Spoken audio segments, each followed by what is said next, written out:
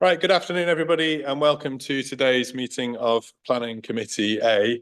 We're starting earlier than usual this week, partly because of the lengthy agenda that we have today, and partly because of a number of items that we've got to hear over the next few weeks. So it's going to be quite a busy period for this committee, I think, in the coming weeks. Because of this earlier start time, we're going to have some slightly different ways of operating today. There will be a number of changes to members of the committee during the meeting. That will only happen between agenda items, and we've double-checked this with the monitoring officer, who's very comfortable with the arrangements. It was felt that it was better to have a full committee hearing each item rather than having different sizes of committee during the course of the meeting. So in terms of the meeting today, it will be chaired by myself, Councillor Johnny Crawshaw. I have on my right Becky Eads, who is the Head of Planning. To the right of her is Natalie Ramadan, who is the Development Management Officer for this first item, and the Planning Officer who's attending each item will change, so I'll introduce each officer as they come to bring the particular items forward. To my left is Ange Bilby, who is the Democratic Services Officer, and to the left of her is Rahina Chowdhury, who is the Senior Solicitor. And then down each side of the table are members of the Planning Committee. If I could ask everybody just to make sure that you've got your mobile phones turned off or on silent, we're not expecting a fire alarm today, so if the fire alarms do go off, we'll be leaving the building by the nearest exit, and there'll be people helping you to get out of the building. The toilets behind me through the door over my left shoulder, members of the public can use during a meeting, but if I can just remind committee members that you must be present throughout each agenda item, so don't leave the table, otherwise you won't be able to come back. And just for members of the public watching and in the room, you will see committee members with laptops open and possibly sometimes on their phones. They are not doing emails, they're not on Facebook, they're looking up things that might be relevant to the committee, or in many cases, they actually have their planning papers on their laptops. It is a change that's been happening over time within the council, but we do occasionally have people wondering why the committee members are there with their laptops up.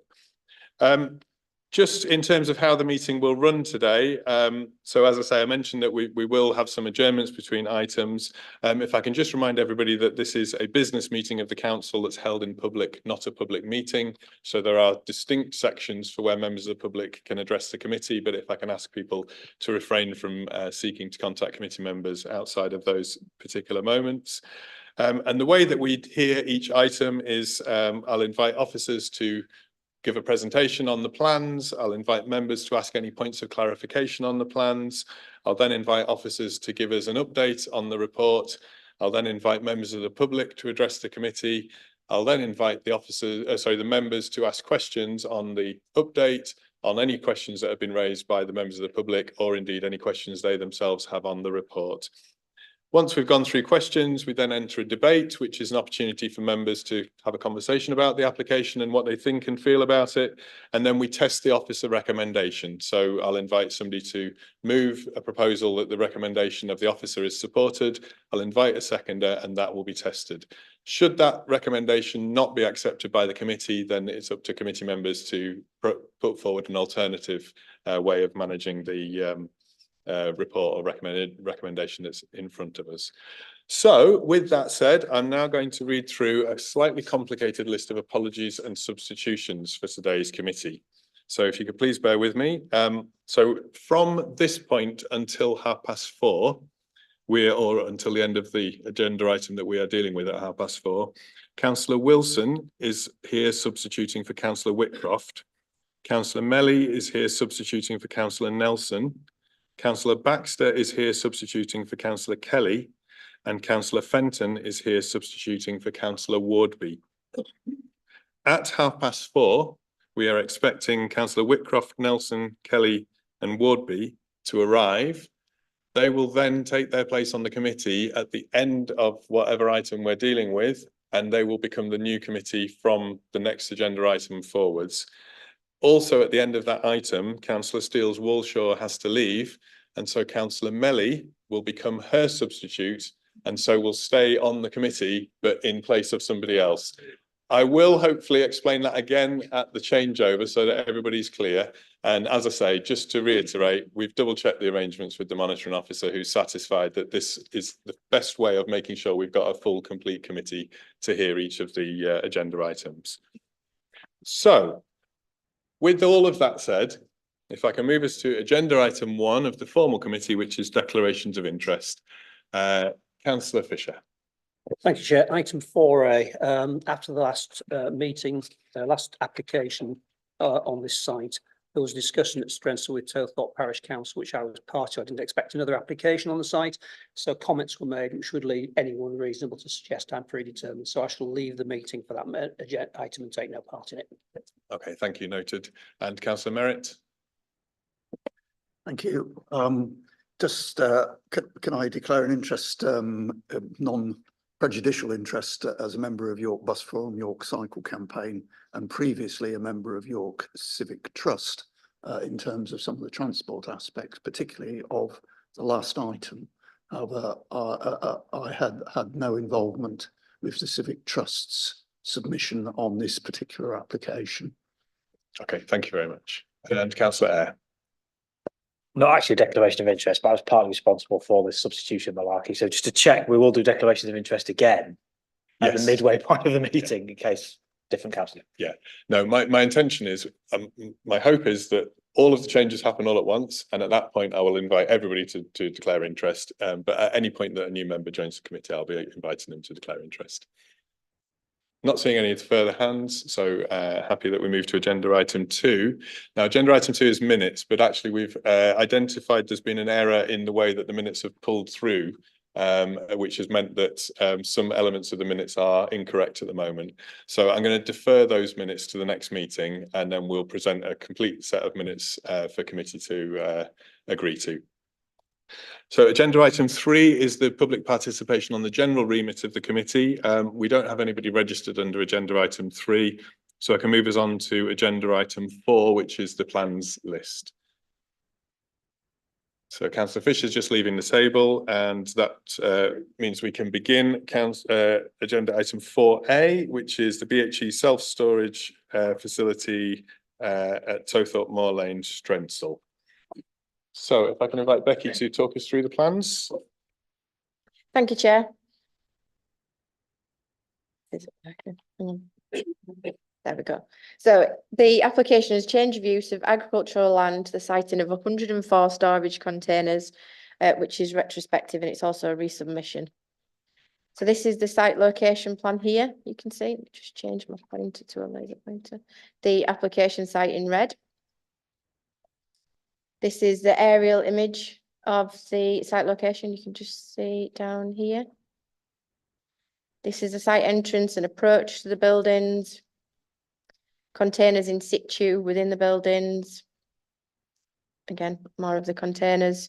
Vehicles, storage, and this is the exterior view of the site from Towthorpe Road. And again, exterior view from the east. You can see looking towards the site, and again from the north. So this is the block plan that you can see here with the containers and the building. Oh, sorry, that's the existing, and this is the proposed in terms of the containers and how they will sit there. And that's it in terms of the plans. Okay, so any questions on the specifics of the plans, or is everybody happy with what's before you? Okay, so if I can just invite Natalie to give us an update. Yes, so there are quite a few updates on this application. First one is we received an additional letter of support on the 30th of January, which was from a customer of the business who supports the application as it he has used the storage facilities for a number of years. We've also received a drainage strategy with associated plans, which were provided on the 1st of February 2024. The flood risk management team have reviewed these details and notes that if planning permission were to be granted, then these matters can now be addressed by condition. So as such, we're recommending that refusal reason 3 is deleted. We have also received an updated ecologist response who has reviewed the HRA assessment provided by World Ecology and in line with Natural England's response, and is now satisfied that the proposed change of use application will have no significant adverse impacts on the Strensall Common Special Area of Conservation. So just to confirm, the additional information has been assessed and the officer's recommendation remains for refusal on grounds 1 and 2 as set out in the public report. However, refusal reason 3 is deleted as it can be addressed by condition. And that's all. Thank you. Okay, thank you very much. So I'm now going to invite the registered speakers to come to the table. So we have one person registered to speak, which is Simon Dunn, the applicant. And I think you're going to be joined at the table by Killian Gallagher, who is the agent for the applicant and available to answer any questions from members. So Mr. Dunn, you've addressed the committee previously, haven't you? But you'll know it's 3 minutes to address the committee if you want to start in your own time. And I'll just give you a heads up if I think you're going to run over your 3 minutes. Thank you, Mr. Chair, committee members. Since 1994, I've been the tenant on the MOD farm at Strensall. In 2010, due to our experience managing Strensall Common, we were offered 300 acres of stray land by York City Council. This is split between Moor, Warmgate, Bootham and Monk's Cross. The combination of both farming areas gives an area of 1,900 acres spread all the way around York. It takes the livestock manager 4 hours every day just to check the livestock. Farm subsidies have seriously been reduced since 2020 and will be phased out completely by 2027. The government has been encouraging all farmers to diversify to mitigate the loss of subsidies. The conservation farming we practice on the common and strays does not allow us to increase production to justify our full lifetime livestock manager. We need an alternative income and considered a few options, but felt there was a real need for self-storage north of York in 2016. I approached the MOD, who have been very supportive and have encouraged us throughout and have written in support with this application. In 2017, we were granted permission to operate BH self-storage out of Lambshill. Since then, and especially through lockdown, we have put down more containers to satisfy demand and replace the lost income from subsidies. This farm diversification has worked very well with our farming activities. The big plus of on-farm storage is that we meet our customers. Customers are only allowed on site between 8 AM and 6 PM and all have to sign a contract. If we hadn't diversified, we would not be managing the common, World's End or the strays. It's as simple as that. The livestock manager can't work anywhere else. He has to be on call from North Yorkshire Police, the RSPCA, York City Council, the MOD and finally the public. Since the last meeting, we have provided the actual financial figures to provide the special circumstances with regards to planning. We have planted the shelter belt and finally we've reduced the number of containers. We have no objections from Natural England and the Internal Drainage Board. We have provided the council with revised drawings addressing highway comments and also submitted a drainage plan. These matters can now be conditioned should you decide to approve this application. Without the guaranteed income of farm subsidies, conservation grazing would be totally uneconomical. Diversification has provided an income to replace the lost subsidy payments for our farming business, allowing us to manage the land in a way that beneficial for the environment, working closely with Natural England and the Environment Department at York City Council. If we can't subsidise our conservation farming, we will no longer be doing it. Thank you. Okay, thank you very much. Members of the committee, if you have any questions for Mr. Dunn or the agent. I'm not seeing any hands, so thank you very much. Thank you. Okay, and so members, it's time for questions to officers on the report or anything that you might have heard. Councillor Melly.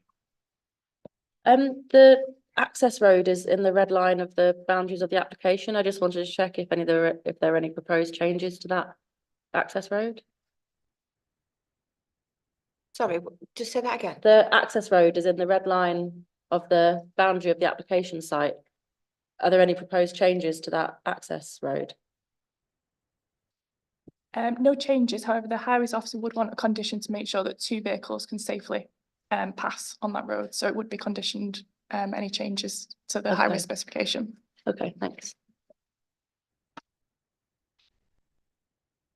Any further questions on the report or anything that you've heard? In which case, if I can move us into debate then. So I'm inviting members to give us their view at this stage on where they feel that they are with the application. I'm not looking for a proposal at this exact moment, but you can give us an indication of where you feel and what your reasoning is. Councillor Fenton. Thanks, Chair. I was on the committee when this application was first considered, and at that time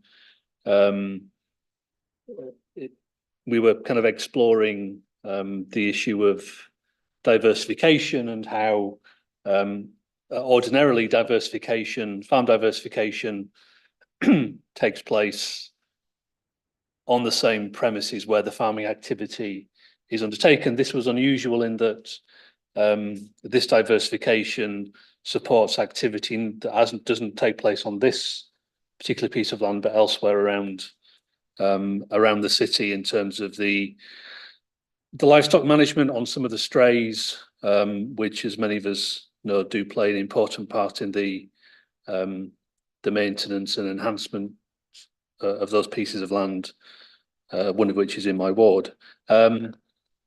So I suppose for me, that is still a relevant consideration in terms of the benefits that do arise from this diversification. Obviously, you have to balance that with the possibility that a different farmer may be able to provide a similar service, but without requiring without incurring the harm to the green belt that this application undoubtedly does cause. But for me, it's still a balance between, whilst recognising the harm to the green belt, which I personally believe is of a relatively limited nature, against the benefits that arise from benefits that this enables in terms of effective management of stray land elsewhere in the city. So it's still a fine balance in my mind.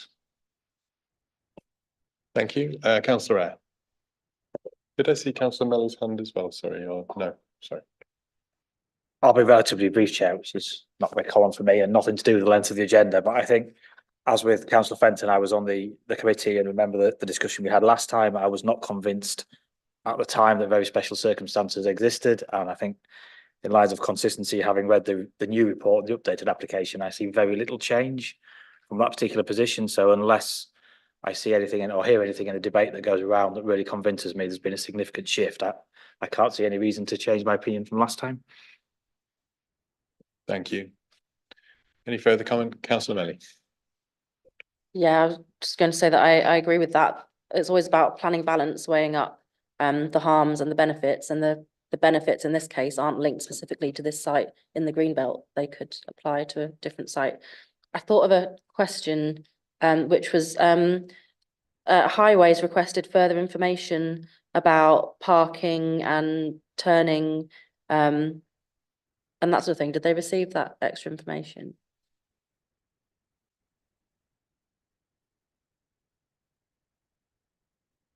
I just saw that it wasn't given as part of the recommendation or part of the planning balance. It's okay. We have got a plan which shows where all the customer car parking is and the turning areas, which has been provided by the agent. We do feel that all these details can be conditioned to make sure that they're secured. So, for example, sealing the surfaces and making sure the deliveries as well can work in the turning areas. So we're confident that it can work subject to conditions.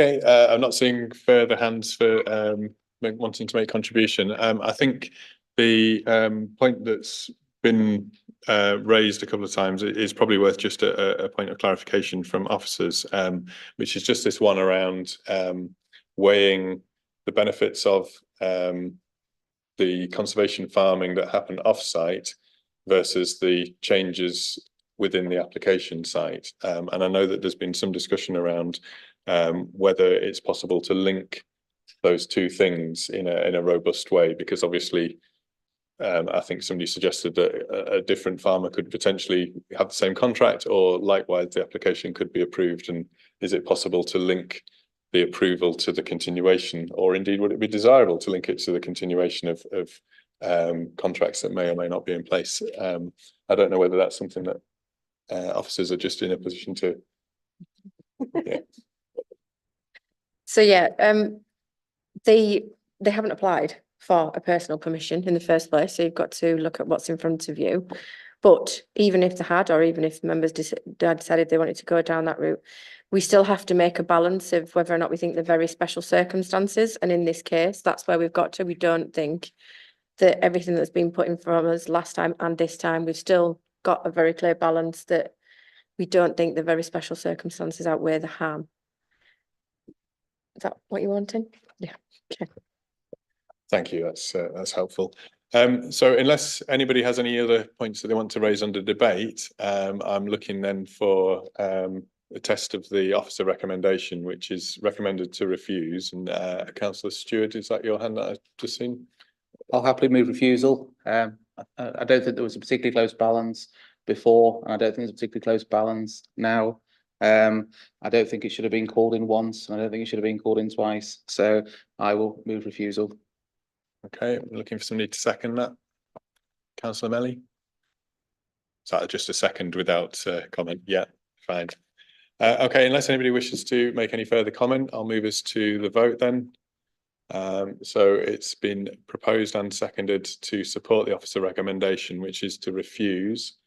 Becky, do you need to give it any summary, or is that? As amended in the additional information that reduces the reasons for refusal, it loses that third reason for refusal.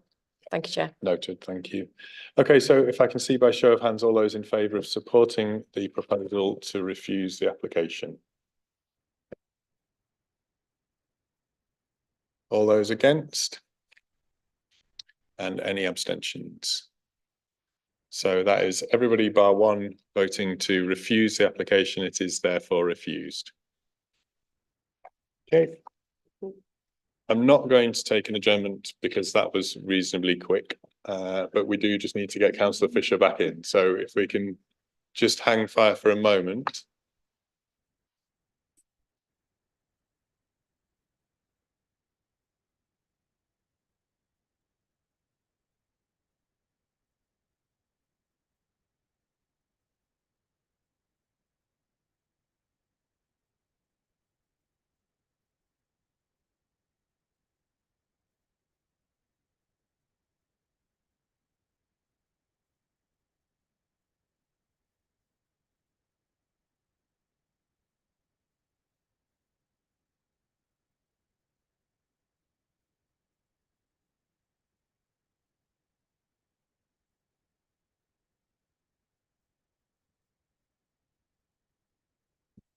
Sorry, I'm just going to take a very short adjournment just while we locate Councillor Fisher. So what I will suggest that we do is we come back at 3 o'clock on the dot.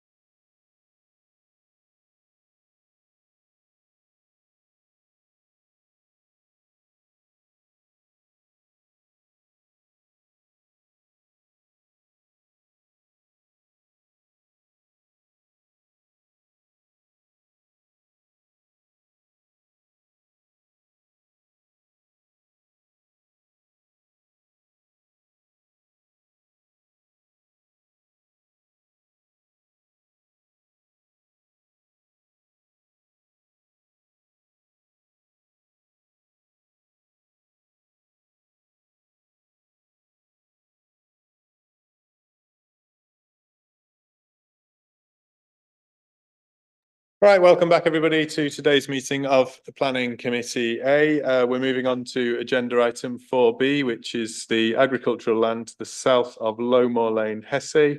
And this is for installation of a solar farm and associated infrastructure.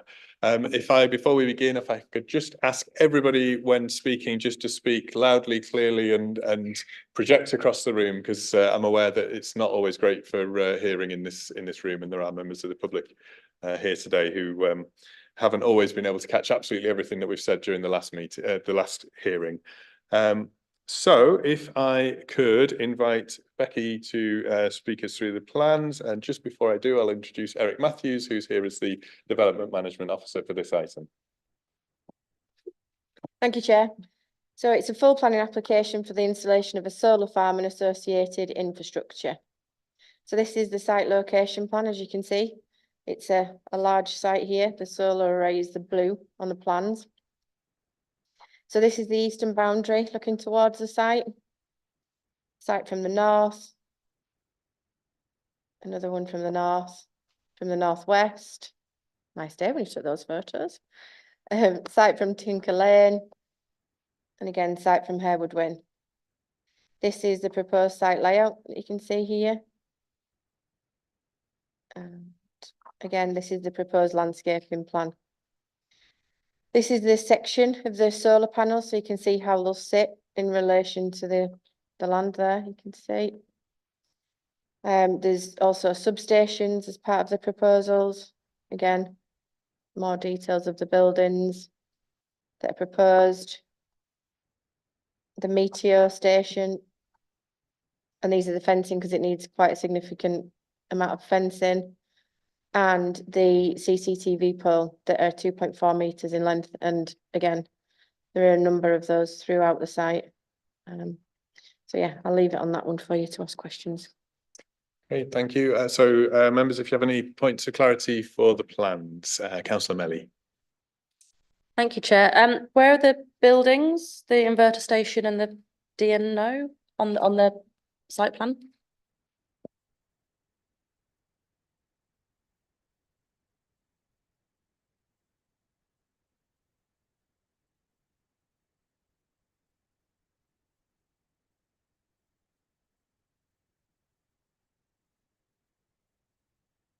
Okay. So those views that you had, the photos, where are they visible from those different viewing points that you had?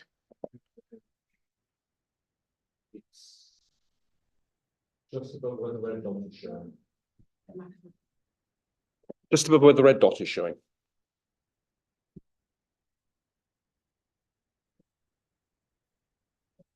Any further questions from members? No. Okay, if I could then just get any updates on the plans. Thank you, Chair. Since the report was compiled, we have had 2 additional representations raising a range of issues, an objection to the impact arising from the proposal upon the setting of Rufford Village and its church, objection to the construction and development inappropriate in the green belt between Rufford and Hessay villages, objection to loss of land presently used for food production, concern that undue weight in supporting the proposal has been afforded the renewable energy element of the 2022 climate strategy, and the sustainable land management objective would favour reforestation. Concern that insufficient safeguards are proposed for the site when it is decommissioned and/or the technology becomes obsolete. Concern that other neighbouring sites may be more appropriate for the development without loss of land to agriculture. 2 conditions are amended. Condition number 13, which is the landscape and ecology management plan. Adding bullet point M, full details of any amendments to the site layout required as a result of the presence of protected species being identified subsequent to work commencing on site. And condition 16 needs the additional statement, the development hereby authorised shall be undertaken in strict accordance with the details thereby approved. Thank you, Chair. Okay, thank you very much. So members will be able to ask questions as points of clarity on the update when we come to officer questions. So I'm going to move us on to public speakers. We've had a couple of registrations to speak on this item. So if I could first invite Peter Rollins, who is the chair of Rufforth with Knapton Parish Council, if you'd like to come to the table. And you have 3 minutes to address the committee. You'll see a little button on your microphone, which looks a little bit like a Wi-Fi symbol. And if you push that, it should go green. That means your microphone's live. I can see that it is. So if you'd like to start in your own time, and I'll just give you a heads up if I think you're approaching 3 minutes and not about to finish. Thank you, Chair. It is indisputable that the proposed site is situated in the Greenbelt and the solar installations are deemed an appropriate development. So for you to grant approval, special circumstances have to be proved which outweigh the harm to the Greenbelt. This proposal does in fact do immense harm, as it would link the villages of Hessay and Rufforth with a massive engineering and destroy wonderful views over open countryside, particularly from the raised section of the public right-of-way over open fields towards Rufforth and the church. You did see a photo of that, but it does not do true justice to that view. This is a truly magnificent view, the best in this part of the Vale, and much loved by the many users of the path, not just from our parish, but from the wider area. If you wanted to pick one site within our parish that does most harm to the Greenbelt, it would be this one. It is not even identified for solar on your own local area energy plan, which I understand sets out the council's strategic approach to renewable energy.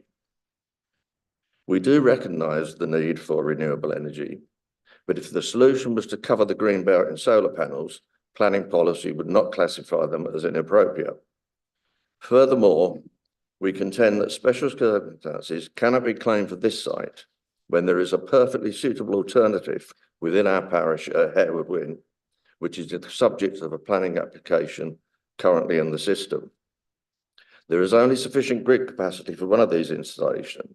And in the light of that, we had hoped that both applications would come before this committee at the same time. Harewood Wynn, being reclaimed landfill, is unproductive land, and the location of the solar panels on the landfill would result in far less impact on the Greenbelt. My understanding of the Localism Act of 2011 is that local people should have a say in development in their area, and one look at your planning portal will tell you which site local people prefer. Of course, it's conceivable that you could approve both applications, and by doing so, effectively delegate the decision as to which goes ahead to the national grid. But in that case, you would also need to consider the cumulative impact of covering half of our parish with solar panels in the event of long-term future capacity in the grid. What I ask of you as a committee is to approach this in a strategic manner by asking yourselves, given the limited grid capacity, how do we best satisfy the requirement for renewable energy whilst causing the least possible damage to our valuable countryside and minimising the effect on local people? I urge you to refuse this application on the grounds that special circumstances have not been proved, or by at least deferring a decision until both proposals can be considered together. In the unfortunate event that you don't heed my urging, we are very concerned about the safety of heavy construction traffic along Tinker Lane, particularly where the public right-of-way crosses the lane. The public right-of-way is used by large numbers of families and young children on bikes. Planning conditions ensuring total safety would have to be essential. Finally, the route to the grid connection should be integral to the minutes by application. 30 seconds. So if you could just wrap up, but I'm sure members will want to ask questions. Can I finish that sentence? Finish your sentence. Yeah, the route to the grid connection should be integral to the application, or at least stipulated that it should be underground cables. Thank you, Chair. Okay, thank you. Members, do you have any questions? Councillor May. Why do you believe it to be the case that only one of these sites can be developed as a solar farm, either this site or Harewood Wynn? As I understand it, there is only... Oh, your Just sorry, pop your your microphone has gone off. Just pop your microphone back on again. It's our understanding that there is only sufficient grid capacity for one. And as I said, if there were two, if there was future grid capacity came along, then you would be in a situation where a huge proportion of the parish would be covered in solar panels.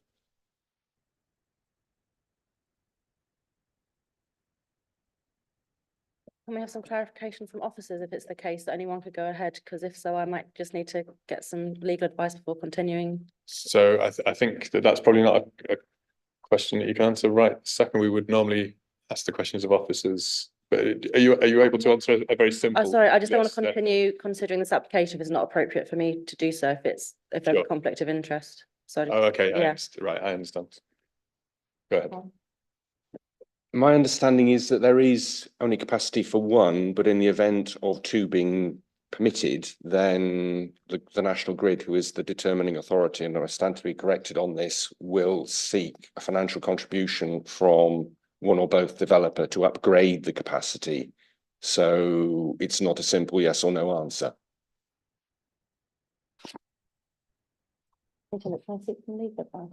Yeah, that's fine. Yeah. If we just could take just a couple of minute pause. If you can not leave the room, but just perhaps go to the corner and just have a quick conversation.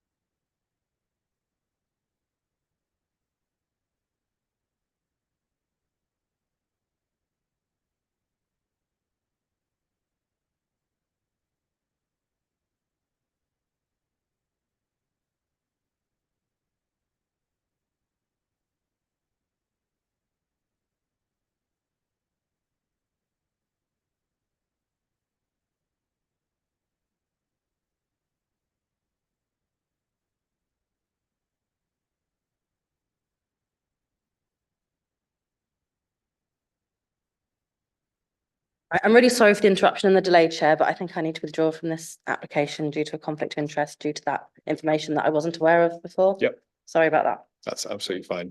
So if you withdraw and leave the room, and we'll invite you back at the end of this item. And just for a point of clarity on what was said, so just so that I've understood it correctly and everybody else is understanding it correctly, the position, as we understand things, is that at present, the grid doesn't have the capacity to support 2 solar farms. Yes. Under the current circumstances, but that the National Grid may choose to invite one or both of, should either be approved, to make a contribution to upgrade the grid. Yes. Such that it could support 2. Yes. Yes. Okay, thank you. Any further questions from members for Mr. Rollins? No? Okay, thank you very much for your time.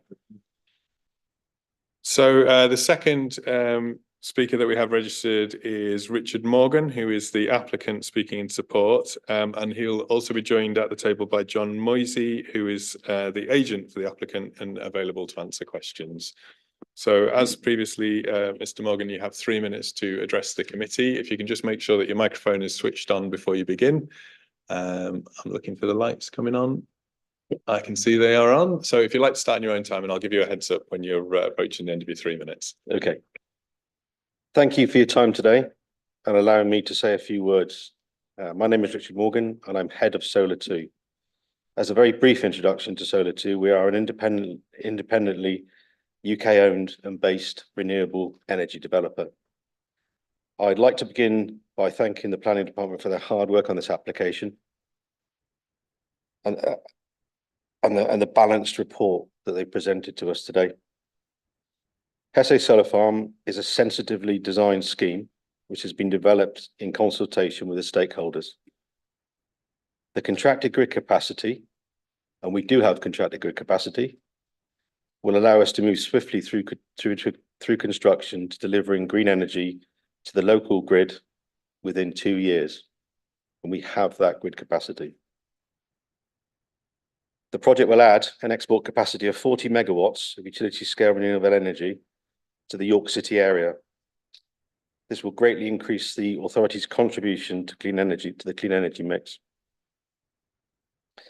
To put it into some sort of context, it will deliver the electricity needs of the equivalent of around 13,000 average homes within the York City area, or just over 1 in 7 households. It will offset 23,000 tonnes of CO2 each year. The project is recommended for approval by your planning officer with no objections from any statutory consultees other than the parish councils. Furthermore, as stated by your officer, Hessay Solar Farm fulfills the tests of very special circumstances and complies with local and national planning policies. We have engaged and been engaging with local residents and stakeholders since September 2021. Whilst objections to the planning application have been received from less than 2% of the households in the Hessay and Roughworth with Knapton Parish Council areas. We've listened and responded to the people's comments regarding the proposal and adjusted the design where possible. Hessay Solar Farm will help the City of York Council's 2030 net zero ambition and contribute to it being a city fit for the future, as set out in the council's detailed response to the declaration of the climate emergency in 2019 and in the climate change strategy 2022 to 2023.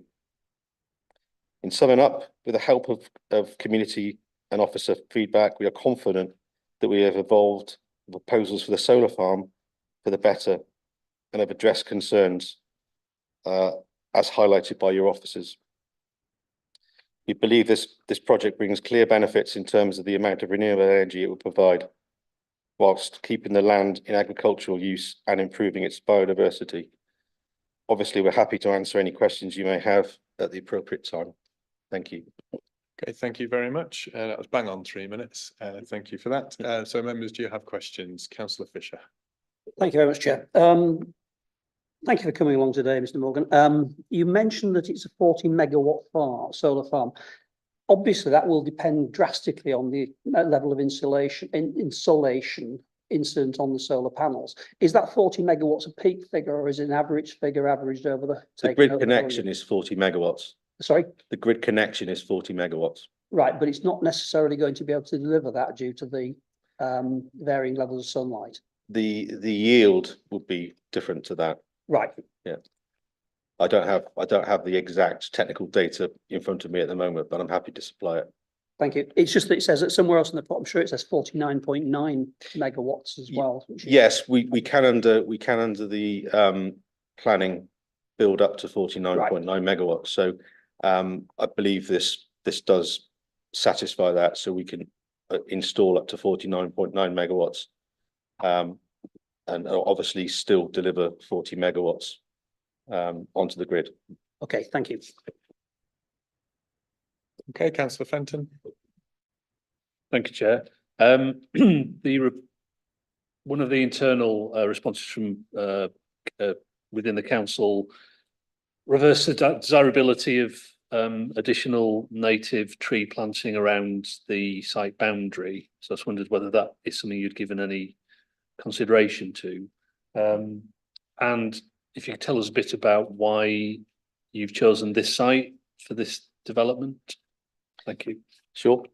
John, do you want to take the question on about? So in terms of tree planting, that was discussed directly with the in terms of tree planting, was discussed directly with the landscape officer, and we are content that through the condition process we'll submit enough information that will address the queries in relation to what will be planted and exactly where it will be planted. So within the actual site itself, as well as the actual external boundary of it, there'll be a reintroduction of extra individual trees that will reinforce the original field boundaries, as it were, in that basis. In terms of the site selection process, Richard, you would probably be best to. Yeah, we had a grid, we've got a grid offer. We had a full grid offer from Northern Power Grid, which connects us into Poppleton substation, which is not too far away. So our site selection process was looking for land within a suitable distance to that, And we found land with a suitable agricultural land classification that would help us to develop a suitable solar farm, essentially. And we believe that we've looked at the planning balance in detail and satisfied it. Okay, I have got Councillor Merritt, then I've seen Councillor Stewart and Councillor Wilson. I have also got you, Councillor Fisher, but I'll come back round to you if that's okay. Councillor Merritt. Can I just follow up the chair, the question that came from the chair of the parish council, the concern that he expressed about the ability to have the site cleared and the rest of it at the end of it, or if the efficacy of the site deteriorates. How are you going to ensure that you are in a position to fund that at the end? I apologise. Can you repeat that, Councillor? I didn't hear you clearly. Sorry, it's in. Yeah, I was facing you rather than the microphone. The chair of the parish council expressed some concerns about the ability to ensure the site is cleared at the end of the 40 years or earlier if it ceases to be used earlier. Can I ask what arrangements you are proposing that will ensure that you're able to finance that and deliver that at the end? You'll have to forgive me. I don't know all the conditions specifically yet. Is there a bond condition? Yeah, I've just checked with the head of planning that there's a condition that will stipulate that it is required. A requirement of approval would be that sufficient arrangements are in place to ensure the site is cleared subsequent.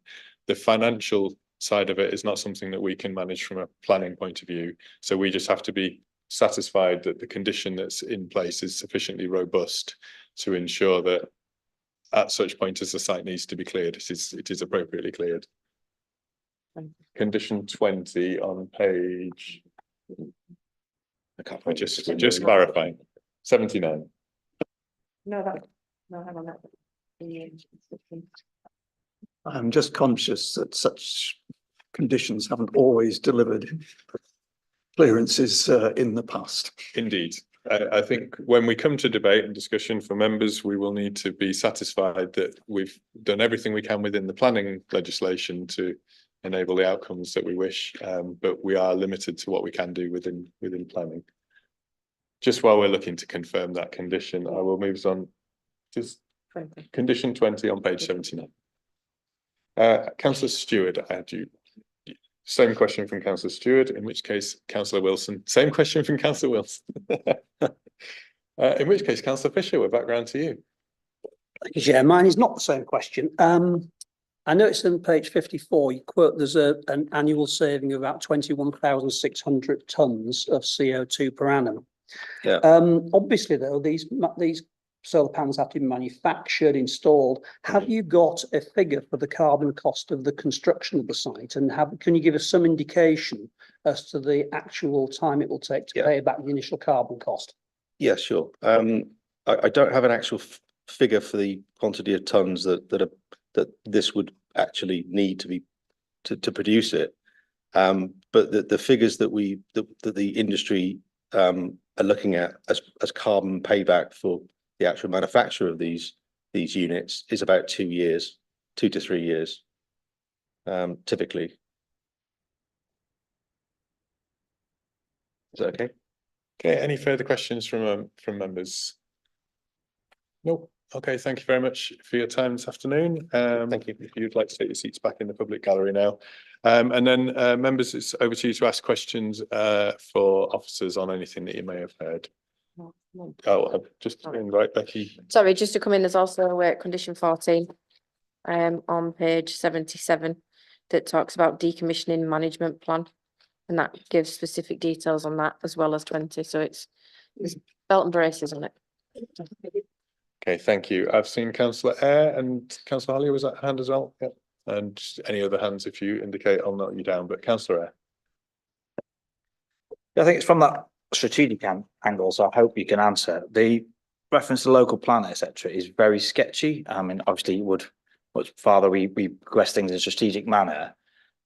what does the local plan say in terms of identified sites? Is there adequate identified sites within the local plan to achieve this? Or isn't there?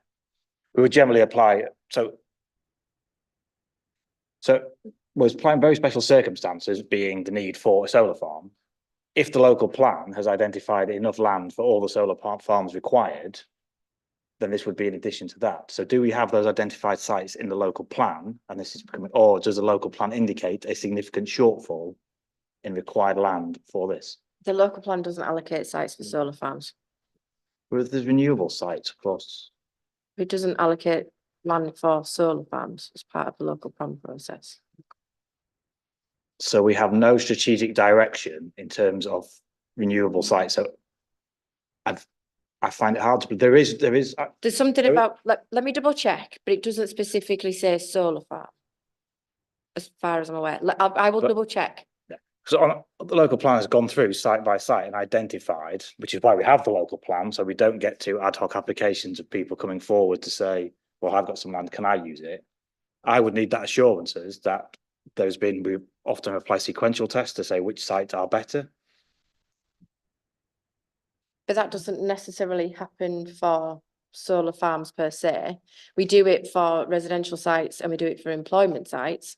We don't do, as far as I'm aware, I'm going to caveat that, for solar farm sites, we have to look at them on a case by case basis. I mean, I'm sure we did, because I remember seeing big pictures with wind farms on, with wind farm locations. But when I'll ask the question, I will ask the question and come back to you. Because it does come to that point of going, if there's a required need for this amount of land and we have 2 or 3 sites that would be ideal. I don't know if Harewood is a better site or not a better site, but I would expect the local plan to have applied those tests and assessed it. Sure. I think we'll clarify that point. I think it might also be useful just to clarify, given that can we keep the conversation either so the public can hear or not on planning issues? We need to clarify, obviously, what the local plan says. I think it's also worth just having in mind how much weight we would give to the current state of the local plan and were it an allocated or not allocated site as well within this whole balance. So even if this were an allocated site for a solar farm, it would only carry not necessarily full weight, depending on where it was within the local plan process. And I'm just going to look to Rahina if you can give us any guidance on that. Very special circumstances balance. It's not. Absolutely. That's almost the point I'm wanting just to be clear on. I don't want us to get too hung up on what the local plan does or doesn't say, because actually we have to take this application as it is before us with the grounds that we have. So if you could just clarify that. Yes, just to reiterate what Chair has already said, we're looking at the application that is before us now. With regards to the question of the weight given, if there is any allocation, which Becky is going to be finding out for you, that would be something that we'd have to consider. That would be for our planners and our officers to consider within the balance. But at this moment in time, Becky is trying to find out what the position is with regards to any potential site allocation. And we'll be able to take that point forward once we have that information. I'll come to you in 1 second, Councillor. Yeah, I've got something I want to do as well. So I think it's relevant to the point as well. The point was made around taking a strategic decision and reference to other applications that may or may not be coming forward. My steer would usually be that this committee is here to discuss this application that's ahead of us. Obviously, some of the point that is being made around the local plan touches on that strategic point. But again, if you could just give us any advice in terms of any strategic decision making over deferral or refusal or anything like that in terms of this application versus just this application that's before us. My comments in response to that is that we need to look at the application that is before us. We cannot take into consideration at this moment in time other potential applications which may be coming forward or which may be granted. I appreciate the point that Council has made with regards to a strategic approach, but we need to look at this as a planning decision and look at the application on its merits. Councillor. I think it's getting that clarity. So on a simpler thing, and we'll be discussing it later on today, when it comes to affordable housing, we have an evidence base that says there is a shortfall of affordable housing of X amount, the very special circumstances always refer to an identified shortfall in affordable homes. Therefore, that's very special circumstances. I would assume that this would have to take a similar test of going, for there to be very special circumstances to grant this, there would need to be evidence that there is a shortfall of sites for this particular type of development. That's where I was asking about the local plan, because if the local plan says we have adequate sites identified for a solar farm, then the question of is this very special circumstances becomes, well, no, because we have identified sites elsewhere, not different applications, but just that strategic allocation, whether there is a shortfall of sites or not, is what goes to the very heart of what is very special circumstances. Yes, as I say, at this moment in time, we do not know whether the local plan has made that assessment or not. What we do know, and from the comments that Becky has made, is that solar farms are not at the moment treated in the same way as sites allocated for housing. I think it's probably relevant as well at this point to just draw members' attention to paragraph 5.45 on page 71, which touches on some of this. It's not quite the same as the local plan, but it refers to paragraph 156 of the National Planning Policy Framework, which acknowledges that when located in the Greenbelt, elements of many renewable energy projects will comprise inappropriate development. In such cases, the required case for very special circumstances may include the environmental benefits of the production of energy from renewable sources. And it goes on to reference the climate emergency declared by this council in 2019 as being material to that decision making.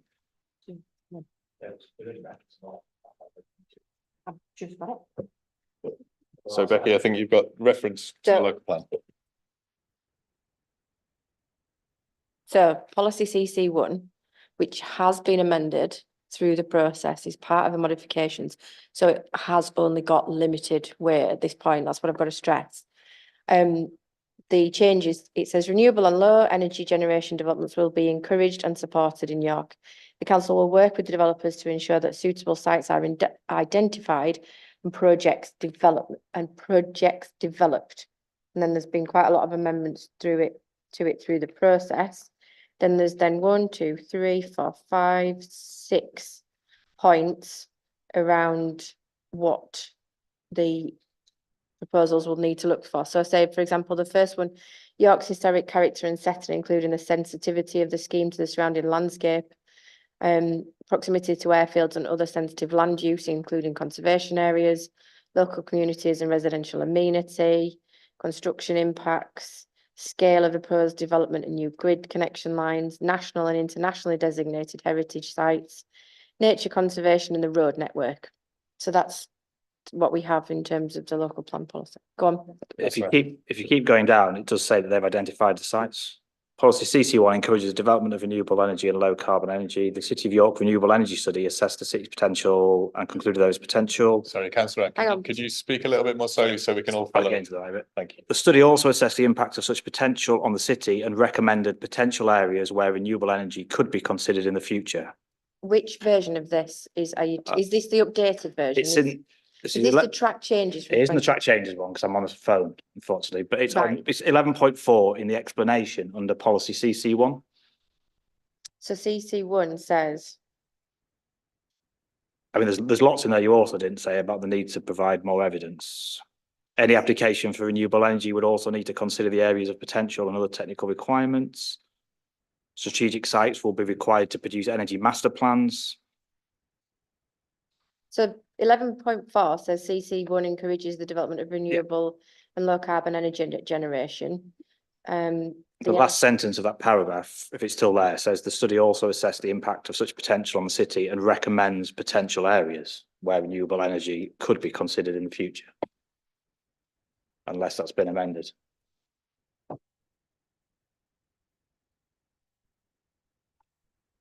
Yeah, but that's part of the City of York Council Renewable Energy Study 2014. That doesn't refer to the local plan, because the study also assessed the impacts of potential on the city and recommends potential areas where renewable energy will be considered in the future, subject to further. But that's the City of York Council Renewable Energy Study, which is the evidence base for the local plan. That's why it's in the local plan. It says quite clearly you should follow that map there is a section further on that says you could take other sites not identified. Okay. It seems strange to me that we have I think we're going to get ourselves into a bit of a rabbit hole here if we're not careful.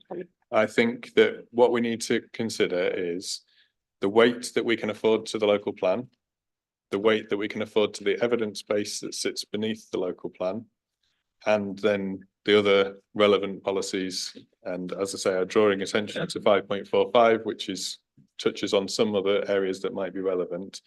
And then we are looking at the assessment of this application that sits before us as it stands on its own, with all of those different elements within the planning balance. I think that the danger is that we end up getting caught up in something which you can see on your phone and Becky can see on her computer, and the rest of the committee is sort of trying to follow. On a final follow-up point, prematurity and those questions we have, assuming this may not be the case, if we do have a renewable strategy that will be ratified by the local plan that specifically identifies sites, would this fail the prematurity test in approving something that would fundamentally change the local plan? I'm hearing lots of no's around me, but I don't know if somebody wants to just speak to that specific point, because that perhaps is that is relevant. Can you, I'm just in correspondence with our policy team. Give me a minute to just see if she considers that we have allocated any renewable energy sites, then I'll answer that question. What I will do then, if you're okay with this, Councillor Eyre, we'll allow Becky to get that bit of feedback. I'll move on to Councillor Hollier's question for the minute, and then we'll come back to any further points of clarity before we move off of this section. Councillor Hollier. Same question. Any further questions at this stage whilst we're parking that one? So I've seen Councillor Merritt and then Councillor Fenton. I'll come back to the issue I was asking earlier, because officers referred to conditions 14 and 20. Whilst 14 requires a detailed decommissioning management plan, it doesn't appear, as far as I can read it, to require any arrangements of funding or bonds for it. And ditto in terms of condition 20. Again, that is about construction details and methodology. Again, it does not appear to ensure that there is a robust financial mechanism in place. As we've tell you on various occasions, the conditions have got to be reasonable, and I don't consider that it would be reasonable, and then we'd have to go down the route of a 106 and other such things. This is a standard condition for any type of development where something has got to be reverted back to after a development, so that it wouldn't be reasonable to start asking for a bond or anything else to secure that, because the condition, in our opinion as planners, is sufficient and enforceable.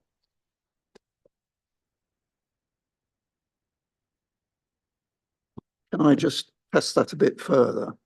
I mean, clearly, if you were dealing with a site in the city which, was developed, it would in fact be brownfield afterwards, and you'd have the potential for redevelopment, which would provide some funding mechanisms to ensure the site was properly dealt with. When you're dealing with an agricultural site, then the restoration to agriculture, we know what the agricultural land values are, will be fairly low. So I would have thought, if you do not have a robust funding provision, you would run the risk of the condition being not delivered and not enforceable. And it's the same answer that I just gave you before. The officers consider that the conditions there are reasonable and enforceable. I don't have anything else to say on that. I think we probably have to take that as, again, something that is in the balance when we come to decide on the application. Councillor Fenton. Thank you, Chair. Just going back to the potential interplay between this application and Harewood Wyn. On the the council's forward plan, there's an item titled Harewood Wing Green Energy Park.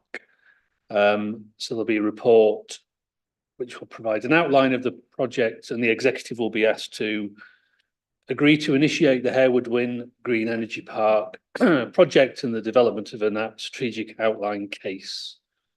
Obviously, we don't, you know, we don't know whether the connection to the grid that the applicants referred to potentially torpedoes this green energy park, and maybe we should have not even think about the green energy park. But the case officer said that if this were to get approval, and if Harewood Wind were to get approval, then it would be Northern Power Grid that would somehow decide who gets the connection. The applicant has said they've got the connection.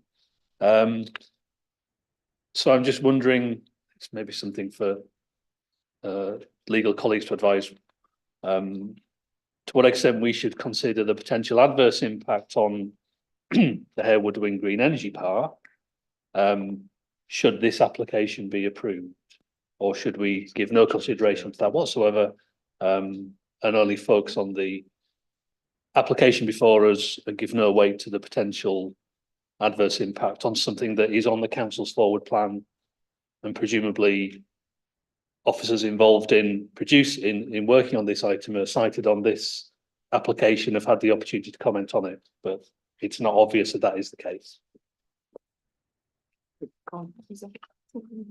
What? Yeah. I thought. No, agreed.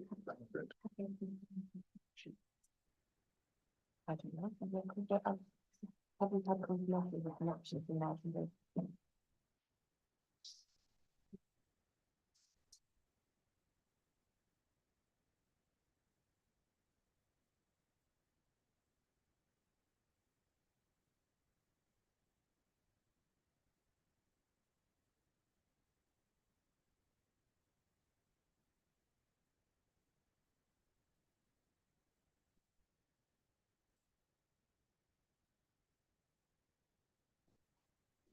So we haven't got that.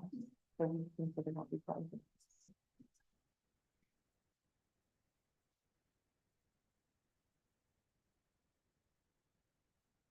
That's the answer.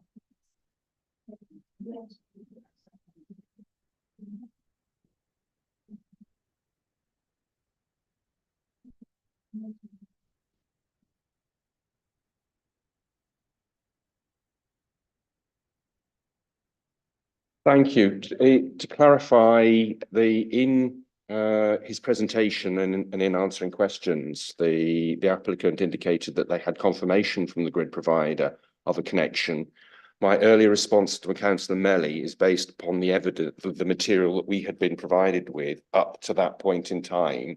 It was based on the material I had been presented with at that point in time. I'm aware of the grid route, the possible grid connection route that they were provided with, but I'd not been at that point provided with a confirmation in any way, shape or form that had been approved by the grid provider. So just to add to that then, this is new information that the applicant has provided. The officer wasn't aware of this. So our position remains that the grid stance with regards to who they connect with remains unknown. So both applications still need to be considered on their individual merits.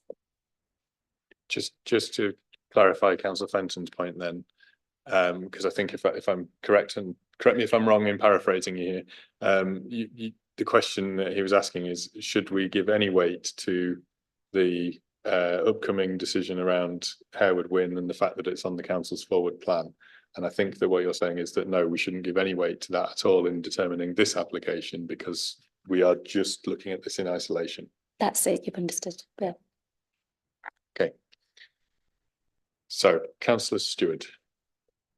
Yeah, just on that point, I mean, if somebody was, for example, looking to build an office block to employ lots of people, and they had a green belt site or a not green belt site, we'd obviously be all over the not greenbelt site, why are you not looking there? So if it turns out that there is a finite capacity in the grid, and I don't know how these things work, but it's a finite capacity in the grid and a less harmful greenbelt site, Harewood Wynn can deliver that, then to me that would become very relevant. If the grids say it's no issue, we can have the capacity or we can create the capacity and you can have both sites, then there is no concern at all. But if the grids sort of say, actually, it's very difficult, it would be one site or the other, then it would be likely to me, without having seen any details of the Harewood Wynn, that would at least win points on being less harmful to the green belt. And therefore, are we thinking of words like deferral potentially to get clarification on that?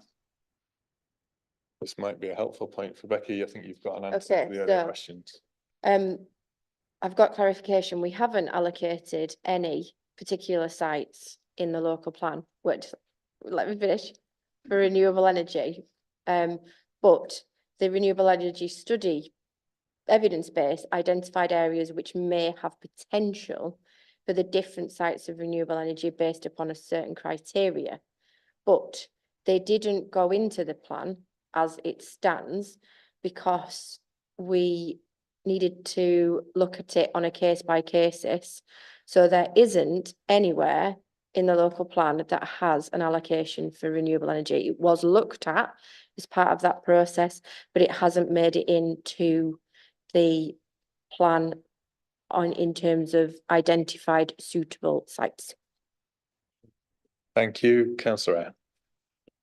The evidence base is part of the local plan. So if it's in the evidence base referred to in the local plan, it's in the local plan. And I've looked at that evidence base. There are 56 identified sites. Each site is measured against various different criteria and a ranking given to which are the most and least suitable sites. That, as a very bare minimum, is the information that we need to have in this report. And on those reasons, I fully support Councillor Stewart's analysis. We should defer this application until such time as we have the evidence that is there. It's in our local plan. I can tell you Harewood Wynn is ranked 1, 2, 3, 4, 5, 6th, most likely out of 56 different sites. This one is in here, I think, somewhere, but on different things, and is ranked much lower, or part of the site is ranked lower. But that's material information on which we need to make this so it identifies enough capacity for 341 megawatts. So all that information is there, and none of it is in the report, which doesn't allow us to make a decision on whether it is very special circumstances or on. So I would strongly recommend we defer it until that information is brought and we can actually make a proper decision on very special circumstances. Right, can I quote you some more? This is so this is published as part of the local plan. For the avoidance of doubt and to reflect the written ministerial statements relating to onshore wind developments and large-scale ground-mounted solar photovoltaic farms, which have subsequently been reflected in the PPG, modifications are proposed to make it clear those developments will be determined in accordance with national planning policy and guidance. The reference in the policy to potential suitable areas for renewable energy identified in the renewable energy study is proposed to be deleted, as the explanatory text makes clear that it does not provide a basis for identifying the only appropriate locations for renewable energy developments. That's a direct quote. So let's just be really clear on that. What that is saying, if I've understood you Yep. correctly, so there is a report that was put together in 2014. Yeah. That was part of the evidence base that went forward to the local plan. But we're all agreed on that. Yes. And the evidence base of the local plan is material when we're making considerations, even depending on whatever weight we're affording to the local plan policy, the evidence base still has a material weight. But what the officer who's leading on the local plan is saying is that part of the evidence base has been deleted, or the wording around that. So we have written for the avoidance of doubt and to reflect the written ministerial statements. So we have modified it as we've gone along. The modifications are proposed to make clear that the development will be determined in accordance with national policy and guidance. And the reference, I know I'm saying the same thing again, but I know it's quite difficult, in policy to potentially suitable areas for renewable energy identified in the renewable energy study is proposed to be deleted, as the explanatory text makes it clear that it does not provide a basis for identifying the only appropriate locations for renewable energy developments. That's a direct quote from what we've done. But for clarity, that's the difference between only, which is correct, doesn't say that's the only sites, but it does provide an assessment of sites, of all the sites available, and provides us as, well, me as a member, because I've got it, I look at whether those sites are or aren't. I think what's difficult here is there's a report from 2014, which we don't have before us, but we're now in 2024, so it's a report that was drawn up 10 years ago. The officer who is leading on the local plan is saying, in effect, has been superseded. Yeah. We've then got quite clear guidance, page 71, 5.45, about the national framework and the national policy, which says that when we're considering development within the green belt and what is or isn't inappropriate, that there are cases where the environmental benefits of the production of energy from renewable sources can be considered as part of that very special circumstances, as can the council's policy decision around the climate emergency in 2019. So I think rather than us going round and round this, I think what we need to do is we need to consider all of those things in our planning balance. We need to have all of those things discussed and debated. I still intend us to move forward and ultimately test the planning officer recommendation. Should the planning officer recommendation not be considered acceptable for that whole planning balance, we can then have a discussion about what we think that we need to do at that point forward. And if we feel that more information is required, for example, that can be part of that decision at that point.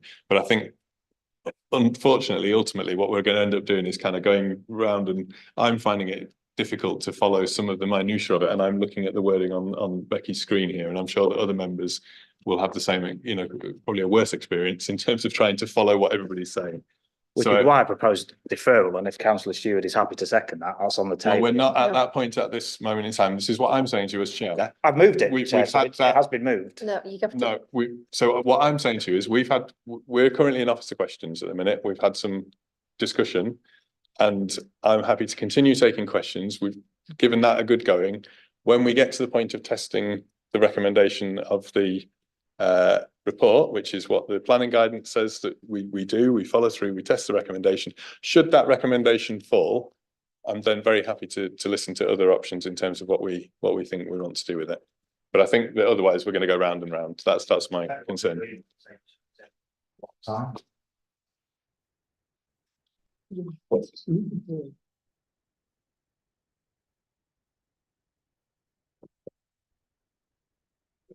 The Constitution requires us to test the officer. The Constitution requires us to test the officer recommendation before we consider any other options. So I think we've had a good debate on that. Let's park that for the minute. Let's move forward. I would suggest you can move deferral at any moment, but that's under the council procedure rules, which is obviously it's planning officer rather than we haven't got democratic services lawyers today for once. I'm comfortable that we continue as we are. We test the officer recommendation on the advice that I'm being given. If the officer recommendation falls, we look at what other options we want to take. Okay. So any further questions for officers on the report? Okay, I'm not seeing any further questions. So in many ways, I feel that we've already entered this stage, but we are now into debate in terms of what we feel we need to do. So obviously there's been some input around where people feel. Is there anybody who wishes to put forward any other thoughts or consideration at this point? Councillor Stewart. Yeah, thanks, Chair. Just about, so it is a very balanced report. I think it's a really balanced report, and it's interesting to read. And I think a few years ago it would have been a clear no for the likes of the community and things like that. But I think the community mood has changed, and there's differing views on that sort of side. But for me, I do think there are two outliers on this, which is the one that I said about the power and not knowing that certainty about how the power works, is there the capacity, and therefore looking at that grounds for deferral. And also, as Councillor Ayres said, the whole point about the renewable sites. Now, my recollection was the local plan in 2011 had the vast amount of sites around that were specifically identified. And then I was sort of, saying, well, as far as I'm aware, there are not identified sites. But Councillor Ayres obviously highlighted where we've basically got a ranking system, where we have looked at sites. And so I think, given the report is so balanced and looking at all these various things, I do think that's an outlier, that's not in, materially for me. I think we need to look at this site in a context of those, was it 54? I think Councillor Ayres said that we'd identified across the city. I think some bearing that, given that it is green belt. I think that's what makes it significant. So I would think deferral would be the most sensible option. Thank you, Councillor Stewart. I'll just note that my understanding of what we were told was that 54 ranking was essentially obsolete, that it was been removed or to be removed from the local plan because it was out of date. So I think we just need to be a little bit cautious about suggesting that that's been omitted from the report. But I hear what you're saying. So I've got Councillor Fisher next. I've then seen Councillor Eyre, Councillor Fenton. Thank you, Chair. I support entirely what Councillor Stewart has been saying. Maybe the first time I ever support anything he said in my life, but I do on this occasion. I do not feel I have enough information to make a decision on this yet. So if it comes to voting on it, I will vote against it simply because I want more information. I want to defer the application so I can have a full look at it. Obviously, we want solar power. There's no argument about that in my view. I'm fully in favour of the principle of it. However, what I also want to avoid doing is taking away productive agricultural land, which there may be better sites, and Harewood Wyn may be one of them. Ideally, we could have both of them, but the problem we have with every single renewable energy site in this country virtually is the lack of grid capacity to take the power from them. And this is a matter that needs addressing as a matter of extreme urgency. There are solar farms in Rydale that have 20-year waits to get grid capacity to be actually implemented. Ideally, we may be able to have both these sites. That would be ideal for me. But at the moment, I'm not prepared to make a decision to support this until I have further information. Okay, thank you. Next, I had Councillor Eyre. Thank you, Chair. I think it's very straightforward, and I'm getting a bit confused until the legislation. The legislation is that the presumption is in favour of refusal due to it being inappropriate development in the green belt. It's not for officers to argue anything else in terms of that. It's actually for the applicant to demonstrate very special circumstances. So it's really for the applicant to come with that information about the renewable strategy and say, this is why this particular site is there. It isn't there. I take on board what you're saying about that policy has changed. What I've read from the policy that Becky was saying is that moves from a situation of saying these are the sites and these are the only sites to a national legislation which then says, well, actually, yes, you can't specify which sites. You have to be on a bit more of a case-by-case basis, which again is absolutely fine to be on a case-by-case basis. And yes, the wording is very special circumstances may include the environmental benefits, but we need to have, as a committee, overwhelming evidence that that is the case. And when we're fully aware that whether that's in the local plan, whether it's a material consideration, that a piece of work, which is the only piece of work we've done, and if we're going to throw out every piece of evidence because it's more than 5, 6, 7 years old, then none of the documents that we're using in terms of this, the sports strategy, etc., a lot of the environment strategies, none of them carry any information, and we just bin the whole lot and just work entirely ad hoc. Is that the evidence we have, the only piece of evidence we have done is quite clear. They've analysed all of these sites. Somebody has gone through, we've paid a lot of money for somebody to do a very complex, very detailed analysis of all the sites in the city and tell us which are the best and most suitable sites to be used at that point in time. And I agree, that could really do with being updated, but those are the best and most appropriate sites, and also the capacity. I don't know off the top of my head now what the required capacity is. I know this is 39, did we say? The capacity potential is nearly 340. It may be more now since then because that was a wind and solar balance, but the wind analysis is in there as well, by the way. All of the renewable strategies in there, which gives you an earmarked figure of how much do we need. If I had all of that, and the evidence here said, well, actually, there are not enough sites coming forward. This is a good site on the following basis. There's not enough identified sites elsewhere. Then I would say, yep, that is very clear, very special circumstances for proving this. On what I've got and the evidence that is available to the public and elsewhere, that information just isn't there. There's a suggestion, actually, the opposite, and we wouldn't do that. If we had an affordable housing scheme, but had an evidence base that said we're actually delivering 2,000 more affordable homes a year than we need, and someone came forward and said my special circumstances is affordable homes, we'd go, no, the evidence says the opposite, that's not true. This evidence just isn't there, and I honestly think it's a shame, and I think we'll make a better decision by just looking at it, having that information, and then, again, as with Councillor Fisher and Councillor Hewitt, I may well vote for it, but on this, I really cannot see any very special circumstances. I'd prefer not to vote refusal. I prefer to have that information, bring it back, but if not, I would have to vote against approval. Okay, thank you. Next, I had Councillor Fenton. Thank you, Chair. I mean, I have no problems in principle with what is being proposed here in terms of the environmental benefits do outweigh the harm to the green belt. I think what's missing is some of the important context, and you know, it's one thing going on a sort of voyage of discovery during the meeting about what the local plan does and does not contain, and which bits we can ignore, because that's going to be removed. I don't think that's appropriate. I think that needs to be explained in the report. I think we've asked appropriate questions. I take the point about not getting hung up on the Harewood Wyn project in terms of a material consideration, but you know, I think if I'd have more comfort if we had a report that set out, well, this is what the evidence base to the local planners currently drafted sets out, but this is why you know, it should be disregarded in terms of considering this application. You know, we've been told, oh, we've got the grid connection, but that, you know, which the applicant has told us, I've no reason to suspect that's not the case. But again, that's sort of late information that wasn't in the report. I don't know if officers have been able to test the veracity of that. I'm guessing not, because if it's only just come to light now. So I'd certainly have more comfort with an updated report, providing some of that missing context and allow us to make a decision in full view of the facts. But as I say, I don't have a problem in principle with what is proposed here, but do have some nervousness around approving the officer recommendation on the basis of the information that we've been provided with. Okay, thank you. Councillor Hollier was next.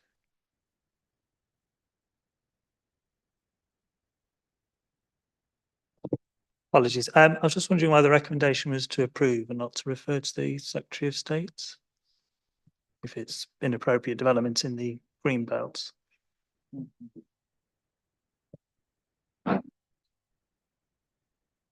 Yep, should be. We'll check. Well, depending on what happens, we'll change it if need. As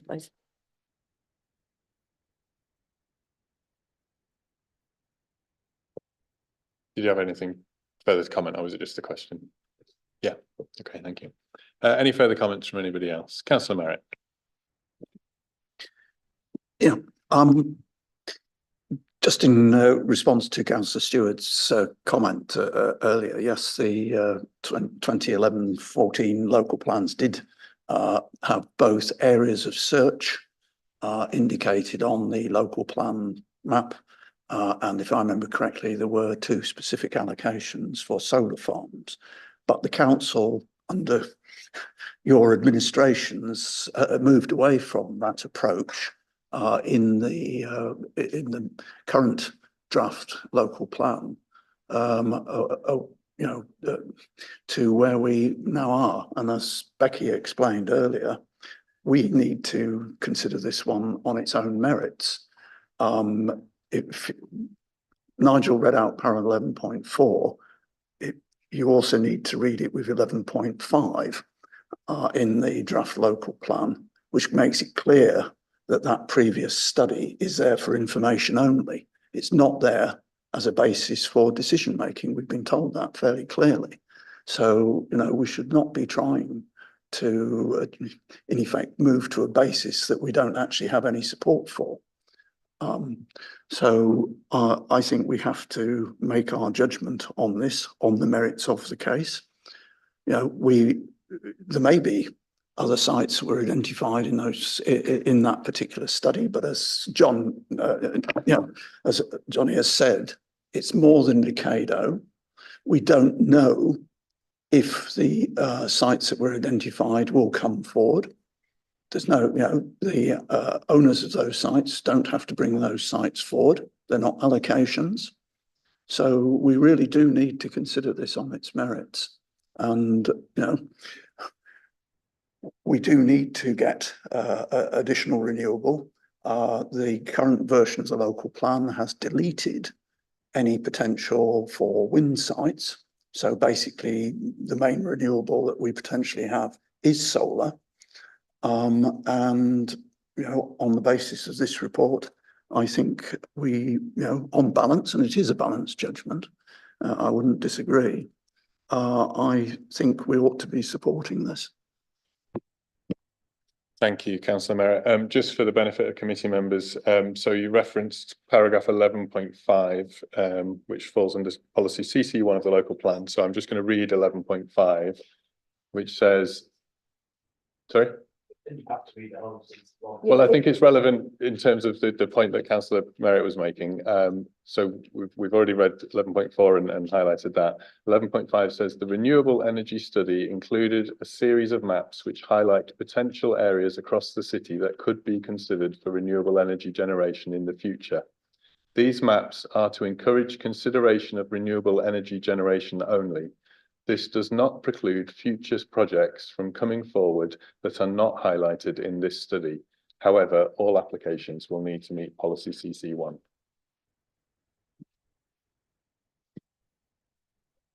Any further comments from members at this stage? I'm not seeing any further hands. I'm just going to give a sense of where I am. I think we have been clear that we need to consider this in and of itself. I think that, yes, we all want to try to be as strategic as we possibly can in all planning decisions, but we're often frustrated actually by kind of looking at something and thinking, oh, if only it was a bit more like this or a bit more like that, then it would be absolutely spot on. And generally speaking, that's in, housing developments or, residential or what have you. And we are always told we have to deal with the application that is here before us. And this application that's before us is for something which I think we've all of us around this table said that we want to see more of in the city, which is clean, renewable, sustainable energy generation, and actually delivering green energy to 13,000 houses. There's 82,000 dwellings in the city. I think it was said by the applicant that that's about 1 in 7 dwellings. That is huge. That's a really, really significant step forward for the city in terms of its, green energy production. And I think that alone, we should certainly have considerable weight on it, certainly for my view. I think we do need to be clear about what are the things that we can and can't consider when we're thinking about a planning application. The connection to the grid is not a material consideration. That's for Northern Power Grid to determine. Our approval on this bit of land and an approval on a Harewood Wyn bit of land and an approval on another and another and another. All those approvals could be there, but none of them could go ahead without the connection to the grid. And that's not something that's part of our determination. So I think we have to look at, are we happy for this planning approval to be granted for this piece of land in and of itself? And from my point of view, I can understand the reticence around some of the issues around Greenbelt. And I think that the issue around the agricultural land actually has been covered in the report. Yes, it is grade 3B, medium quality, grade 4, low quality, but actually the land itself is currently used largely for grazing and will continue to be used for grazing, even with this solar farm on site. So I would argue that actually we're not removing agricultural land. What we're doing is we're kind of making agricultural land plus, because we're enabling something more to be generated from that land, as well as the grazing capacity. In that sense, and I've referenced it a couple of times previously, paragraph 5.45, which for me is the nub of all of this. I understand some of the reluctance that you might have around wanting to be strategic over the whole city. As Councillor Merritt has pointed out, actually, you've had lots of opportunity to identify and allocate specific sites, and that isn't what the local plan is currently telling us. What we're being told is we have everything that we need to be able to determine this application before us. I think the report is actually very thorough and very clear. And for my money, we need these sorts of sites. And if we got 2, and if we got 3, and if we got 4, and we could get the connections, we might actually end up with the whole city being powered by renewable energy. And wouldn't that be fantastic? With all of that said, I think we need to move to test the officer recommendation. So I'm going to invite anybody who wishes to propose supporting the recommendation to show now. Councillor Merritt. I'd like to propose the recommendations with the necessary change that was identified. And can I invite anybody to second that? Councillor Baxter. Yeah. Okay, so it's been proposed and seconded to support the officer recommendation. Becky, if you could just summarise what that recommendation is and any amendments to it. So the officer recommendation is for approval in line with the conditions in the report, the amendments on the additional information, and also referral to the Secretary of State. Okay, so if I can have a show of hands for all those who are in support of the proposal to support the officer recommendation, if you could show now, please.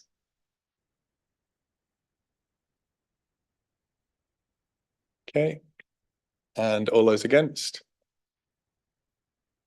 And any abstentions?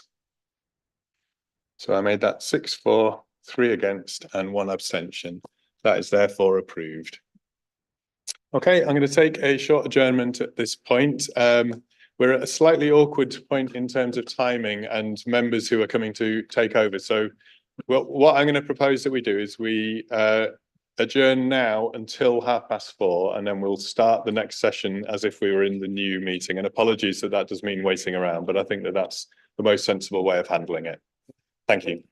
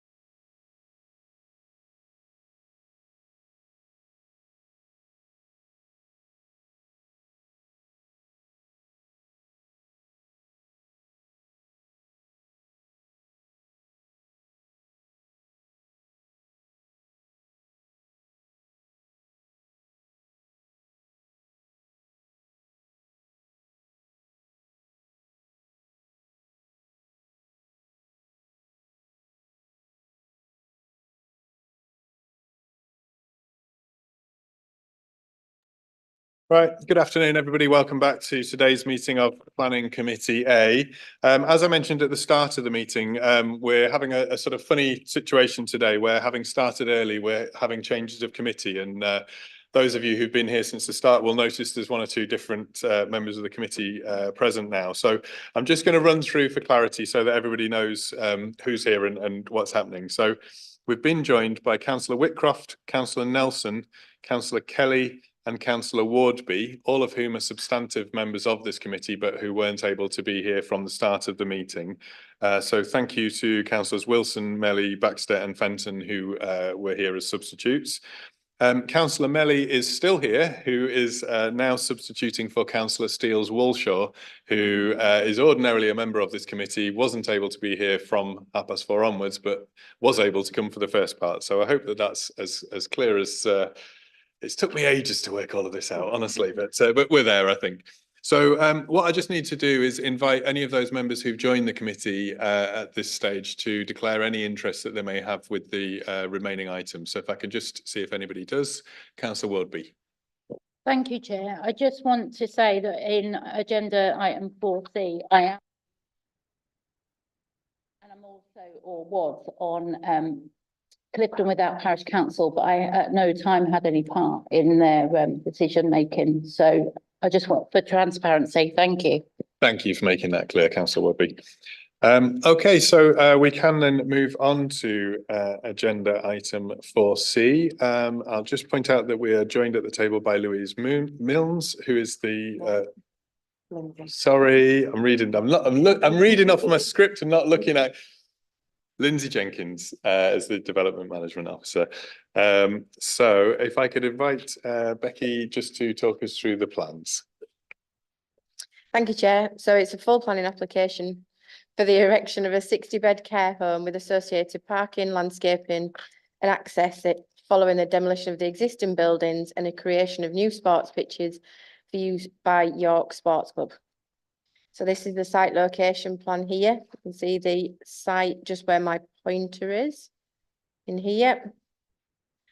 Again, site in here. This is the existing land to the rear of the site. Existing areas of hard standing within the site. The view north along Shipton Road. View south, so it's the access arrangements. That's the existing elevation. Sorry, the southern elevation of the existing main building. As you can see, it's all boarded up. View from within the site entrance. And existing buildings again on site. And the existing access from Shipton Road. So this is your existing layout here. See the building arrangements here, the access of Shipton Road. Existing elevations. And this is the proposed site plan. So you can see the new building in here, access road. There is a better plan that I'll show you in a second. It's more clearer. These are the proposed elevations. See, mixture of building there.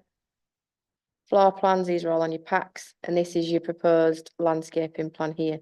So you see the access arrangements, the new buildings and the pitch down here. All this area, that's specifically there. All this area for the pitch, sorry, just to be clear. Right, that's it, thank you. Okay, so members, do you have any questions on points of clarity on the plans? Councillor Eyre. Declaring an interest as a cricketer who can't hit the ball 68 metres. In fact, mate, could you just go back to the picture of the cricket pitches and just indicate where that 68.56 metre boundary is? So there's the that what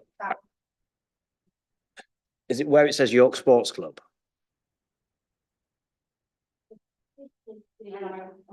No, you're fine. So this is the cricket pitch that is that Sport England have the concerns about. Is it that one? Because it says the first team pitch, which is the one to the south. That's the third and fourth team pitch. But this is where the sports club is. Yeah. And then this is where the fields are, the new playing fields are. So for clarity, so the bit at the bottom, if you go down, that bit there, that's the first team cricket pitch. Right. which is what Sports England refer to, the six hitting, and they can hit it 68.5. So is the concern from there north into the site, because that's the third and fourth team, the one to the left is Clifton Alliance cricket pitch, interestingly enough, but the specific concern was ball strike from the first team pitch, which is the one to the south of the site, and in a northward direction. So I'm guessing, is that, so their concern is that a straight hit from there would land in the site of the care home.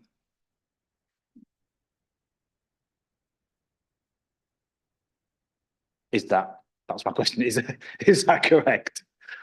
I feel like I'm, if it was off my bowling, it would definitely clear that and some further distance. The dormouse would be in danger if I was bowling from that end.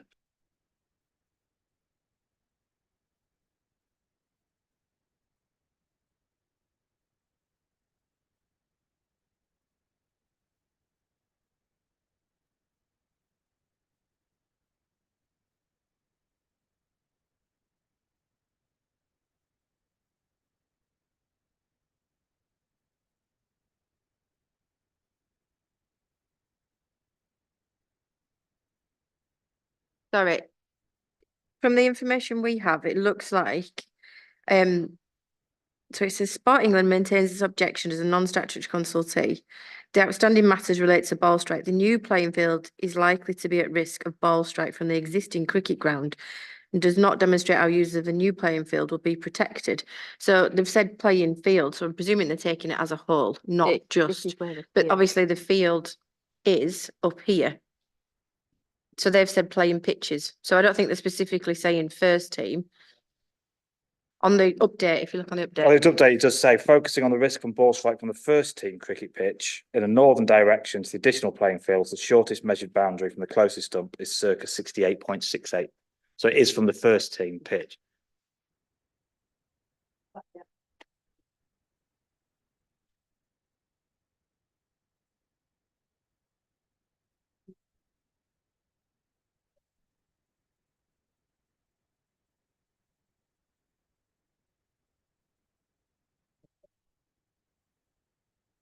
Would be the first team.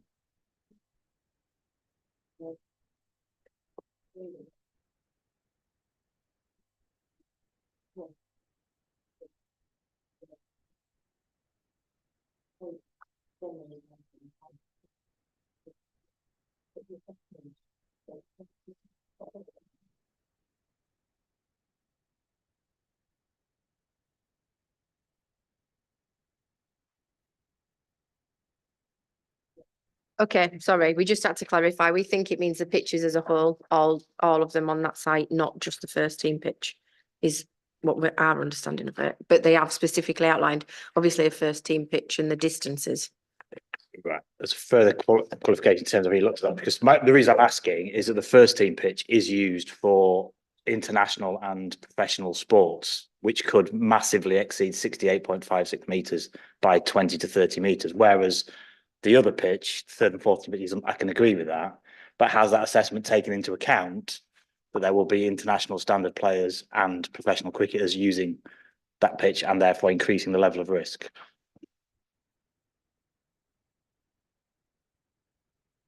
I think it's probably a question to direct to the applicants. The York Sports Club are here, and I know the ball strike report has been done by Labo Sport, who I presume have taken all of that into account. But it'd be worthwhile asking them.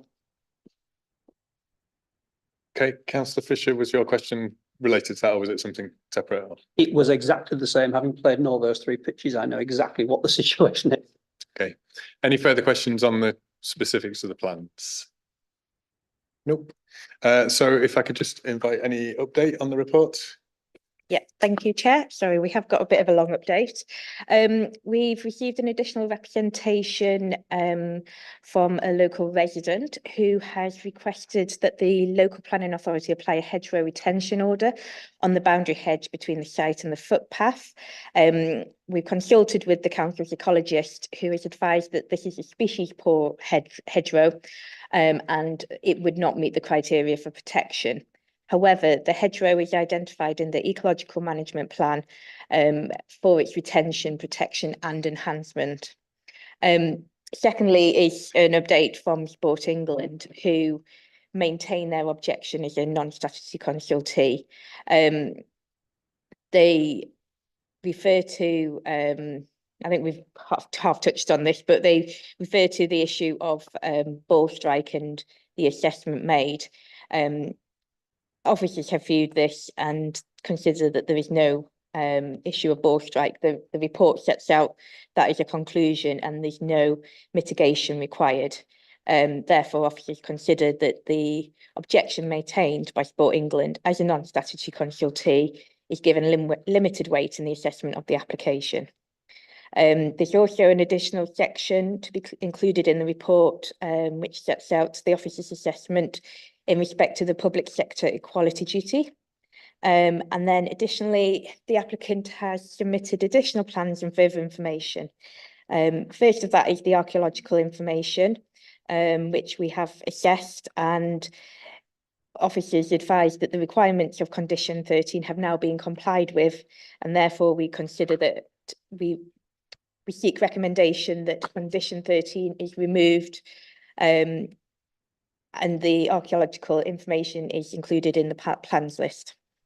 In respect to the landscaping scheme, additional information that was submitted this week has not been accepted, as this was contrary to some of the approved documents. However, officers recommend that condition 30, which requires a final detailed landscaping scheme to be submitted, is retained as per the committee report.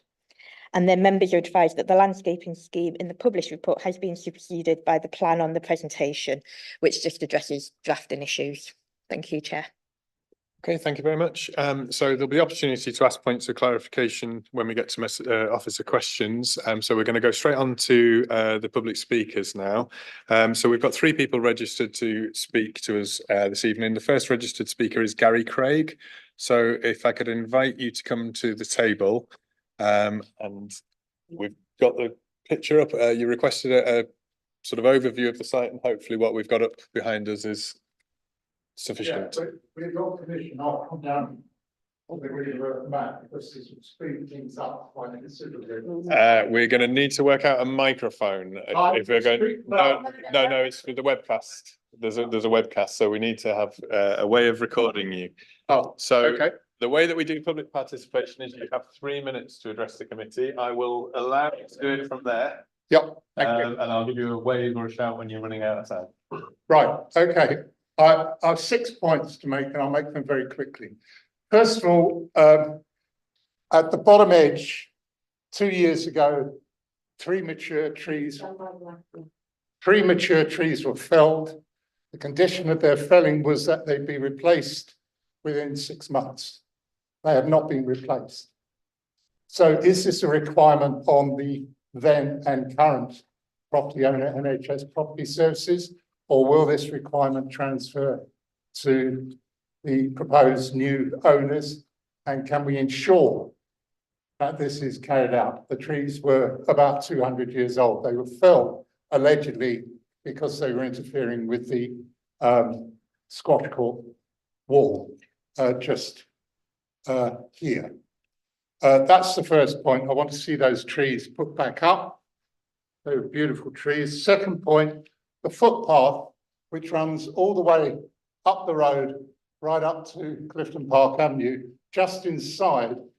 On the roadside, it's screened by a hedge. On the other side, on the field side, if you like, it's partly screened by less attractive and less mature saplings. I want to ensure that those saplings are not, quotes, inadvertently removed, because they will provide screening. It's a very popular dog walking and safe dog walking avenue for people from the residences around. Thirdly, I'm not entirely clear which bit this refers to, but some of this area along on the inside is going to be boarded fencing.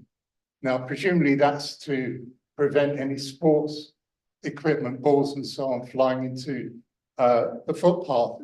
But what worries me is that if that boarding comes all the way down more or less to the entrance, then the residents, patients in that area, which would be about here, close to the building, will effectively be cut off from any human contact with people passing by. And it seems to me in terms of mental health, I know the patients have to be contained, but they don't have to be imprisoned behind a fence. So I'd like to ensure that the first part of the fencing on the inside is a wire fence rather than a boarded fence, so that people can just pass the time of day as they walk up there.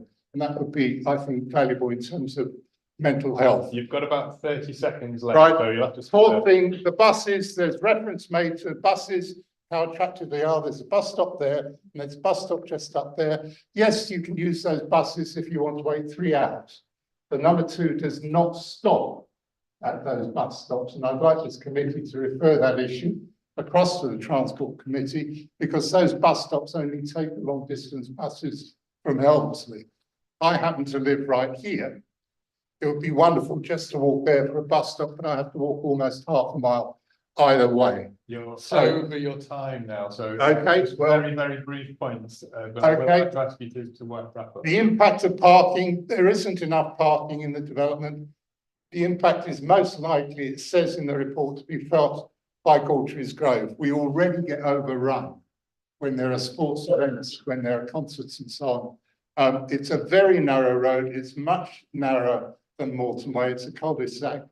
Even at the moment, delivery vans can't get through. And what they're doing is churning up the I'm going to so-called have to generous to grass stop there if you could. birds. If you want to take your seat back down at the front, I'm sure members Yes. will ask you questions. As I go, I will also mention the desperate that the ridge and furrow is protected, which is an incredibly important archaeological site. Thank you. Okay, thank you very much for your contribution. Members may have questions, and I can see Councillor Eyre does. If hypothetically you had a 6th point to make and you had 2 minutes, what would you say? I think actually Mr. Craig did make the point as he was walking to sit back down, which Not was when he's about on the the ridge mic- and not on the ridge and microphone, furrow though. and his desire for that to be retained. Any further questions? No? Okay, thank you very much for your time this evening, Mr. Craig. So the second person I have registered to speak is Tom Robinson, who is the agent for the applicant speaking in support. So, Mr. Robinson, you have 3 minutes to address the committee. If you want to start in your own time, you just need to press the little sort of Wi-Fi looking button. When that goes green, your microphone's on. Thank you. Good afternoon, and thank you for the opportunity to speak to you in support of this application. The application is made jointly by 3 parties: York Care Homes, the NHS Property Services, and York Sports Club. This underlines the joined-up intention to deliver this important proposal. Limetrees, the Limetrees site became surplus to requirements in January 2022, following the local health trust's relocation to new purpose-built facilities at Foss Park Hospital. York Care is an award-winning Yorkshire-based operator of care homes with excellent reputation, demonstrated by its good and excellent ratings from the CQC. Proposal is for a 60-bed care home along with communal facilities offering care for the elderly, in addition to dedicated purpose-built rooms for those suffering with dementia. It also meets modern expectations with ensuite bathrooms. The care home will provide much needed care beds within the city and replace a number of recently closed outdated surplus buildings on a primarily brownfield part of the site. The council's adult social care team estimates a current shortfall of around 350 care beds in the city, which rises to 1,400 shortfall in 2039 due to increasing populations and increasing life expectancy. As set out by your officers, the need for care beds and the replacement of unused buildings constitute very special circumstances for development in the Greenbelt. In addition, York Care will gift a parcel of land to the north in perpetuity to York Sports Club. The land will be used to relieve pressure on existing pitches at the club, which are currently overused and are often left in poor condition as a result. The purpose is not to increase sport club membership, but to benefit existing members, in particular juniors, as well as adults, for training, pre-match warm-up and junior play, providing longer training sessions and allow match pitches chance to recover. National planning policy is clear that creating sports pitches in the green belt is appropriate and therefore acceptable in this location. The applicants worked closely with the council's planning officers, internal and external consultees to ensure a well-designed compliant scheme. Every effort has been made to retain veteran and high-quality trees at the site by incorporating them into the scheme and providing a comprehensive planting scheme which will provide 41 new trees on the site. The trees to replace the TPO protected trees we heard about a moment ago have been replanted and were done so in March 2023, and they'll be retained as part of the development. The scheme will deliver over 10% biodiversity net gain, as well as 27% net gain in hedgerow units, a matter the council's ecologists commended the application on. The landscape visual impact assessment shows the site is well contained and screened from the wider green belt, including from Clifton Ings. The proposed buildings will be almost entirely on the footprint of the existing building. The care home will meet the council's wider carbon reduction objectives. For clarity, it's worth saying again that the playing pitches will service existing members rather than attracting increased numbers and will have no greater net impact on the highways network. You're just coming to the end of your 3 minutes, so if you could just be wrapping up. Thank you. On ball strike has been considered across the playing pitches as a whole, including all the cricket pitches. There've been no comments from the ECB. The sports club will manage this internally with a particular focus on international and professional games. I think the issue Sports England have raised in that comment was to do with the new pitches, not the care home. Public rights of way have been considered by your officers, as has archaeology in the ridge and furrow. Just wrap up there. Yeah, great. Thank you. Thank you. So members, any questions? Councillor Wardby. Thank you, Chair. Thank you very much, Speaker. So as a ward councillor, I know the area obviously very well. And my concern is about parking. There's a total of 28 parking spaces, but then you've got a minus the 2 because of for disabled, etc., which makes 26. You said there'll be a maximum of 22 staff there, and then on change over time, there's going to be 27. What are visitors and residents? Where are they going to park as well? In paragraph 3.24 on page 110, it states an average of 58% will be using cars. How can this be proved? There is already excess parking off-site from other businesses, including the sports club, and no one likes it. They park in Limetrees, they park on the Shipton Road, and it causes an absolute gridlock traffic jam at times. And I don't see how having 6 extra pitches and then all the parents dropping their kids off or watching them play or do where's all the cars going? It was 34 cars originally. Why did that go down to 28? Because I would be more happy. I wouldn't say happy really, but I would be a bit more satisfied with 34. Thank you. So basically, why can't it be 34 and what can you do about it? Thank you. I've tried to make some notes. So part of that is a balance between the impact on trees. There's quite a lot of mature trees, as you can see on the site plan there. The area in the top right on the plan as shown is a permeable matting that goes down. We've done that to protect the trees. It did go further, but on advice of officers, they wanted to see that reduced slightly. So yeah, it's a balance between additional car parking spaces and trees. I take your point that more parking here would help staff drive to work and park the cars, but part of this proposal is it's in a sustainable location. There'll be a travel plan that's required as part of this to encourage taking sustainable modes of transport, so reduce reliance on private cars. I think so. In terms of residents and visitors, residents won't have cars. The residents of this care home, it'll be a fact of their lease agreement that they won't be allowed to have cars.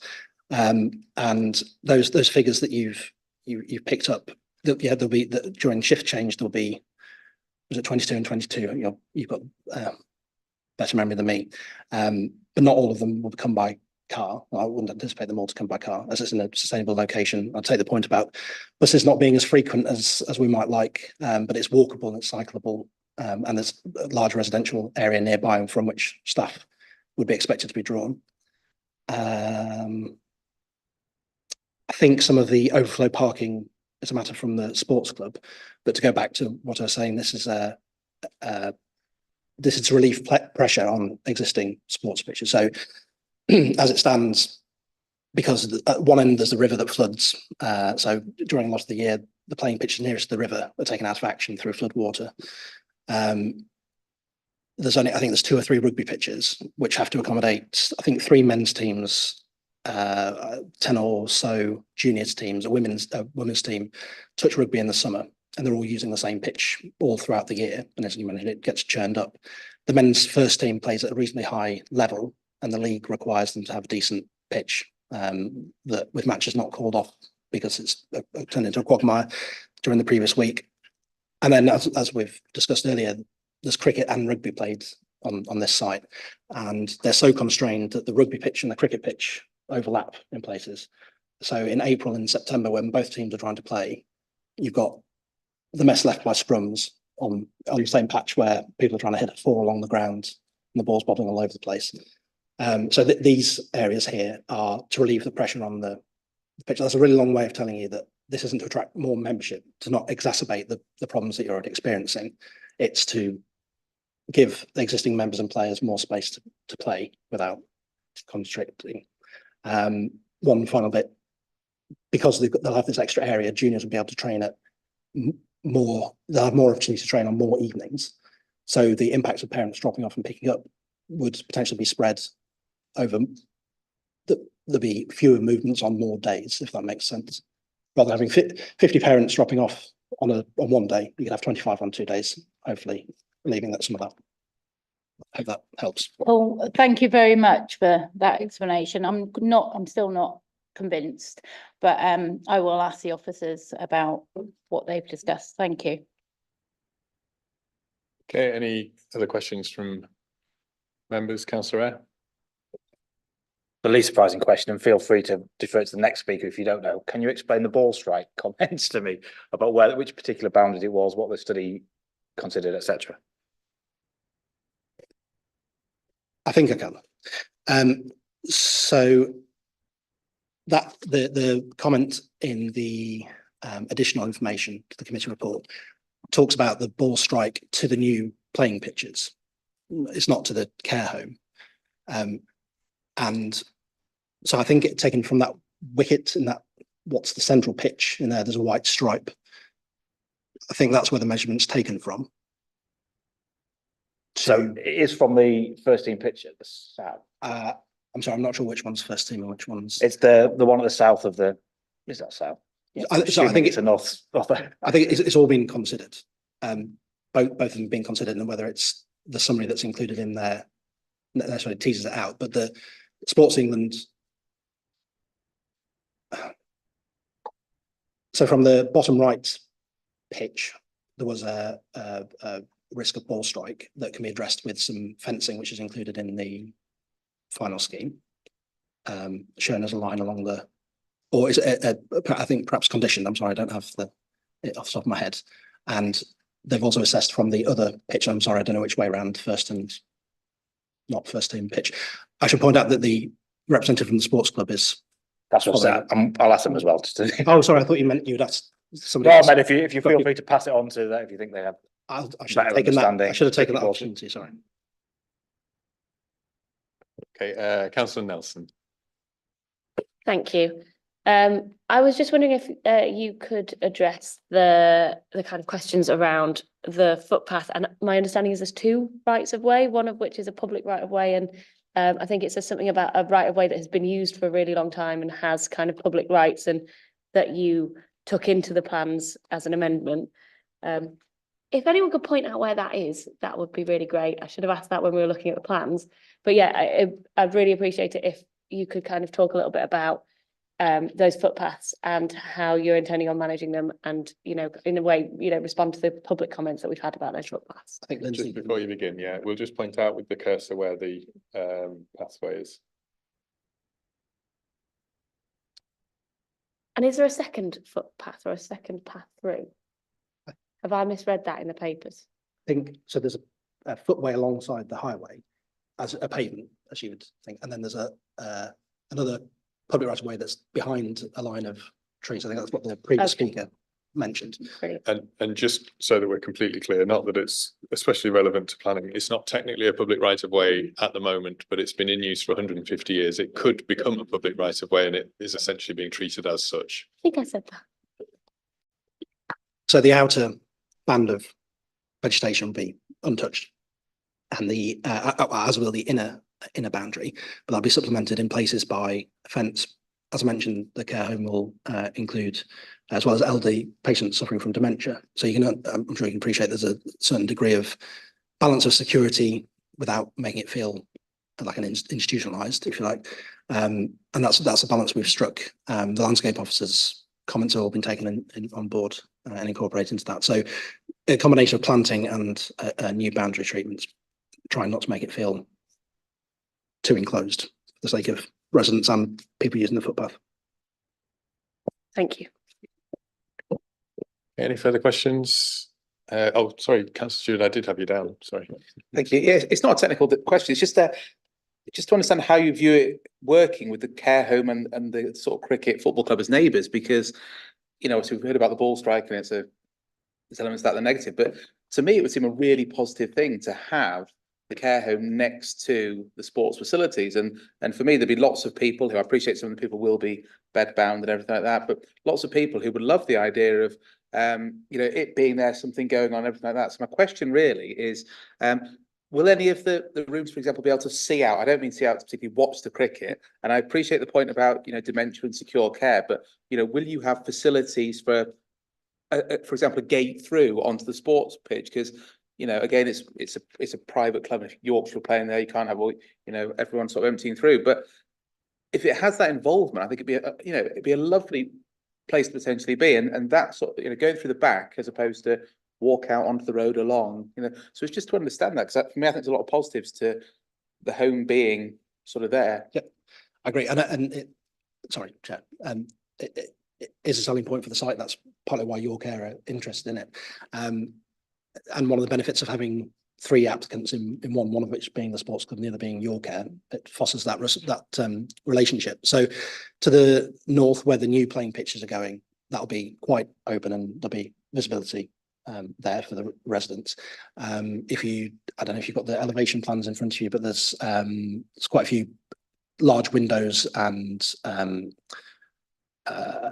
sort of balcony type doors facing out that way, and not just for the sports club, but views beyond across towards Ings. I think we don't know exactly what the makeup will be, whether it'll be a significant chunk of the population will be dementia care or not. But for security, there's a single point of access through reception.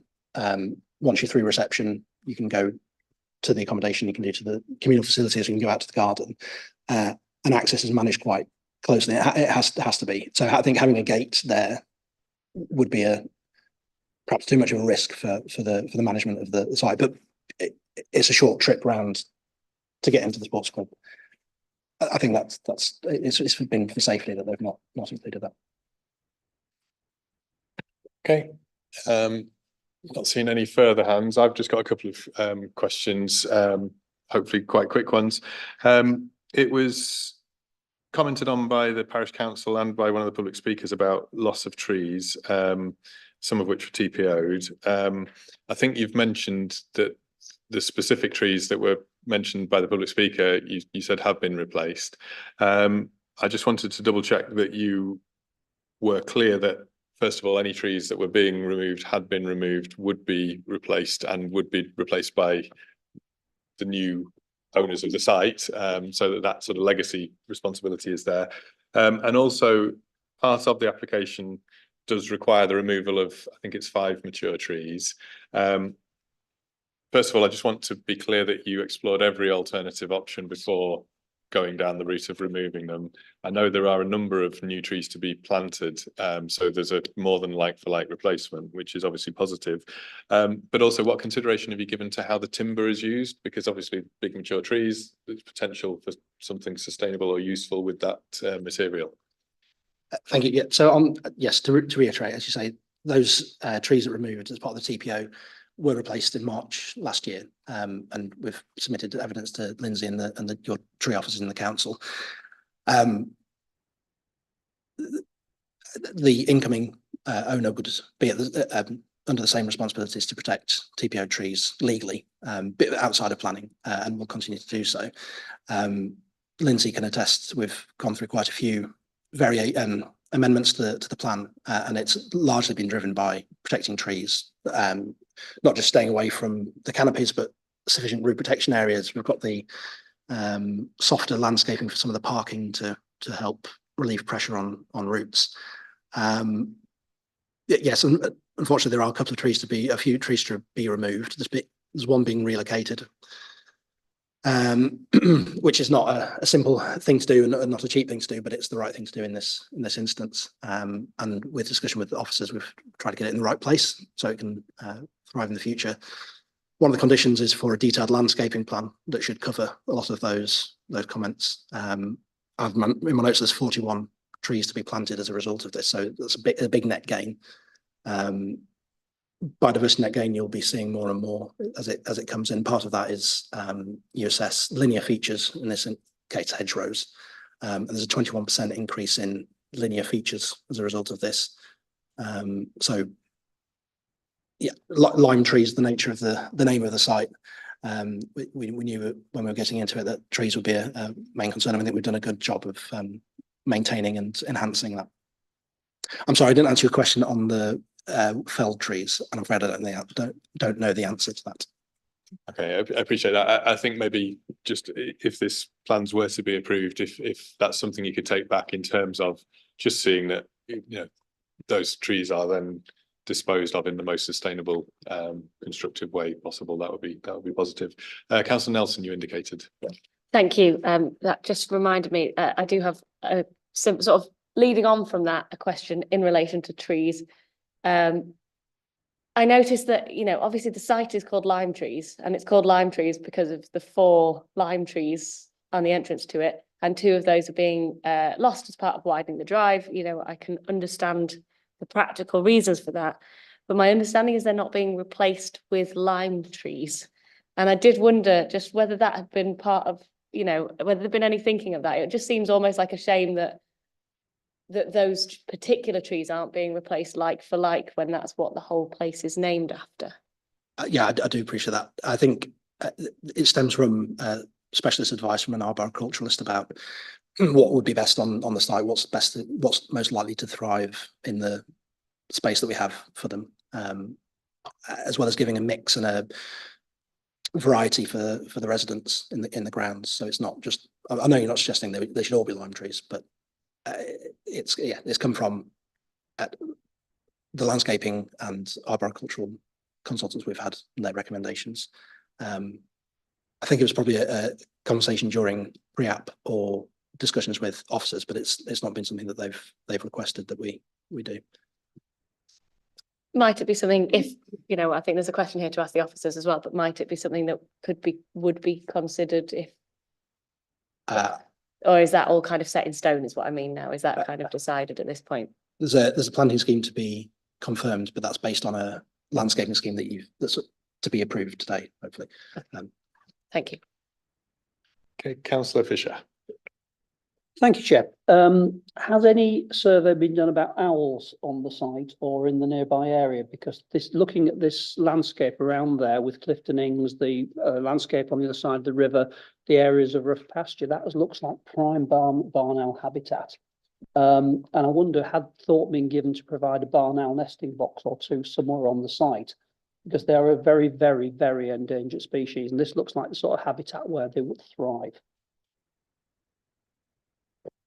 I can confirm that, yeah, a full ecology survey has been undertaken, and there are recommendations in that ecology survey that are conditioned as part of this. I think it's bats off the top of my head, but as a protected species, they would be surveyed for during that ecology survey. So I don't think anywhere found, otherwise it would be dealt with in the report and conditioned. And a supplementary, have you given any thought to providing swift bricks on the site so that swifts can nest in the building? Because clearly swifts are another endangered species, which is very, very easy to apply suitable nesting sites for them. Again, having spent a lot of time mowing a cricket pitch in my time, I can say without a doubt the cricket pitches and the area around them are prime habitat for swallows, swifts, martins, because they get a lot of small insects and it's good hunting territory. Yeah. So a swift brick will be, a few swift bricks will be absolutely fantastic, I think. I'm very sorry, I don't have the recommendations of the ecology report in front of me, but I know that they're, whatever the recommendations were, they're a condition. I don't know if, Lindsay, you have it in front of you. I think I'm just being advised that that's potentially something we could put into an informative on the conditions around landscaping and things. Okay. One final question from me, unless members have any other questions they want. Just on car parking.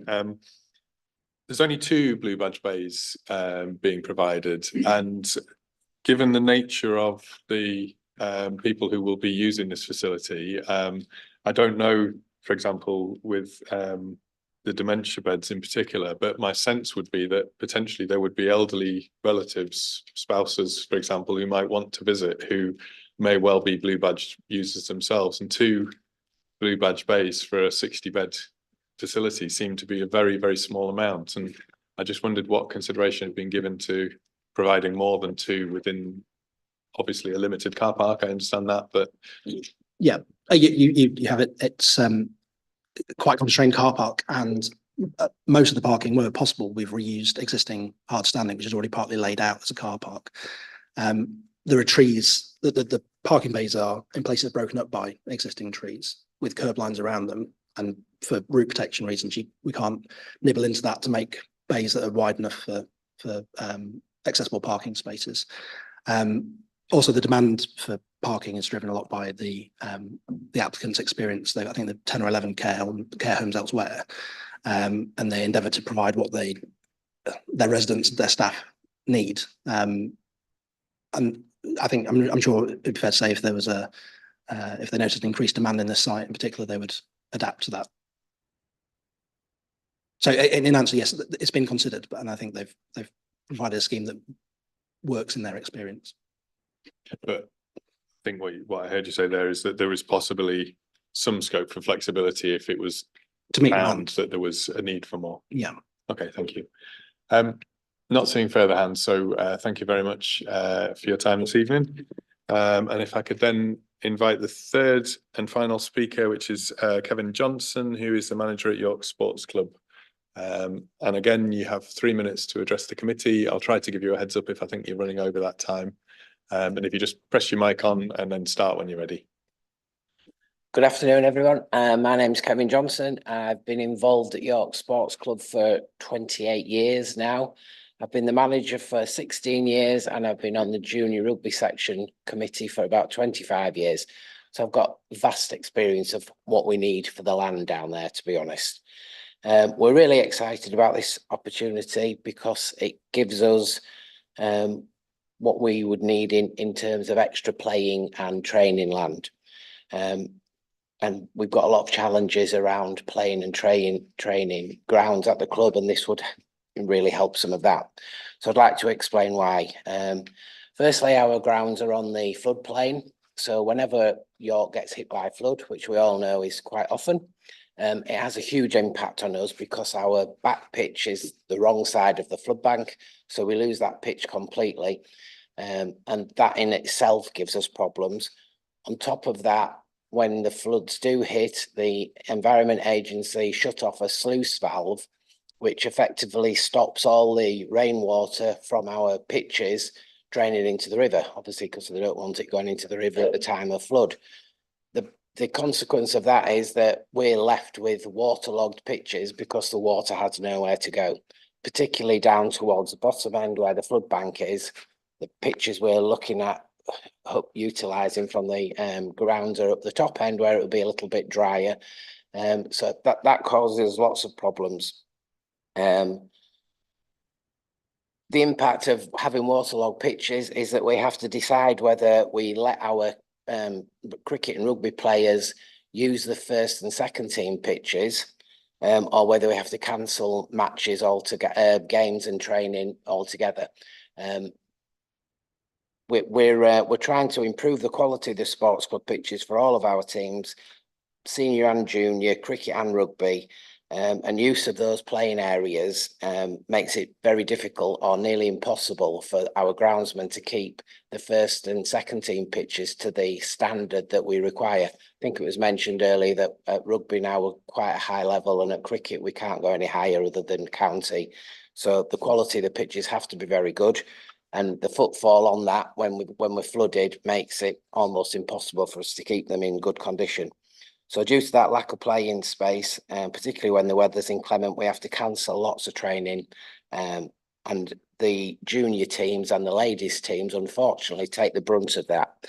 And I'm sure you can appreciate it's very frustrating for kids to have the games and training called off when what we're trying to do is encourage children to play sport here and have a healthy outdoor lifestyle and benefit the long-term sports at the club by bringing the kids through to play at senior level.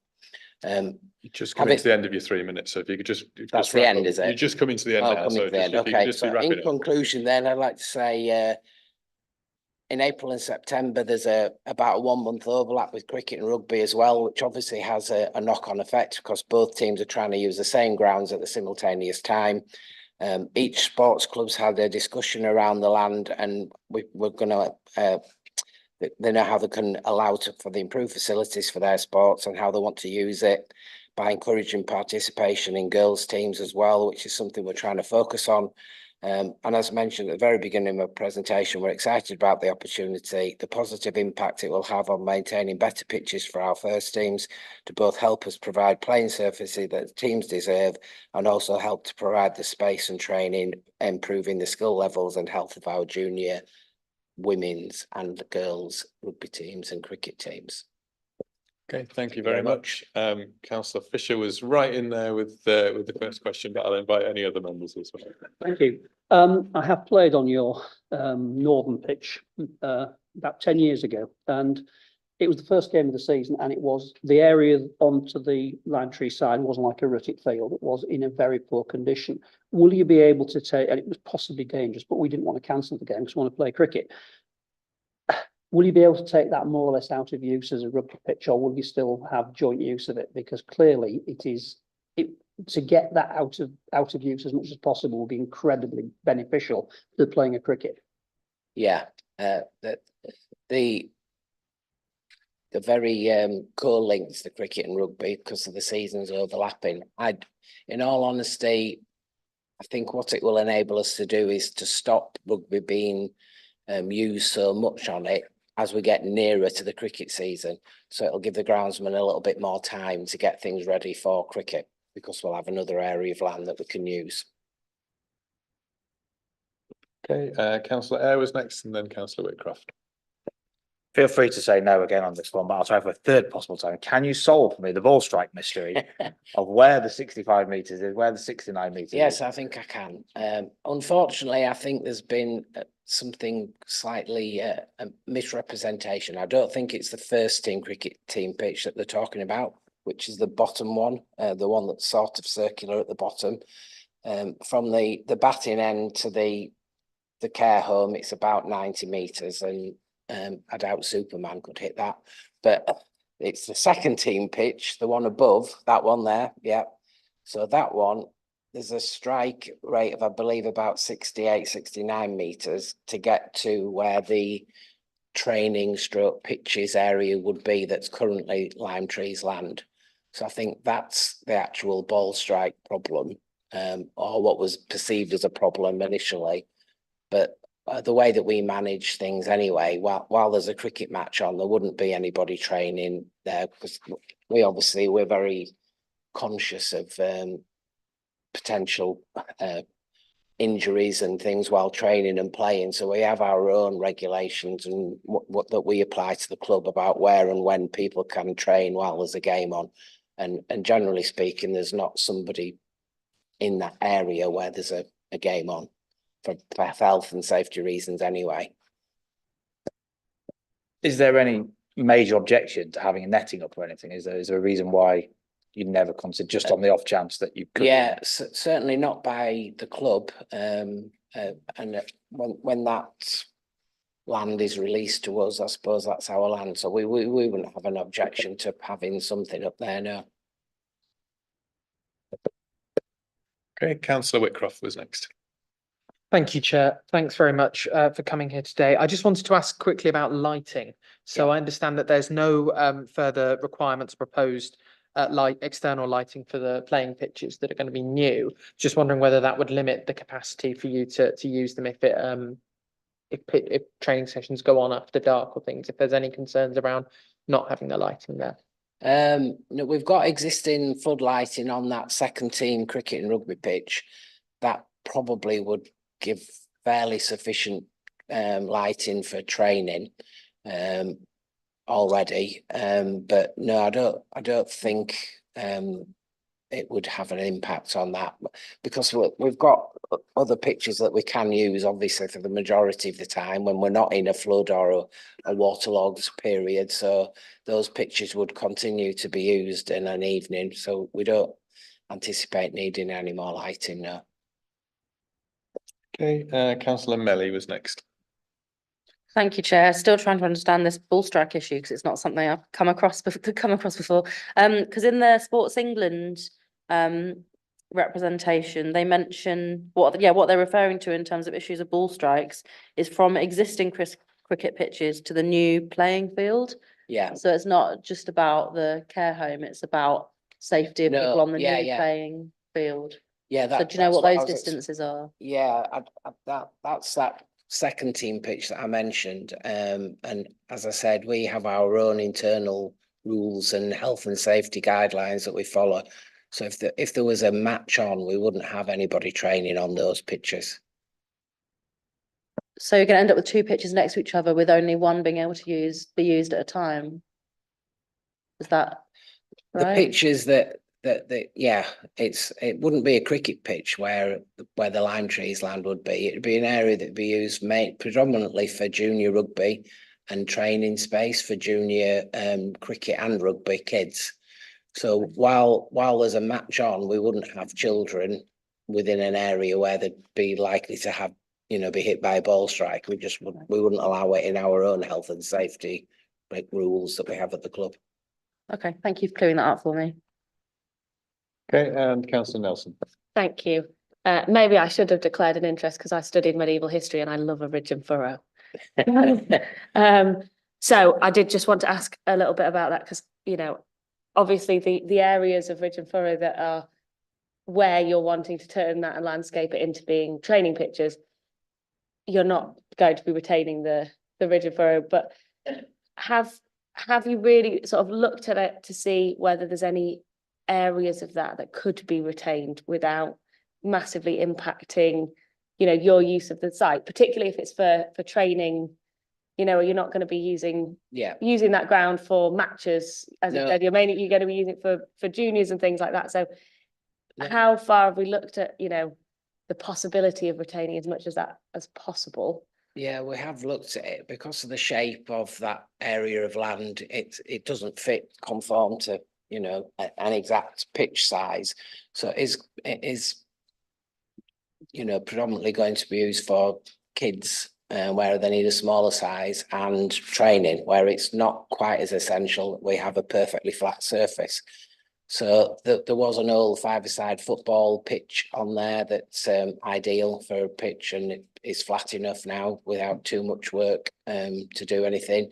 And around the outsides of it, where it might be a bit more ridge and furrow, then it probably and you couldn't get a pitch shape into it, then those areas would be retained just as grass areas for training and shouldn't impact on anything.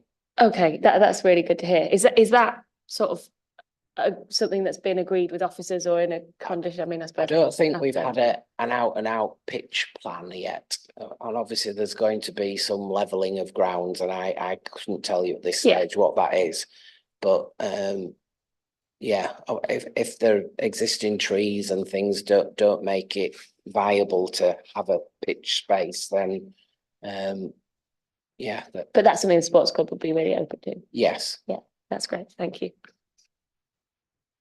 Okay, not seeing further hands at the minute. I just had one quick question myself, which was just around the management of vehicles. And I think that you've said, and certainly the report says, your anticipation is not that you would have a significant increase in the usage of the No. site per se. It's just a different usage of the site. Yeah. But I think that there has been objections raised around parking off-site and the management of vehicles during the time that the site's used. And I just wondered if you could tell us what you have currently as a transport management or a parking management plan, as it were, and if you've got anything that you're intending to do to adapt that. On site, we've got a fair bit of parking space ourselves. If we ever have any events, as an example would be the Yorkshire Cricket Festival that we have, we employ a traffic and parking outside agency that cone off the street and manage the traffic for us. But that's only on big events. Day to day, yeah, I think the use of the pitches is more around, if anything, I think it might help the traffic and parking problems, because it would mean that we're able to use areas of land midweek where there isn't so much of a traffic problem or parking problem. We can't currently use that because the first team or the second team seniors are using it. We'll be able to encourage more junior and training and playing midweek rather than at weekends. So it could potentially help the situation. Okay, thank you very much. With nobody else indicating, I'll just say thank you very much for your time, and all right, thanks thank for your place back in the public gallery. I think what I'm going to just do is take a very, very short comfort break, because we just need to pace ourselves throughout the day today. So if I can just remind members not to discuss anything to do with the application during this 2 or 3 minutes, and I'm literally saying 2 or 3 minutes. So if we can come back at past, that would be fantastic. Thank you.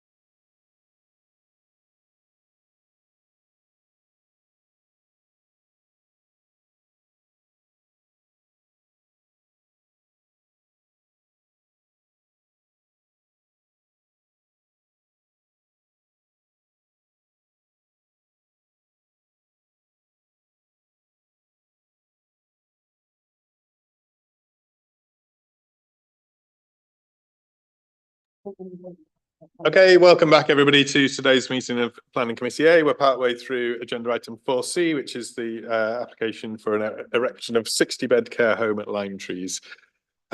So we are on to questions for officers from members. So that can be questions on anything to do with the report, the update, or anything that's been raised by public speakers. Councillor Eyre, I see your hand first, and I'll just be looking around for anybody else's. A couple of questions, if you may. The first one is ball striking, funnily enough. So, I mean, I actually play for a cricket club whereby there's a bowls club next to it, and there are balls landing there all the time, and there have been injuries to people playing bowls. So it is actually quite a serious issue. There clearly isn't a problem, and there are no issues in terms of, I mean, a net would only probably have to be 2 to 3 feet at that point. If there was nothing mentioned in this planning application around that, would they be able to erect said net, or would they have to come back for planning? Good question that. It depends if it's temporary. I think it'd be safer to put a condition on as an additional condition to say that any details should be submitted if ball nets are required. I just want to be in a situation where if they need to put a netting in the future, they could just put a net up. So if there's something we can add on that gives them tacit permission to do such a thing. Go on. So we do have a condition on for netting for the ball strike from the rugby union pitch. And that's we've asked for the details to be submitted, and one of the main reasons for those details is because of the potential impact on the root protection area of the trees, and we haven't had time to look at those details. I would probably say, in terms of the impact from the cricket pitch over this side, there isn't the trees there. I guess it depends if it's movable, whether it forms development. Looking at the factors of what is classed as development, how high, how movable is it, and what's its impact. But we certainly could add something onto that condition that we have, or another one in relation to the playing pitches, because the other one relates to the care home. Okay, and then the second one was point of clarity and consistency. So on page 123, and it's included in the very special circumstances, paragraph 5.38, there's reference to the playing pitch strategy, which is 2014. So as you mentioned earlier, we probably shouldn't be discussing such a thing and using that as evidence. However, quite unusually, it just points loosely to the analysis indicates there is a shortage of 4 junior pitchers and surplus of 15 senior pitchers. Doesn't say where. So we had an application at the last meeting where we were told because there was the identified need was not in the specific area, it couldn't be used for section 106. I've never seen us before have a citywide need for playing pitches. It would normally be there is an identified need for playing pitches in this area, not that there is just a generic. So is that a typo that should say there is that mean, or is it just saying that there is a need for 4 junior pitches citywide? And then why then is this site the one that's chosen? So the playing pitch strategy is citywide, and then the analysis is a citywide analysis, and a lot of the analysis focuses on a lot of the pitches are related to education sites. So there is an element of ownership and usage and how people can do that. But the open space and green infrastructure update sets out all the open space and the different uses such as playing spaces and semi-natural open space. There's a whole list of other things per ward where there's a deficit of something in there. So there's the two are linked. Yeah, I think it won't be the be all and end all, but it does seem odd that we're using very special circumstances when the evidence says that there's too much sports facility in this particular ward and the need is elsewhere in the city, and then we use that as very special circumstances for what. But I think in terms of very special circumstances is that we're looking at a site related to, we're not looking at a new sports club, we're looking at an area of land to be used for an existing sports club. So in effect, there is a deficit overall of rugby union pitches that's outlined. This will help to demonstrate or achieve that some of that deficit, rather than having new pitches in other locations. I think I'd read that as well as being that there was perhaps quite a number of pitches in that area that weren't necessarily routinely publicly accessible. So, yeah. So, Councillor Wardby up next. Thank you, Chair. So my concern is still obviously parking. I understand now about the York Sports Club and how it's going to be spread over, but I'm still concerned about the 28 spaces, and on staff changeover there could be a possibility of 27, and only 58% of people might use a car, but you can't guarantee that. So I'm just, why was it decided to go from 34 to 28? I just don't get it. The main reason was the impact on the trees and the potential impact of those additional spaces would have had real concerns to protected trees, and this was the way of achieving that balance. It would have been a different application coming to you if we'd had maintained those parking spaces. It would have probably been unacceptable on impact to protected trees. So there's a balance there that's had to be struck to, yes, there are some losses to trees. That has been minimised to the extent, as well as car parking has been minimised to the level that it can sustain on that site. But thank you. But I don't understand how, so off-site parking, I mean, there's Galtree, Surrey Way, Moulton Way, and they all to capacity with other businesses. We've had so many residents complain.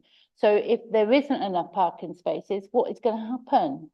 Because the Shipton Road itself is 40 miles an hour. It's a bus route, and they are, I'm sure, every 20 minutes. So it's just so busy. I don't see how there is any way of off-site parking. So what's going to happen? Because I have concerns and I can't shake them, sorry.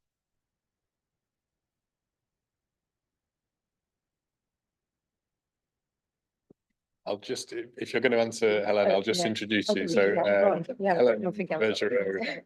And I know you're from Highway. I can't remember your job title specifically. That's all right. I'm head of Highway Access and Development for City of York Council. Hi. We've looked at the parking, and I think, as you say, it's finely balanced because we had to try and protect the trees. We think it's sufficient because we've got the figures that tells us that maximum 27 staff at shift change. Then during the day or during the night it'd be less, but during the day it'd be about 27 staff. Not everybody will drive. The census data tells us it's about 58% of people working in this area drive to work. Might be a bit more for night shifts, but then again, you have less staff at night shift. So we feel that should be sufficient. But obviously, we also can put more parking restrictions if required, if there was an impact on some of the streets around. There is parking capacity currently on Shipton Road. I agree it's 40 miles per hour, but there is parking available there.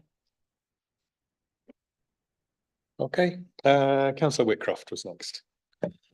Thank you, Chair. I'd just like to ask about buses. Our first public speaker raised the concern about the number 2 going along Shipton Road and sort of the regularity there. I understand that it's a very well serviced bus route, but can we just confirm that the Park and Ride service, the number 2, it does stop at both of the bus routes there, or is that not the case? Because that's what I'm trying to understand from.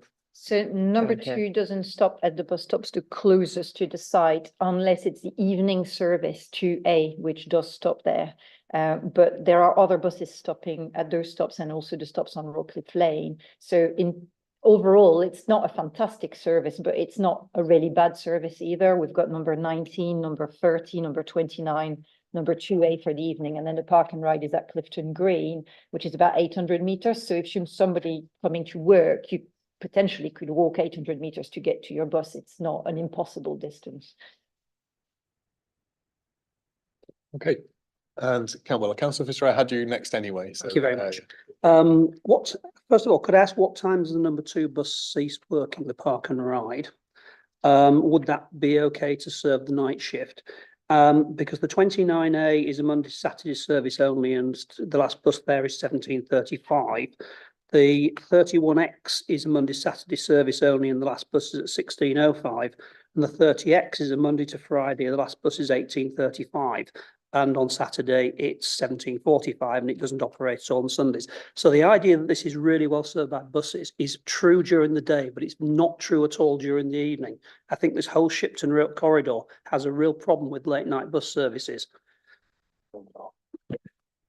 So probably the whole city does, but I had prepared for this one, so I had the timetable on my laptop. So 2A, from Rockcliffe Park and Ride and then back, the last buses are just before 11 o'clock at night. okay. Councillor Nelson was next. Thank you. I just, I've got a couple of things, but firstly, I wanted to raise the question of Greenbelt, Brownfield. You know, I appreciate for the papers that the council's position is that this is Greenbelt and Greenfield land, and that the developer's position is that this should be classed as Brownfield land. It does strike me as quite clearly there are buildings there and it's already been used for a very similar use to what it is proposed to be used for on a relatively similar footprint. You know, there might be some disagreements about massing and things like that, but the footprint is relatively similar. The car park is essentially the same. The use is very similar. So I just was wondering if you could talk a little bit about that, because obviously there is the question of very special circumstances, or if it is classed as Greenbelt, but it just strikes me that perhaps I can appreciate the parkland bit, the other bit could fit in with that, but there is already a precedent on this site for use in essentially the way it's being proposed to be used by, on the footprint of very similar to what it's proposed to have the buildings sitting on. But a lot of the stuff in the papers from the council's perspective was about how this is Greenbelt and we need to establish very special circumstances, etc., but not so much about that precedent. So there is a little bit, because it's actually we do talk about it being previously developed land, and there's a definition of that in the report. And then that under paragraph 154G of the NPPF allowed for partial or complete redevelopment of previously developed land within the Greenbelt. But to ensure compliance with that, it has the development would not have a greater impact on the openness of the Greenbelt than the existing development. And that's where the issue over the purposes and the openness over the existing development, where the proposed new building is significantly bigger in its massing, its footprint, to then require to go through those very special circumstances. So it doesn't fully comply with paragraph 154G. And that's when then we have to go through the very special circumstances, because it's not appropriate development. It's not one of the exceptions. If you look at the plans behind you, so these are your existing elevations, you can see fairly, it's not very technical, squat buildings, I'd say. Quite low lying. Your floor plans, you go into that, which is significantly different in terms of your impact on openness. Hence, how Lindsay's got to that recommendation. Thank you. Does it make a difference that the openness that it's impacting on really is, well, certainly from when I'm thinking about, from looking at it from the road, the way that it's impacting on the openness of what's around it, most of what is around it is York Sports Club, which also isn't quite within, doesn't count as within the Greenbelt because it's playing pitches, or does just about count. I got a bit, as you can tell, tied up in where exactly this boundary is. But if the pitches are not in the Greenbelt, is it still, you know, in terms of the openness, it's impacting on the openness of the So- sports fields, which are, So the local plan modifications took out the buildings to the York Sports Club from the Greenbelt proposed modifications. But the Limetrees site stays within the Greenbelt. are the pictures of York Sports Club within the green? Can I?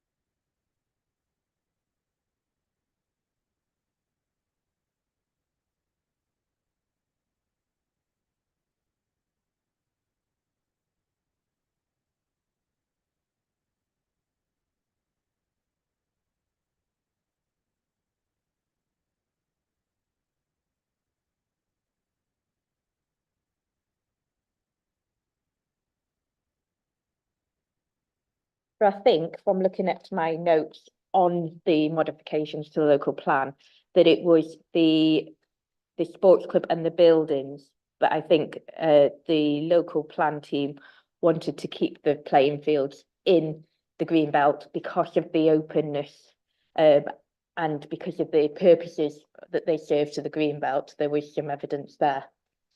Thank you. So the building itself is excluded, and then the rest of it. It would be really great, I think, if we could have clarification of that while this is going on, because it seems to me the thing about openness, I can completely see the thing about massing. It depends on whether the stuff behind it is or isn't in the Greenbelt. Yeah. The other reason to consider is that the area is allocated as a green wedge. So that is that contributes to the purposes of the Greenbelt. There's 5 purposes that Greenbelt serve. So that considers why it's talking about the strays and it's talking about the views afforded into the city. So that is, how do I, that's like intrinsically what you have to look at when you're looking at openness. It's the impact on that. It's not just because there's something outside of the Greenbelt. It's what's that allocated around, if that makes sense. Yeah, that does. That's really helpful. Thank you. Okay, further questions, Councillor Eyre? Thank you, Chair. In danger of making myself very unpopular with officers, I'll continue to ask questions about things that don't have specialist officers. Regarding the care home aspect, so obviously there is the analysis of need for residential care home placements, etc., extra care, which is absolutely right, and that's from the local housing needs assessment. There doesn't seem to be any input from adult social care, nor do we often have input from adult social care. As with any type of housing, it's absolutely imperative that we get the right kind, not just the wrong kind. So we had a significant problem reporting adult social care of extremely expensive residential care placements, which were pricing out for a lot of members of the city. Actually couldn't find anywhere in the city to stay because places were charging £1,500, £2,000 a week to self-funders who were able to do that. So adult social care did a big piece of work looking at making sure that we weren't pricing ourselves out, because there's an impact on adult social care as well, that when those self-funders run out of money, the local authority picks up the cost of those placements or has to ask those residents to move somewhere cheaper, which nobody wants to do. Do we ever ask adult social care about that? And if not, can we sort of make sure that in future reports that there is some adult social care impact to make sure that we are getting the right residential care that we need for our elderly population, and not just Cocoa Works, especially around there, with exceedingly expensive retirement homes that were not generally affordable to anyone living in York? Generally housing was consulted on the application. But in terms of adult social care, I'm not sure that we have a specific officer. We used to have an older person's accommodation officer. She's not doing the same job. She's not doing the same role. So we don't have that direct relationship or ability to offer that level of information. What I would say is that the application, the local housing needs assessment, addresses the deficits and the potential deficits as we go through the years, and that is what our primary policy guide as to what's required. And beyond that, I don't think we can look at anything else. Okay, any further questions? Councillor Melly. Do we usually try to, when we're considering planning applications, do we expect them to enhance conservation areas or only preserve them? I thought in the past we wanted enhancement rather than just preservation.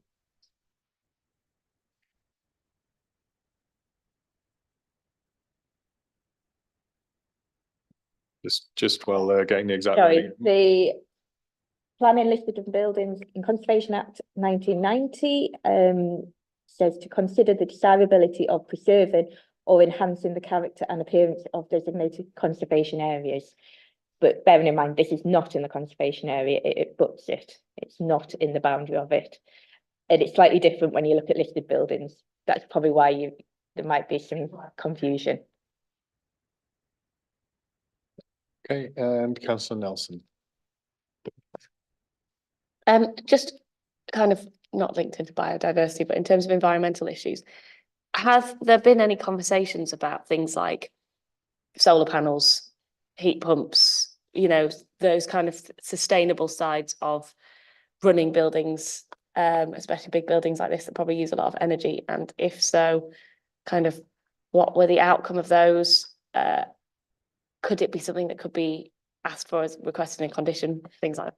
If you look at 5.114, page 138 of the report, the applicant submitted a sustainable design alternative report which set out that part of the proposal would include the installation of photovoltaics mounted to an area of the roof, air source heat pumps and low energy lighting. And then this all goes into carbon reduction, and then there is a condition that requires that to be complied with. I'm not sure if it's complied or they have to submit details later on to say what the reduction is.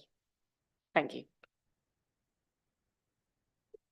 Okay, any further questions? Not seeing any, so that means, oh, apologies, Dave. Councillor Merritt. I may have missed it, but I mean, there is the biodiversity net gain issue. Has that been addressed?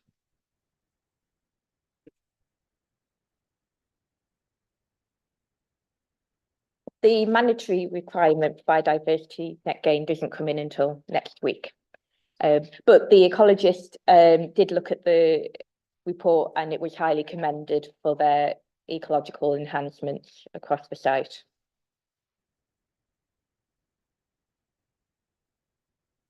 Okay, I think safe to move us into debate. So again, if I just invite people to give their views on where they think they are with the application, and not looking for any proposals at this stage, but any points of contention or anything that people are wanting to weigh up and consider. Councillor Eyre? I was going to go, I'll say something, I think. I had the misfortune, I would say in many ways, of visiting the Limetrees site many years ago on an NHS visit with volunteers looking at the provision that was there. And the very last question that was asked of all the volunteers that went inspecting the Limetrees facility was, what would you say if you were leaving one of your loved ones on this facility? And every single person that was there said, I would not leave my family member in this particular building. It was a horrible building. It really was a disservice to the city. I think one of my abiding memories, the disabled lift was used as a storage facility with a giant carry-on, which they had nowhere else they could put it. So the question, we said, oh, it's just there temporarily. And it was like, well, there's nowhere else it fits. So it clearly does live permanently in the lift. So I think the steps we've made to move from that Limetrees facility to the new facility we've got has been a huge step forward.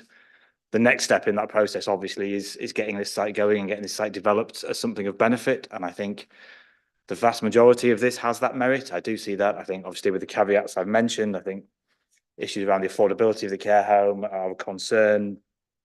Some of the issues around the playing pitch provisions could have been a little bit stronger about how we do that. I have a few little concerns, but overall, I do think the cumulative effect is to demonstrate those very special circumstances. And I think everyone is going to expect me to say it.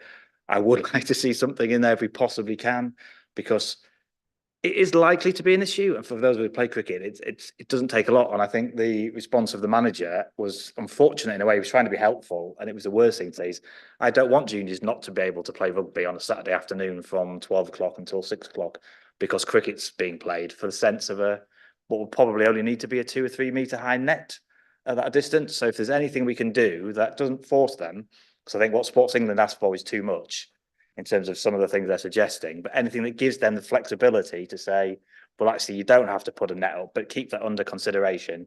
And if you do need to have a net, you have some sort of tacit permission to do that, would be, I think, beneficial and allow better use of all the facilities. Thank you. I'll just agree with you on that last point. I think flexibility is the key thing. I don't think we want to mandate the sports club to have to do anything, but if we can find a way of enabling them not to have to come back to us if they subsequently find that they need something. I don't know whether that's possible within the informative or a tweak of wording, but if you can be thinking about that whilst other people are making contributions, that would be helpful.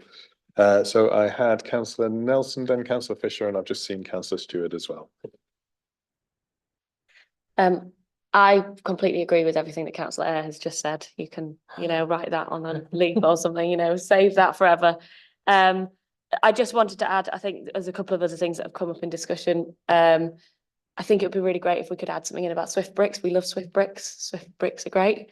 If that could go into an informative around that would be great. And I think, my feeling on the way that the kind of preservation of those ridges and furrows is, I'm wondering whether there's something we could put within a condition that, again, gives that some of that flexibility, but that is kind of asking for, for retention of as much as is practically possible while using that land in the way that the sports club, need to. And as we've heard, the sports club are open to that. I'm just wondering if there's anything we can put in there about retention of areas around sports pitches or something like that. I'm just going to invite Lindsay to just comment on.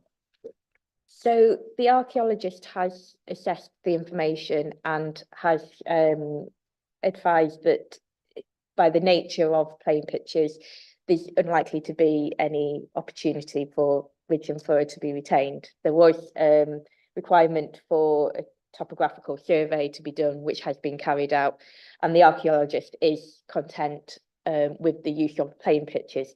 But I just wanted to draw your attention to the information in the drainage section, which just talks a little bit more, sorry, I'll find it, about because the playing pitches are for training, or they're not to be at a standard like the first team rugby pitch or anything else like that. There's not going to be much raising of the land, so potentially there will be some elements of the ridge and furrow to be retained, but the archaeologist has agreed with that and has suggested that condition 13 it can be removed because we have the archaeological evaluation on that. So in terms of anything further forward, I'm not sure it would be reasonable to do that. Okay, Councillor Fisher was next. Thank you, Chair. This is a greenbelt site. We shouldn't lose sight of that. So it is by definition an appropriate development in the greenbelt. What we have to do is to look at the harms of the greenbelt and how much that is outweighed by the very special circumstances here. First of all, it is a reuse of an existing site in large part. That is something that I think counts in its favour. But I would also say it's a vast increase on the original size of it in terms of its massing. And it's a question of whether that actually is outweighed by the need for a new care home. My view is that it is, because we need residential care desperately in this city. There is a desperate shortage of it. And I cannot see past that particular thing. I think it's been designed extremely well. I think the elevations and designs are much better than others I've seen. There's one in Strensall that's being built at the moment, which is going up And this one beats into a cocked hat in terms of the design. It's also extremely environmental. We've seen there's a 70.6% reduction in CO2 emissions by the use of photovoltaics and heat pumps. So it's quite an environmentally friendly building as well, which I like. Clearly, there are some detriments that we're losing the ridge and furrow, but at the same time, we are gaining sports facilities. And those sports facilities are desperately needed because getting young people to have active sport safely is critical because it's good for health, it's good for social interaction, and there are so many things you can say. I'm also delighted that it will reduce the use of the outfield on the second team pitch because, as I say, that has been having played there a few times, it has been an element of problematic element for playing good cricket on there. It's not safe, especially when you've got younger players who trip on ruts and put their feet in footholes where some rugby players dug his knee into the ground or whatever. So that is a massive advantage for the cricket team, cricket pitch in terms of safety. I'm not too concerned by the ball strike, but I think we should leave. I mean, now I've retired from bowling, I don't suppose there's, many batsmen will have an opportunity to hit the ball as far as they hit it off me. But I don't think many people on that pitch are going to not hit the ball 68 metres. I think it would be suitable to give them discretion to put up some fencing, some netting. I don't think it needs to be substantial. It could just be a few posts with, netting up to a height of 2-3 metres, and that would protect those pitches and enable the juniors to play on there and practice their rugby. So overall, I'm in favour of it. I think there are maybe issues about the number of staff who will have to use cars because of the distance from the city centre and the irregularity of the bus service at certain times. But overall, I think I'm in favour of this. Okay, thank you. Councillor Stewart was next. Thank you, Chair. Yeah, I mean, I very much agree with Councillor Fisher. I think it's a positive development. I think, obviously we had to pay due regard to the Greenbelt aspect. It doesn't really deliver the Greenbelt aims in the way we think of it, but there is an aspect there, and obviously the fact the building's going to be a lot bigger is significant. I think if it was a hotel and the hotel was giving some sports pitches, then I think we'd come down on the balance if it's not appropriate. But I think a care home, which we do need, is for me, a very worthwhile use, and it looks a good site to me, and I think it all stacks up. I think things about the trees have been answered. I think we spent a lot of time on the 68 metres strike. I don't have any great stories about playing cricket. I never played cricket. Well, the one time I played for the school, I was due to bat at number 11, didn't bowl, the ball came through once on the boundary and it went through my legs, but that's not directly relevant to the planning application, arguably. But in terms of watching cricket, I would view the ball strike as something that it could potentially happen, and it is a risk. We don't want it to happen, and therefore it's about having what I regard as a very well run sports club. Taking the appropriate measures of netting or fencing, and I think they would. I'm sure they would. So I'm very much minded to support, because I think it is a positive development, all considered. Okay, any more for any more? Not seeing further hands. I'm going to just agree with most of the points that have been made by most of the speakers. I won't add to them other than just to acknowledge I do still have a concern about the lack of blue badge parking on site. I think that will potentially be something that needs to be revisited, and note that the agent did say that there was the possibility of revisiting that if it became an issue. I also think we can't really control the off-site parking within the planning process in this particular application, and I do take the point of the sports club about that actually a sort of a spreading out of when people are needing to use the facilities might alleviate some of the issues, but unfortunately I think it ultimately comes to looking at possible parking restrictions or res park or some of those sort of things to control the off-site parking if that becomes such a significant problem that's what's needed, and that's obviously a different process than anything to do with planning, and for me it doesn't outweigh the positives that have all been spoken about. So I think I'm broadly where most of the committee sounds as though they are in terms of this application. I've just seen Councillor Stewart's hand go up, so I'll just invite you back. Yeah, thanks, Jake. I just wanted to comment on disabled parking, because obviously we considered an application at length at Foss Highlands Road for student accommodation, and I was one of the ones that was very concerned about the lack of disabled parking there, and I think that did matter a lot more for me, because I think the applicant would have an amount of disabled spaces, and if it wasn't enough, then disabled people would have to wait and linger around, and they wouldn't be particularly bothered. Here, obviously, the applicant talks about other similar facilities where they've found this is enough, and I am sure if there's any issue whatsoever, they'd soon pick it up and put more disabled spaces in. So I think on that one, it wouldn't concern me at all, because that would be, you know, for me, they know how to run this sort of building. If there's a need for one extra space or two extra spaces, they would. In a way, I think we have to condition other people. I don't think we would a care home, so I'd be relaxed about that. Thank you. Yeah, I would hope that that would be the case. I think it's just if it becomes a competition between staff parking and visitor parking versus visitor disabled parking, those sort of things. But as I say, I think we've had enough of an assurance that it will be considered if needed. So that's for me okay. Councillor Nelson, do you have a? Just one question, and I think the answer will be no, but I think I need to ask the question. I did also kind of think about similar concerns to the Councillor Eyre in terms of we do have a lot of very, very expensive residential care places within the city. My husband always says a grand piano in the lobby doesn't affect the quality of the care, but it does affect the quality of the price.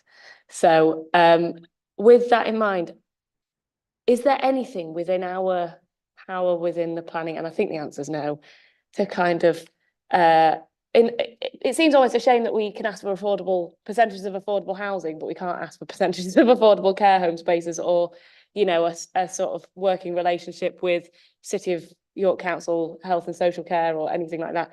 There's nothing that we can do, is there, within that?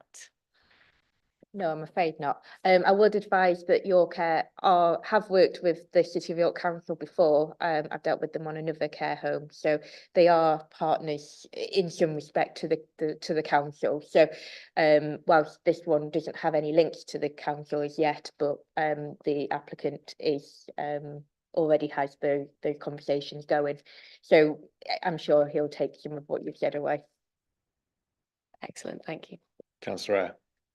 I think on that point, it's just a plea to you as officers in terms of being, because I don't think there is anything in this particular report, but where the very special circumstances rely on a need for something, the affordability of that is part of that need. And if there is no need for highly expensive, then that isn't very special circumstances. So I don't think there's anything we can do today, but as that comes through, perhaps speak with adult social care and whether see if we can get any more information about as much as we can into reports going forward, if that's possible, with council resources as they are.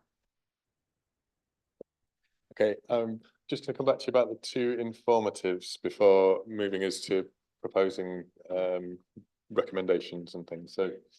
So we thought about the ball strike, and in terms of the mitigation, we've clearly got the information that says it's not needed, but I take what you're saying.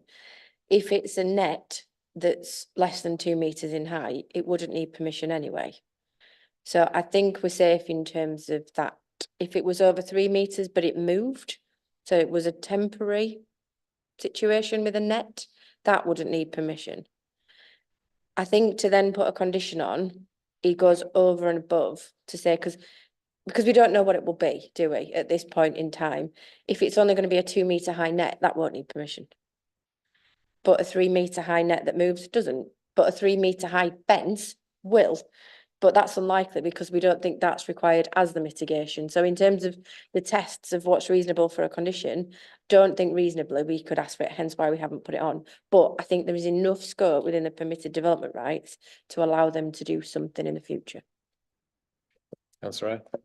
Very briefly, just to say, if 2 meters is okay, I would be happy, because without getting into technical, but we're talking about trajectory. So to be crossing the boundary at 2 meters, the ball would have to be traveling 90 to 100 to be getting that far. So even if someone hit it 70 to 80, it would be on its way back down again by the time it got. So it'd be unlikely to clear 2 meters at 60, 70 meters. They do bounce. but I think that that's sufficient is what we're saying, isn't it? Yeah. And on the informative around Swift bricks and possibly, did we want something around barn owls, or are we just happy to say protected species in general terms? think, you know, anything to do with putting up bird boxes, they don't cost a fortune. I've put dozens of them up in the past with volunteers. They don't cost a lot and they really can make a difference. So if they could provide a barn owl box somewhere on, preferably on one of the trees, you know, if there is a mature tree that could have a barn owl box, it may not get occupied, but it might. You know, I'd be happy to put that informative in, you know, that they consider this, talk to the ecologists and look at whether that could provide a biodiversity improvement. Okay, I think officers are indicating that we can find a form of wording that encapsulates that within an informative. So with those in mind, I'm looking then to test the officer recommendation, which is to approve. So looking for a proposer for that. I can see Councillor Whitcroft. Yeah, I'll bat first. Thanks, Chair. Formally moved. How long have you been saving that one for? And seconder, Councillor Fisher. So is that a question or a comment, Councillor Millie? I was just going to add that I think there's a couple of conditions that need more text to them, conditions 4 and 28. Okay. I think we need to approve subject to those conditions being fleshed out. Could you just? I think it was 4, which just says dilapidation survey. And I think it was 28. 28 just says car and cycle parking laid out. That's because they're standard conditions and they don't pull through in full, but they will do when we do the decision notice. Either way, we'll delegate final wording to myself. That's what usually happens. Okay, we're all happy. So Becky, could you just summarise what's been proposed and seconded? So the application is recommended for approval following a referral to the Secretary of State, subject to the changes in the updated report and the informative that was proposed by Councillor Fisher. Okay, so if I can see all those in favour of that proposal, if you could show hands now. And anybody against? And any abstentions? Okay, so that is approved. Thank you. I'm going to suggest we take a 5-minute break now and come back at 20 past, but can we please make it sharp 20 past, please?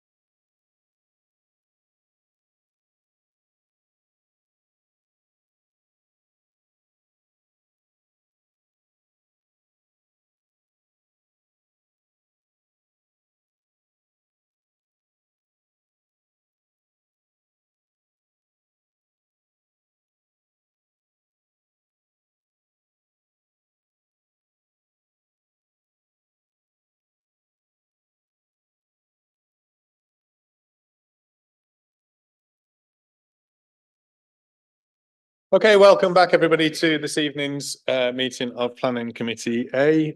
We are moving on to the final item on the plans list today, which is the application at York Central. It's the Reserve Matters application for layout, scale, appearance, landscaping and access for the creation of a new public realm with associated infrastructure and landscaping. I'm just going to note that Councillor Hollier has now left the committee, so the people that you see on camera are the people who will be here determining the application. And we're joined at the table by Louise Milnes, who is the Development Management Officer for this application. So if I could invite Becky, first of all, just to talk us through the plans. Thank you, Chair. Work. There we go. So this is the site location plan here. You can see the site outlined in red here. This is the National Railway Museum Station Hall. The coal drops here. This is the existing aerial photograph for the site. Just give me 2 seconds. I cannot make this work fully.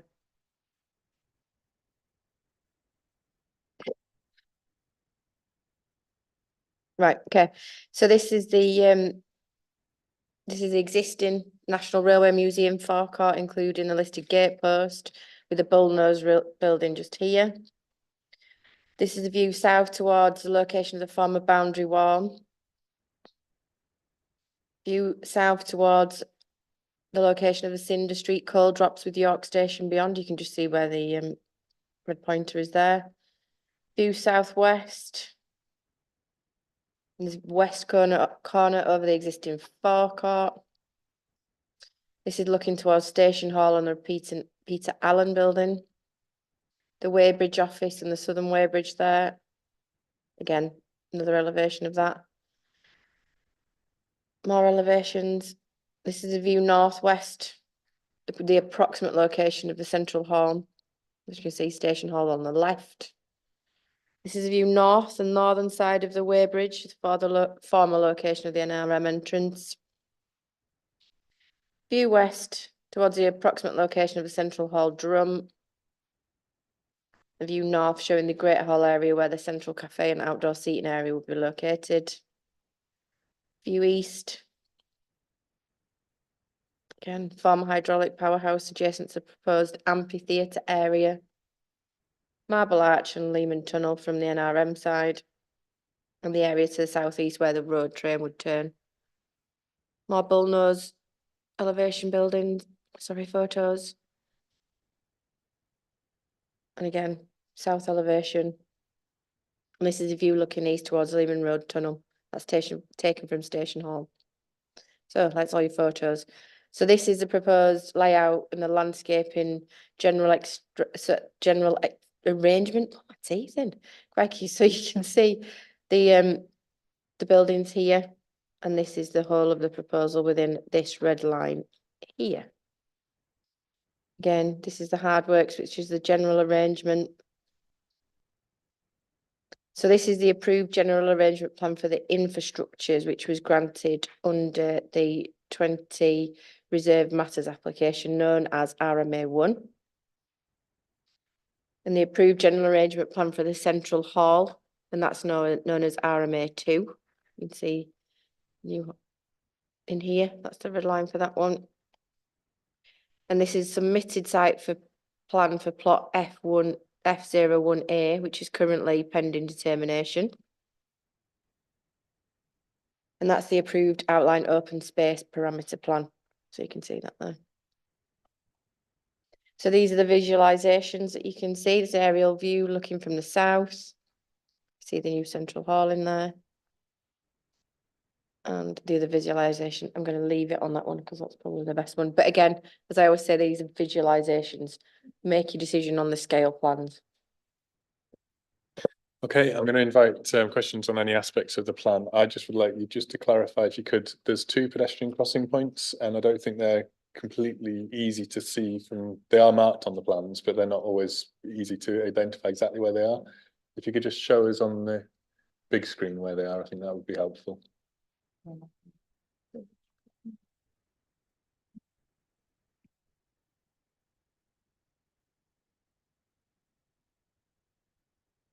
Going on, one there.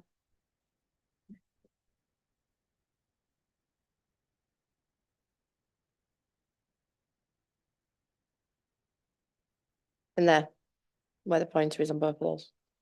Okay, thank you. So any questions on points of clarification on the plans at the minute? Councillor Melly. Where are the cycle lanes?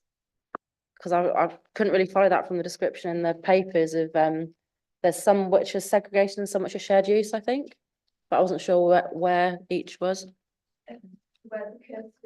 Hang on, stop. So where the cursor is there, that's the cycleway, which runs all the way down here. And then it veers off as well up Hudson Boulevard. So it's a two-way cycleway. Yeah.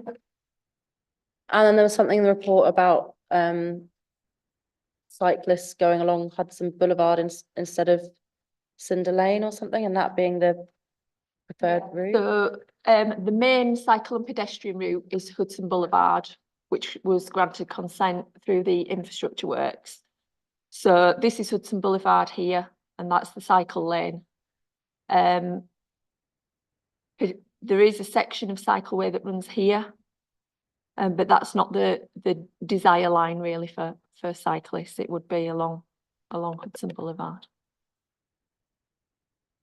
And sorry, I'm not clear how about that cycle lane, where it is in relation to other vehicle movements, buses and other vehicles.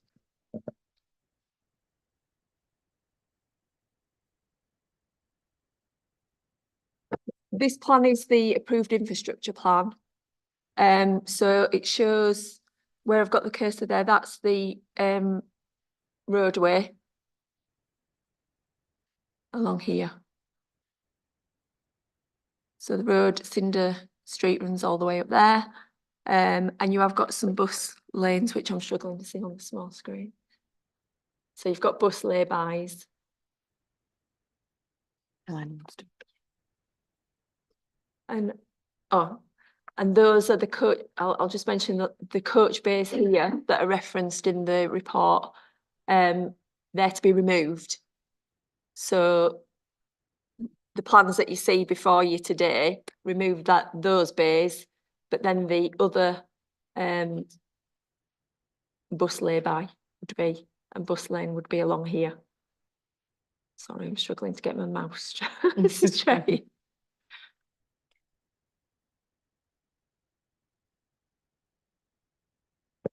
Okay, any further questions or points of clarity on the plans? No. In which case, if I could just ask for the updates on the report. So in terms of updates, we have an additional consultation response, which is from Design and Sustainability. This was because they didn't manage to comment on the revised plans that we received.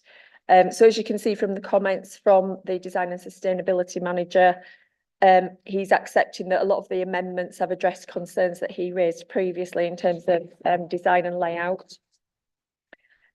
He has got a couple of remaining design comments. One was in relation to, he wasn't sure whether we have sufficiently decentivized pedestrians in the new amphitheatre space from heading into town through the Marble Arch cycle route. And secondly, whether the landscape treatment around the weighbridge he felt was a little odd. However, he didn't consider that sufficient to withhold support for the scheme overall. In addressing the comments in relation to decentivizing pedestrians from using the cycle lane, sorry, the applicant has advised that they could introduce a level change, but they did have concerns that could be a safety issue. However, they consider that the level of detail can be agreed at discharge of conditions stage. They also highlight that there is a wayfinding sign shown on the hard works plan that could be used to deter pedestrians from taking the route or redirecting them to the crossing.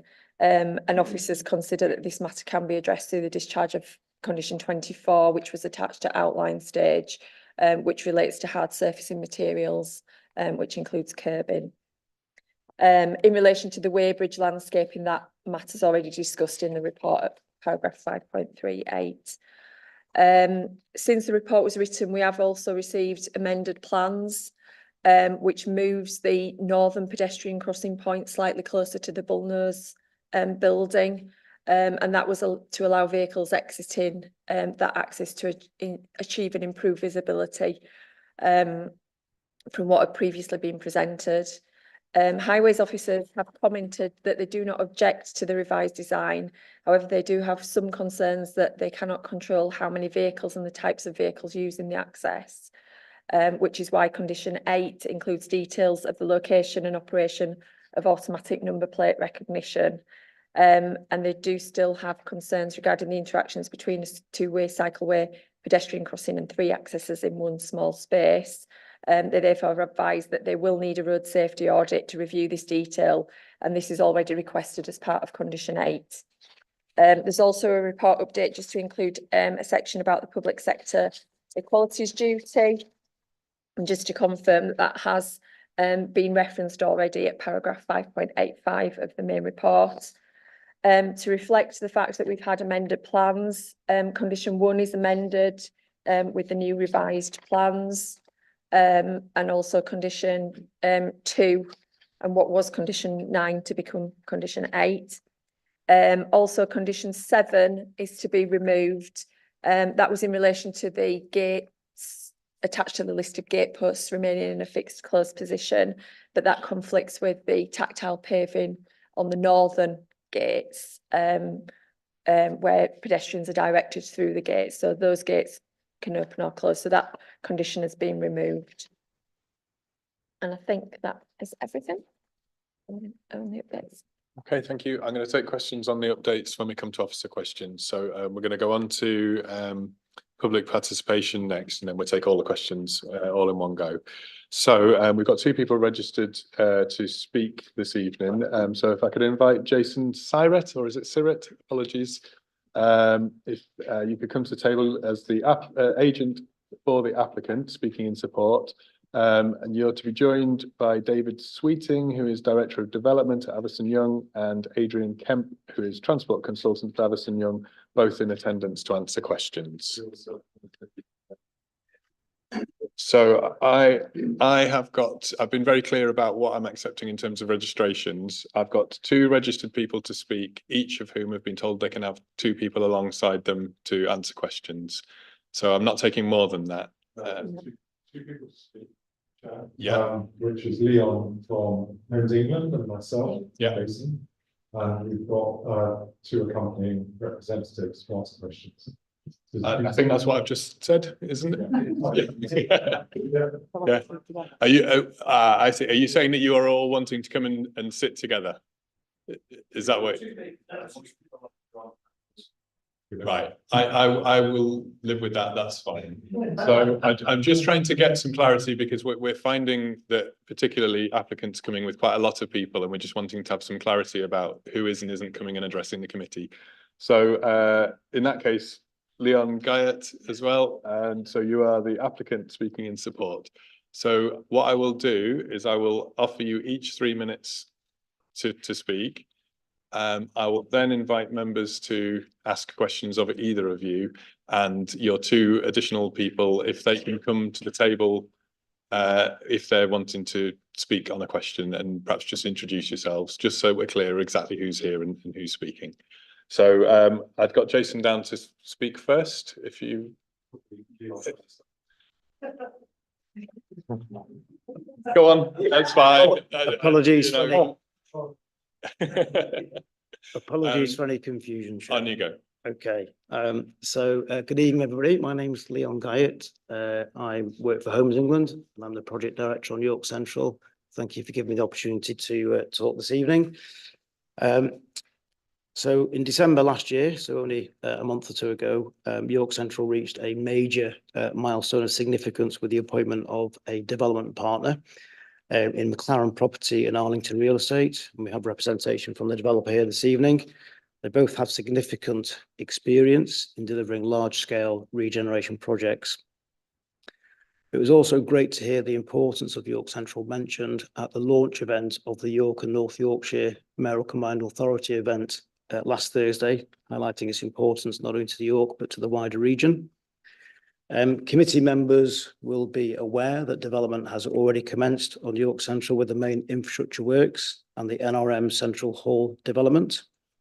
Museum Square represents a key piece of high quality public realm for the city, which will enhance future development of the site in general, but also the proposed government hub, the regeneration of the coal drops, as well as the aspirations of the developer partner who have very ambitious initial phases for the development. The delivery of the square is supported by the parties of York Central, including the developer partner. It will bring a vibrant public space to the local area that can be enjoyed by the people of York. So after many years of waiting, York Central is very much now in delivery mode. And we're looking forward to continuing the journey, collaborating with key stakeholders, the people of York and the development partner, McLaren Property and Arlington Real Estate. Thank you. Okay, thank you. And Mr. Sirett. Thank you and good evening. I'm Jason Sirett. I'm an architect and I've been the master plan and design lead on York Central. I've been working on the project now for 7 years with your team here. Much has been debated and spoken about York Central in this period, and that has been so important to making it a success.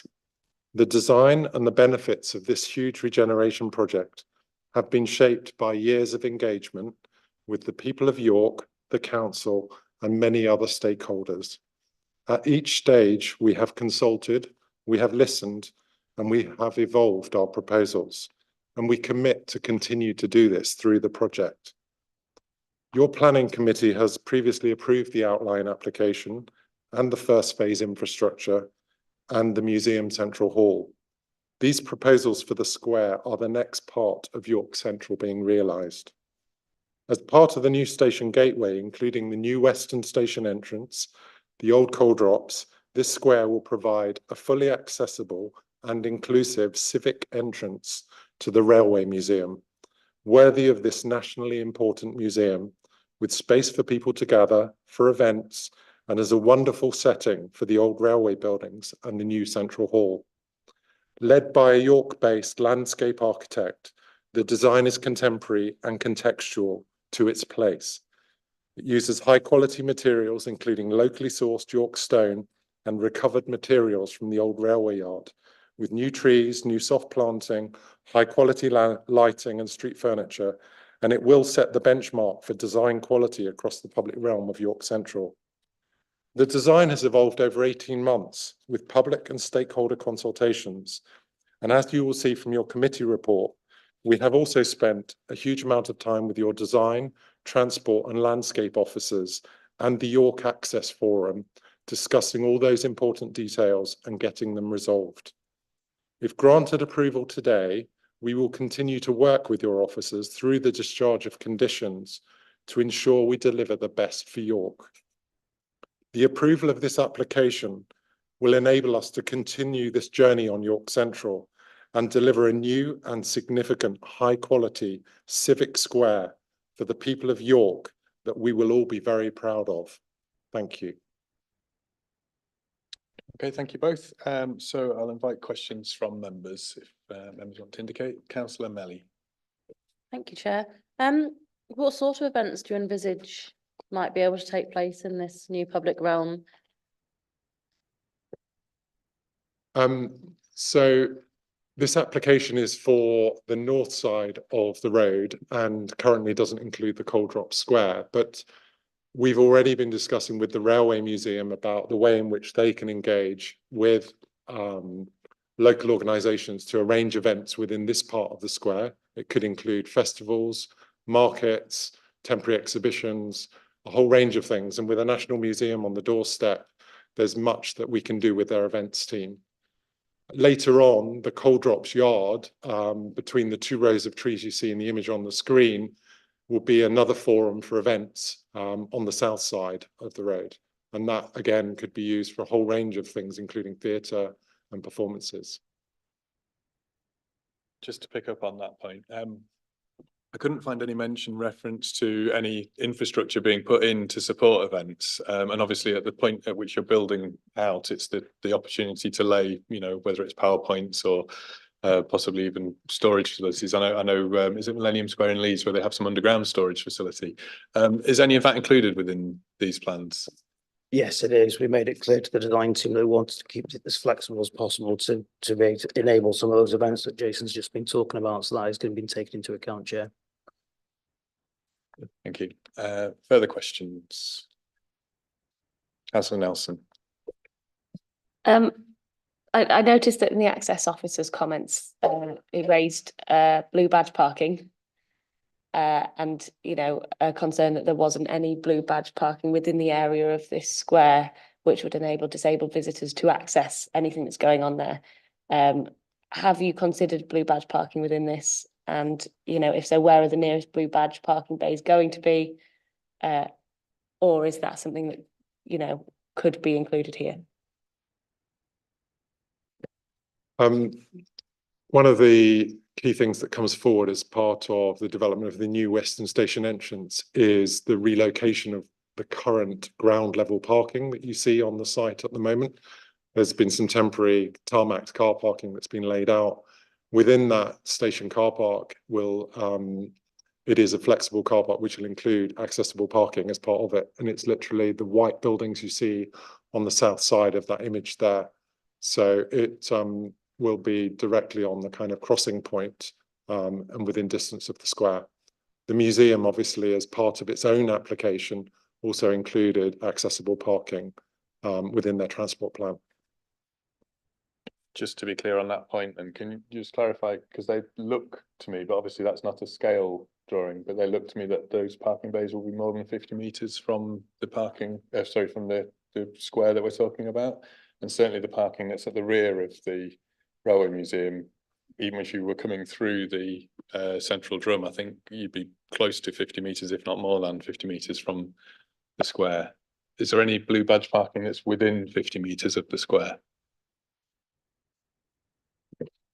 I haven't got the dimensions to hand, but certainly, I mean, we see the square as the whole space that you see on the screen here, including the coal drops in the future.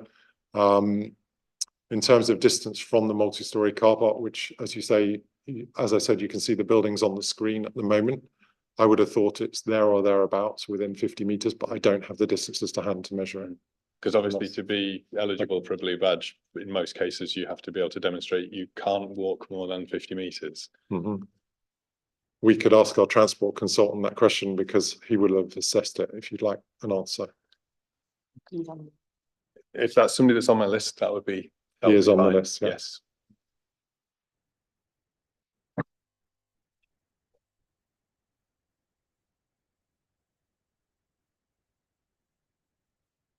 Edwin Kemp, WSP. As part of this is one of the many reserve matters applications, and the previous reserve matters application looked at Station Hall, whereby additional blue badge parking was proposed just to the rear of the screen, which is in 50 metres of the proposed square. Sorry, just repeat that again. It was so there is additional blue badge parking, which is just off screen to the north, which is proposed as part of the Station Hall redevelopment.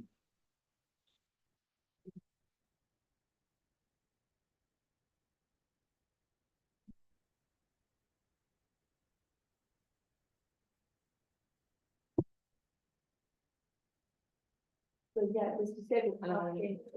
Sorry, disabled parking is along here at the back of Central Hall. There's various disabled parking bays along that stretch. And they're within 50 metres. In addition to this as well, if you go back to sorry, can I just be clear on that point? Because it is, I do think it's quite crucial. Those bays that are at the rear of the Railway Museum, are they within 50 metres of the front part of the square? I appreciate the square itself may be more than 50 metres. Not of the front part of the square. Sorry? Not of the front part of the square. I'm sorry, by front part, I mean when you've walked through the Central Hall, assuming that the museum is open, you've come through the Central Hall, are you then 50 metres from the edge of the square to your parking bays? No, the one that the blue badge parking's to the north is beyond 50 metres. But if you go back to the infrastructure RMA, which is an earlier drawing, if you look at that drawing there, in the central section, there is blue badge parking proposed within that turning area. So you've got the loop, yeah, within there. Okay, but again, that's more than 50 metres away. Not when the coal drops is developed. So, okay.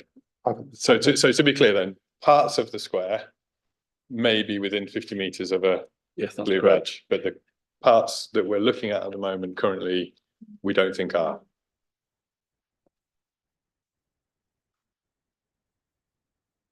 From that point there, Jason. Could I possibly request maybe some pointing at plans might help us with this from our transport? I think we're trying to point with the pointer on the screen, but I appreciate. I'm happy to demonstrate 50 metres on the screen from each of the parking locations, if that would help. I think that would be helpful if you could. Thank you. That's what you.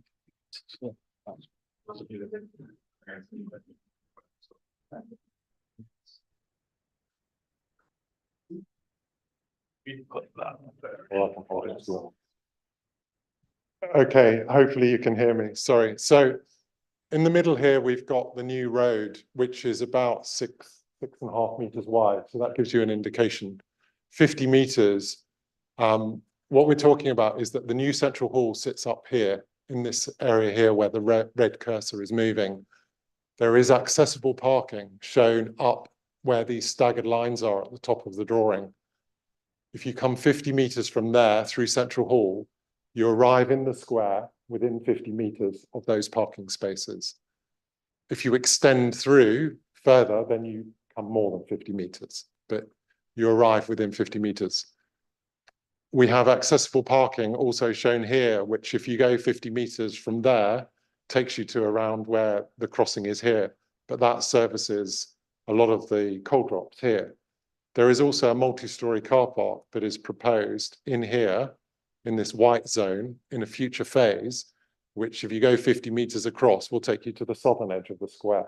So there is possibly a zone within the middle of the square that is beyond 50 metres, but there are a number of sources of disabled parking within the plan that will take you to areas within the square. In the same way, I'm sure there are playing fields within York where areas of the fields are more than 50 metres away. But, you know, we have to work with the fact that we're delivering a significant large open space here and we can't put accessible parking within 50 metres of all of it. I hope that's clear. That's very helpful. Thank you very much. Whilst you're there with your pointer and whilst that view is up, which could be quite useful, the next question that follows from the 50 metres is the seating and rest points that there might be available, which would enable somebody who has some form of limited mobility, but perhaps can walk and then rest and then walk and then rest. So taking your point that the centre of the square may not be accessible, whereabouts are the rest points that people could perhaps... Okay, I'll use the pointer again for clarity. So at the bottom of the drawing where I'm pointing with the red cursor here is the pedestrian crossing from the new Western Station entrance, which is located here. As you cross into the square, we've got 3 benches shown here. So immediately there's a sort of stopping point and a resting point there. As we then come up into the square here, we've got a row of benches running all the way along this green planter with the trees there. So there are resting points here.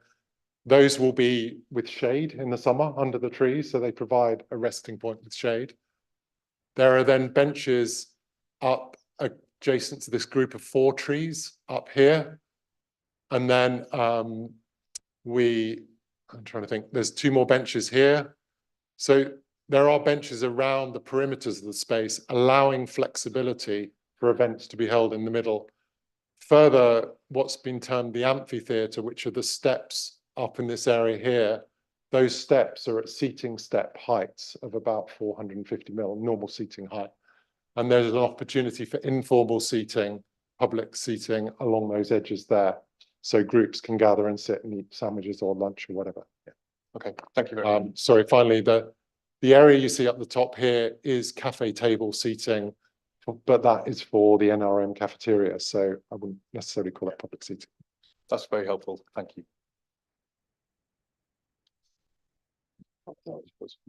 Councillor, just to add a little bit more to that, there were 31 benches. Could you just give us your name just before? Oh, sorry, David Sweeting, planning consultant, David Young. There were 31 benches proposed across the application site, and there were a maximum of 27 metres between. So that sort of gives you an idea of sort of distance and numbers. Yeah, no, that's helpful. Thank you. So looking for further questions, Councillor Melly. Can I just clarify with those benches, are they designed to be age friendly without being hostile architecture? Yeah, they're designed predominantly to have backrest, variety of height, inclusivity. So there's a variety of ones, and the detail of that will come out in the discharge condition, but it's all set out within the Equalities Impact Assessment and the design access statement. Okay, looking for further questions. I have one if nobody else does. In which case, I just wanted to pick up, you mentioned that you'd had some consultation with the York Access Forum, but I think they've raised some similar questions than the highways officers have raised, which are around the sort of interactions between the cycle routes, the pedestrian routes. I think it's particular concern for people with sight loss, and just how those different spaces and zones are demarcated and whether or not they're appropriately demarcated. Could you just give us a flavour of the conversations that have been had and what thoughts and considerations you put into the plans? Yeah, so since the original RMA 1, the infrastructure application, where a large element of the square was identified as shared space, we've listened to the views of the Access Forum and officers, and aligned this with the latest guidance in cycle and pedestrian infrastructure. And therefore, the shared space that was previously proposed as part of that application has now been delineated. So there's a delineated route that comes down through Hudson Boulevard, which is the main cycle and pedestrian route. It comes through the square and through the circular feature that you can see on screen, and I can come up on and use the pointer to identify that. The segregated cycle facility then runs along Cinder Street. It runs from the termination of the bus lane. So if cyclists do wish to use the main highway and use the benefit of the bus lane, they move off the highway at the southern point of the drawing, move on to a shared cycle facility and the provision of a pedestrian crossing that has parallel facilities so that cyclists and pedestrians are segregated at that crossing facility. So it removes any conflict between the various users. The cycle facility then runs along adjacent Cinder Street, again as a segregated facility with delineation and with physical segregation provided by upstand curbs. Where it gets to a point further north in the vicinity of the Bullnose building, well, there will be drop curbs to allow access to Museum Square, which is infrequent access, and access for emergency vehicles and network rail track access only from the former stub of Leeman Road. We've considered the content of a lot of guidance and considered this basically and consider the functionality and the purpose of place. And the delineation is provided by material and colour change rather than a level differentiation, which we think in a square where you just don't have linear routes, where you're promoting social activity, could actually provide or introduce further risk to users of that environment. To sort of add to that and sort of reiterate where we've taken on board the York Access Forum's comments. So if you just go to the hard works plan, please, Becky. Actually, it doesn't show on that. The zebra crossing across the cycle route, actually on the other plan, it actually showed it better. But you've got a zebra crossing now across the cycle route. So if we introduce that, but yes, following conversations from York Access Forum. Adrian mentioned about the contrast in colour and textiles or texture. And then also on the hardworks plan, you've got the green line that sort of runs from the southern crossing to the central hall entrance. That was a change that we made on the back of York Access Forum, so a tactile route. And another one was signage to show cyclists you're moving into a shared space effectively. So to try and control that sort of cyclists going through that area. Okay, thank you. That's very helpful. Councillor, can I just add to those points? Yeah. Just to ensure the safety, where there's interaction between cyclists and pedestrians as you come on the diagonal link from Hudson Boulevard to the cycle facility adjacent Cinder Street. They've introduced bollards, which will have a slowing effect on cyclists as they approach that central pedestrian crossing. And if you're a cyclist on the main Cinder Street, off-street segregated facility, you'll be encountering pedestrian crossings. There's a right or left-hand bend you negotiate. So cyclists will be slowed as they approach that crossing point.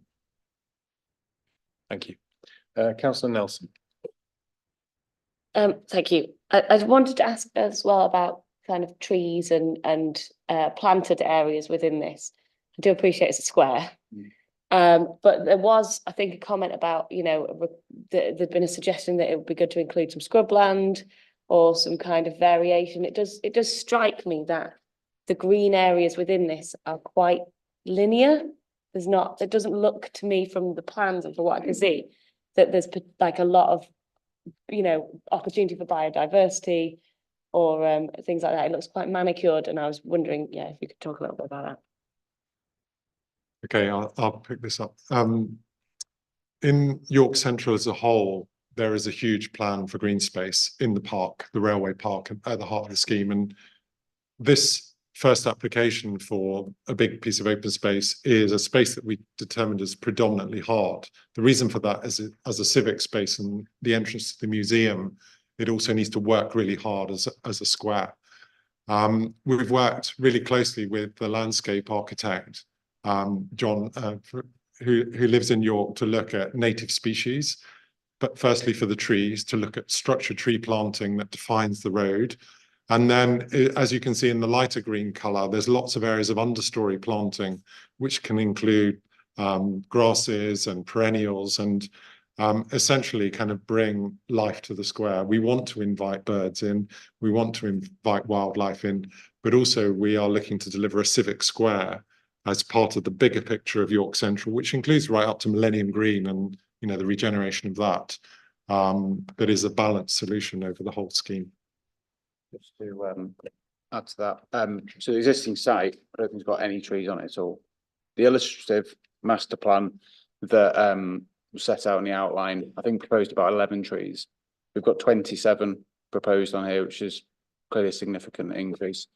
We're sort of restricted in certain areas to where they are because there's an attenuation tank required, there's listed buildings, there's service requirements, it's cycle route, so all these things taken on board, and 27 is a significant number, I think, for the purpose of what the use of this area will be. Thank you. And I suppose on that, with attracting kind of birds and things to live in the area, I know there's going to be a big park, but has consideration of things like bird boxes that we like to mention, or you know, have we got some of that incorporated into the built environment? There's a requirement from the outline to submit a biodiversity enhancement management plan, and within that, bees, bats, and insect hotels. So there is proposals for that within the square application, location to be confirmed, taking on board issues around sort of lighting. But yeah, there is proposals for that, and there's a condition on the RMA that requires that detail to be. Thank you. Just to add on that, if I can, obviously we're not doing any built structures as part of this application, but I'm a fan of Swift boxes as well, and I know our developer is, so that's something that we would look to incorporate as some of the development moving forward. Okay, Councillor Merritt. Yeah, can I ask about the southern crossing? The papers refer to the potential eventual link to the the cycle pedestrian bridge into Wilton Rise at the west side of the site. Can I understand the routing and how this southern crossing is going to work in relation to that, please?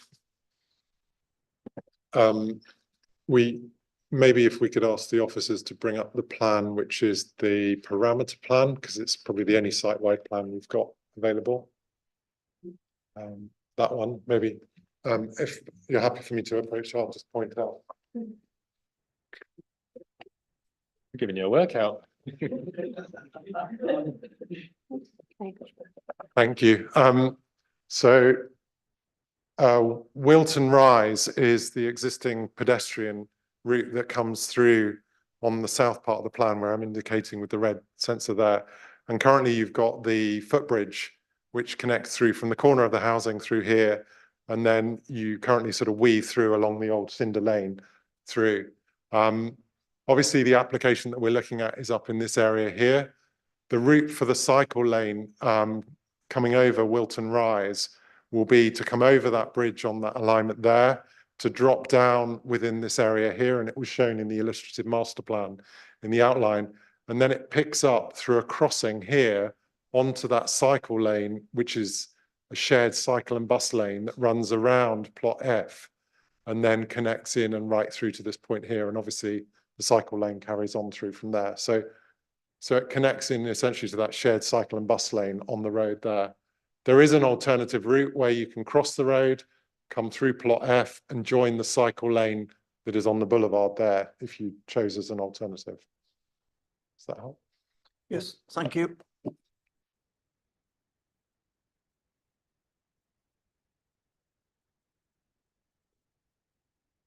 Okay, are there further questions from members? I have one final one. I always have one final one. I was a bit disappointed just to see page 204, paragraph, where is it, 5.26, and it's the playfulness of the space. And I'm a real big fan of spaces that can be enjoyed by people of all ages. It's not just children that are playful, adults can be really playful. And I think the birdcage swing at King's Cross is a brilliant example. If anybody hasn't seen it, it's a sort of an art installation which has got a swing where the bird would sit, and it's just great. And it's a really good way of kind of giving social interactions and playfulness and all the rest of it. Gives a real identity to an otherwise reasonably sort of back out of the way place. And it would have seemed to me that this would be a perfect location for not a birdcage necessarily, but something that's perhaps riffs on the railway idea, you know, some form of interactive, playful space. And it sounds to me as though officers have pushed that notion and sort of suggested that there could have been opportunities that haven't been taken. Why have they not been taken? I note that it says that it could come later at the coal drop side, but I'm just a bit mindful. This is the application we have before us. How do we ensure that those sort of things couldn't always just be the add-on later, further down the line, until eventually we just don't have them? It's a fair comment. There is proposals for, I think, 2 locations for public art. So what that public art will look like, there could be a bit of sort of playfulness within that. So there is discussions with stakeholders, the NRM, about what could be within that public art. So there's an opportunity there. Arguably the amphitheatre area, that could be seen as a sort of informal fun play area to an extent. There is other areas within the square also could be used for informal play to an extent. But like you said, there is the coal drops, there is the central part, there is other parts of York Central. I agree, you don't want to keep passing on to other elements, but within this square, in this application, there is opportunities for that informal play through public art or the amphitheatre. Thank you. Sorry, just to add to that, I've been involved with the King's Cross for 24 years now. It's been half of my life, to be honest. The public art strategy there was developer partner led. It was about playfulness, about inclusivity for all.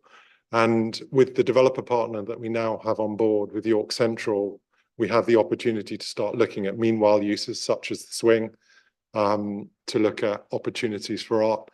I'd also like to say that we do have the National Railway Museum on our door with their new Wonder Lab and an absolute desire to engage children in play and learning.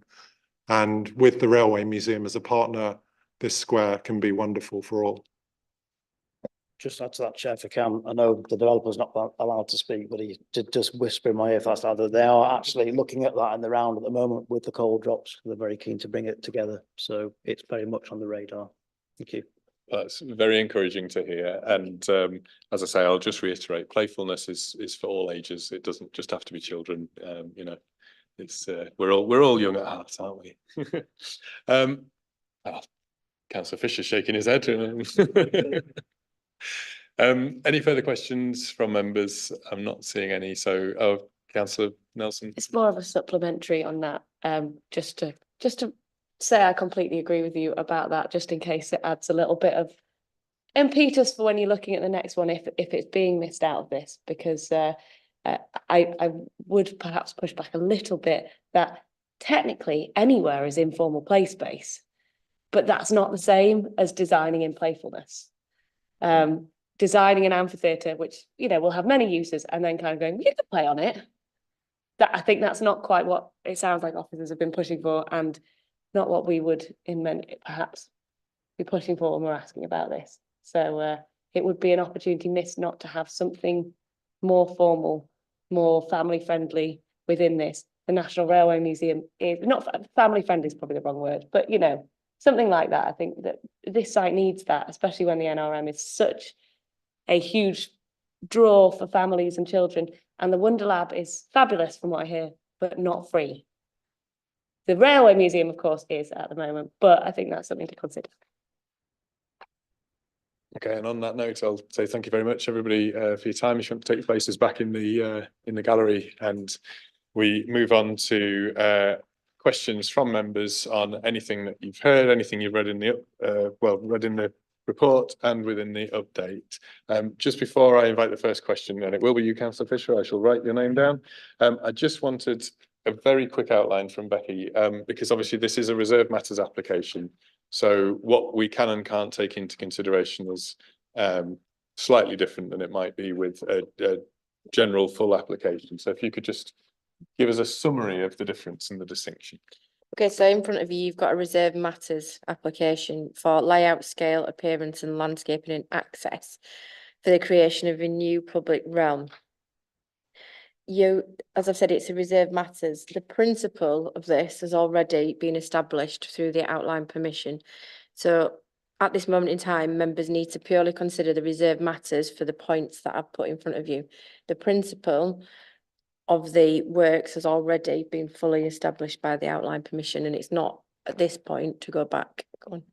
Yeah, go on. We also have to bear in mind as well with the application that it sits within design parameters that were set out at outline stage. So you'll note throughout the report, it refers to the outline design guide, which is quite a lengthy document in itself, which sets out the vision for York Central and key design aspects that we expect each reserve matters application to bring forward. So each part of my report considers what the design guide says and whether this is actually delivering on that or not. So it's just helpful. Yeah, thank you. That's helpful from both of you. So, Councillor Fisher, I saw your hand first, but again, members, if you want to indicate. Thank you. I've got two questions. One of them slightly frivolous, the other a bit more serious. The frivolous one, I'm a very old, untrendy person. Can somebody tell me what Ploncart is, please? Because I haven't got a clue. It's mentioned at 2 points in page 189, and I have no idea what it is. I think it's from our landscape architect, and I would assume it's just plonking art in various places across the site. I'm not sure beyond that. Great. Well, it appears I'm not the only person who didn't know what it was, because I googled it and couldn't find it either. I'm the same as you, Councillor Fisher. I hate to admit that I also didn't know. I kind of made the assumption similar to yourself. It was temporary, but yeah. The second one is a bit more serious. We've heard today that the blue batch parking is not within 50 metres of all parts of the site. Are we completely satisfied that the presence of rest areas seating fully meets the Equalities Act and enables this to be fully accessible to people with disabilities. We have considered the position of seating, and that's noted within the report. As was pointed out by the applicant, there is quite a number of areas for seating for people to stop and rest throughout the site. So we do feel that there is a sufficient amount of seating provision across the square itself. Thank you. Councillor Melly? Thanks, Chair. I just had a question about one of the additional consultation responses that we've had in the update in the meeting today, which refers to the tunnels. There's two tunnels. There's the Marble Arch, which is currently shared use pedestrian and cycle, and then there's the Leeman Road tunnel, which is a roadway with a pavement along the edge. So that's the current arrangements. What are the future arrangements going to be? So the future arrangement is that Marble Arch would be the pedestrian route, and the tunnel would be shuttle working, so it would be a one-way system for vehicles with a dedicated two-way cycleway. Yeah, so that's what I thought. So that's why I was confused by the comments that says, it's at the bottom of the page where it says, I'm still not sure if we have sufficiently disincentivized pedestrians in the new amphitheatre space from heading into town through the Marble Arch cycle route. That is how we want them to. Marble Arch is the pedestrian route, not a cycle Marble route. Arch is the pedestrian route. Leeman Road tunnel is okay. the cycle So route. when Yeah. pedestrians are in the amphitheatre area, they need to cross the road to go through the Marble Arch. They don't need to be disincentivized from going through the Marble Arch, as it says in the wrong additional terminology in terms of which tunnel is which. Marble Arch is definitely the pedestrian. Okay. So they would have to cross the road to go through. Yeah, thank you. That I was just a bit confused about that additional response, but that clarifies that. That's fine. So, sorry, I know you've already pointed out where the crossings are, but can you point out again where the crossing is in relation to the amphitheatre and that pedestrian route into the city centre?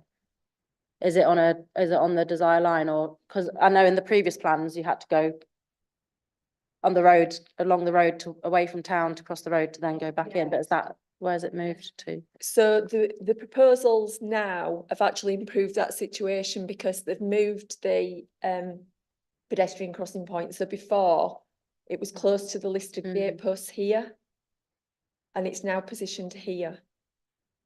So that still isn't on the desire line. It's still, if from that point, if we're expecting from looking at the design and people congregate, using this open space and congregating, if we're expecting the amphitheatre to be somewhere where people do congregate or spend time before going into town, they would be unlikely to use that crossing because it involves going away from town to use the crossing to then go. It does involve coming down here, I would agree, but given that the shuttle working and the other highway arrangements, lining, signing, traffic signals have to go in this space, it would be difficult, I would. So where are the new traffic signals? If traffic's waiting at a red light to be let through the tunnel, where is it waiting? Where's the kind of line that it'll be behind? The top button.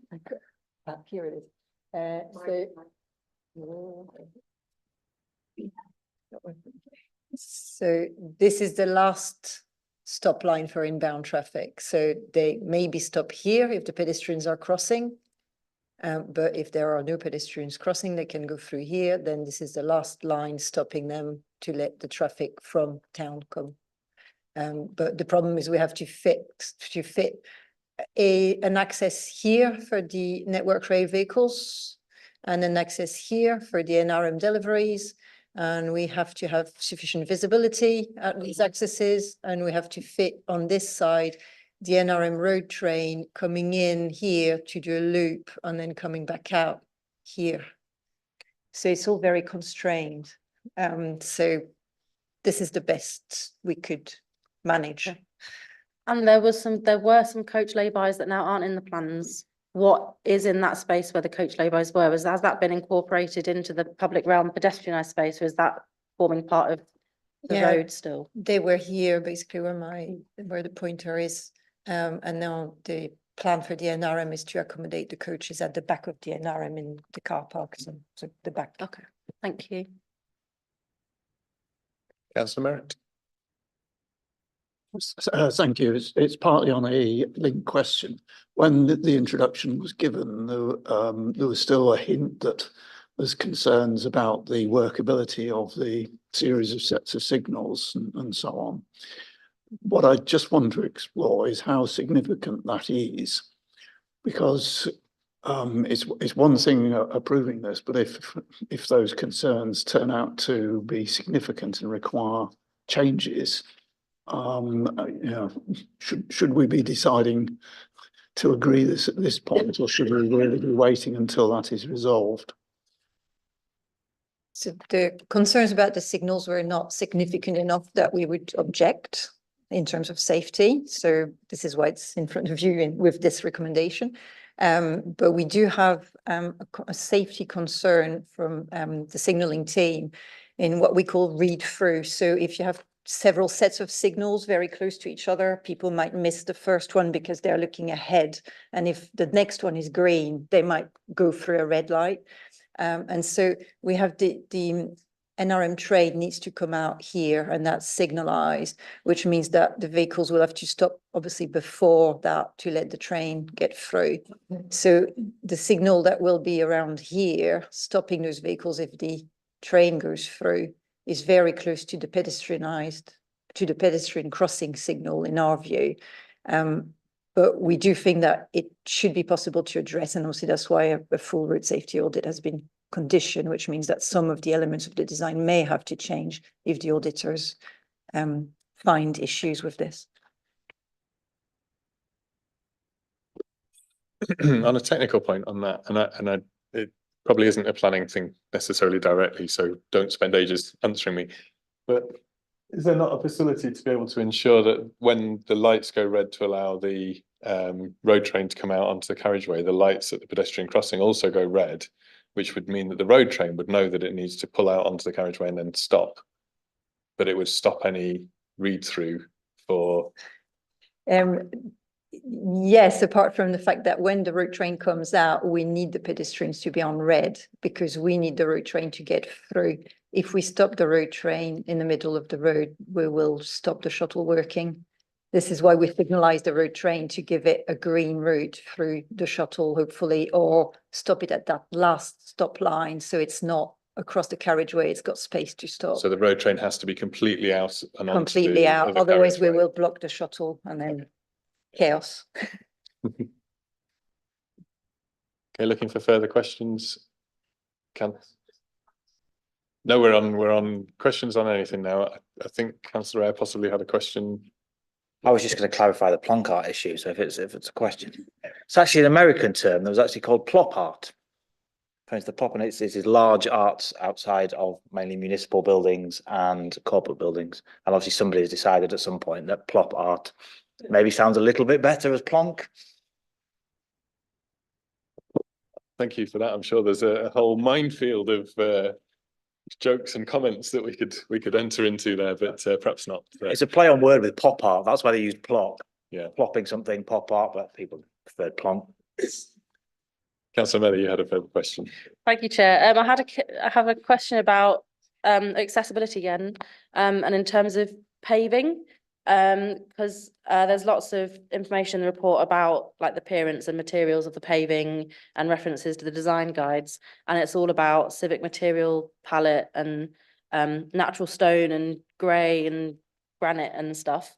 I couldn't see anything. Oh, and in presentations and stuff that I've gone to from the applicant, they've used pictures of tactile paving at the crossings, which fits with that kind of colour palette. So I was just wondering whether they will be required to, at the crossings where there's tactile paving, use colour contrast and the codings. You know, I'm not sure what sort of crossing it is, but pink or yellow or what? Yeah. Well, the signalised pedestrian crossing require red tactiles. This has been a discussion and it's ongoing and it's covered by condition. So we will continue to negotiate to make sure we get red tactiles, I think is the answer. Can we condition that if the committee decides that it is a requirement to make the development acceptable in terms of accessibility?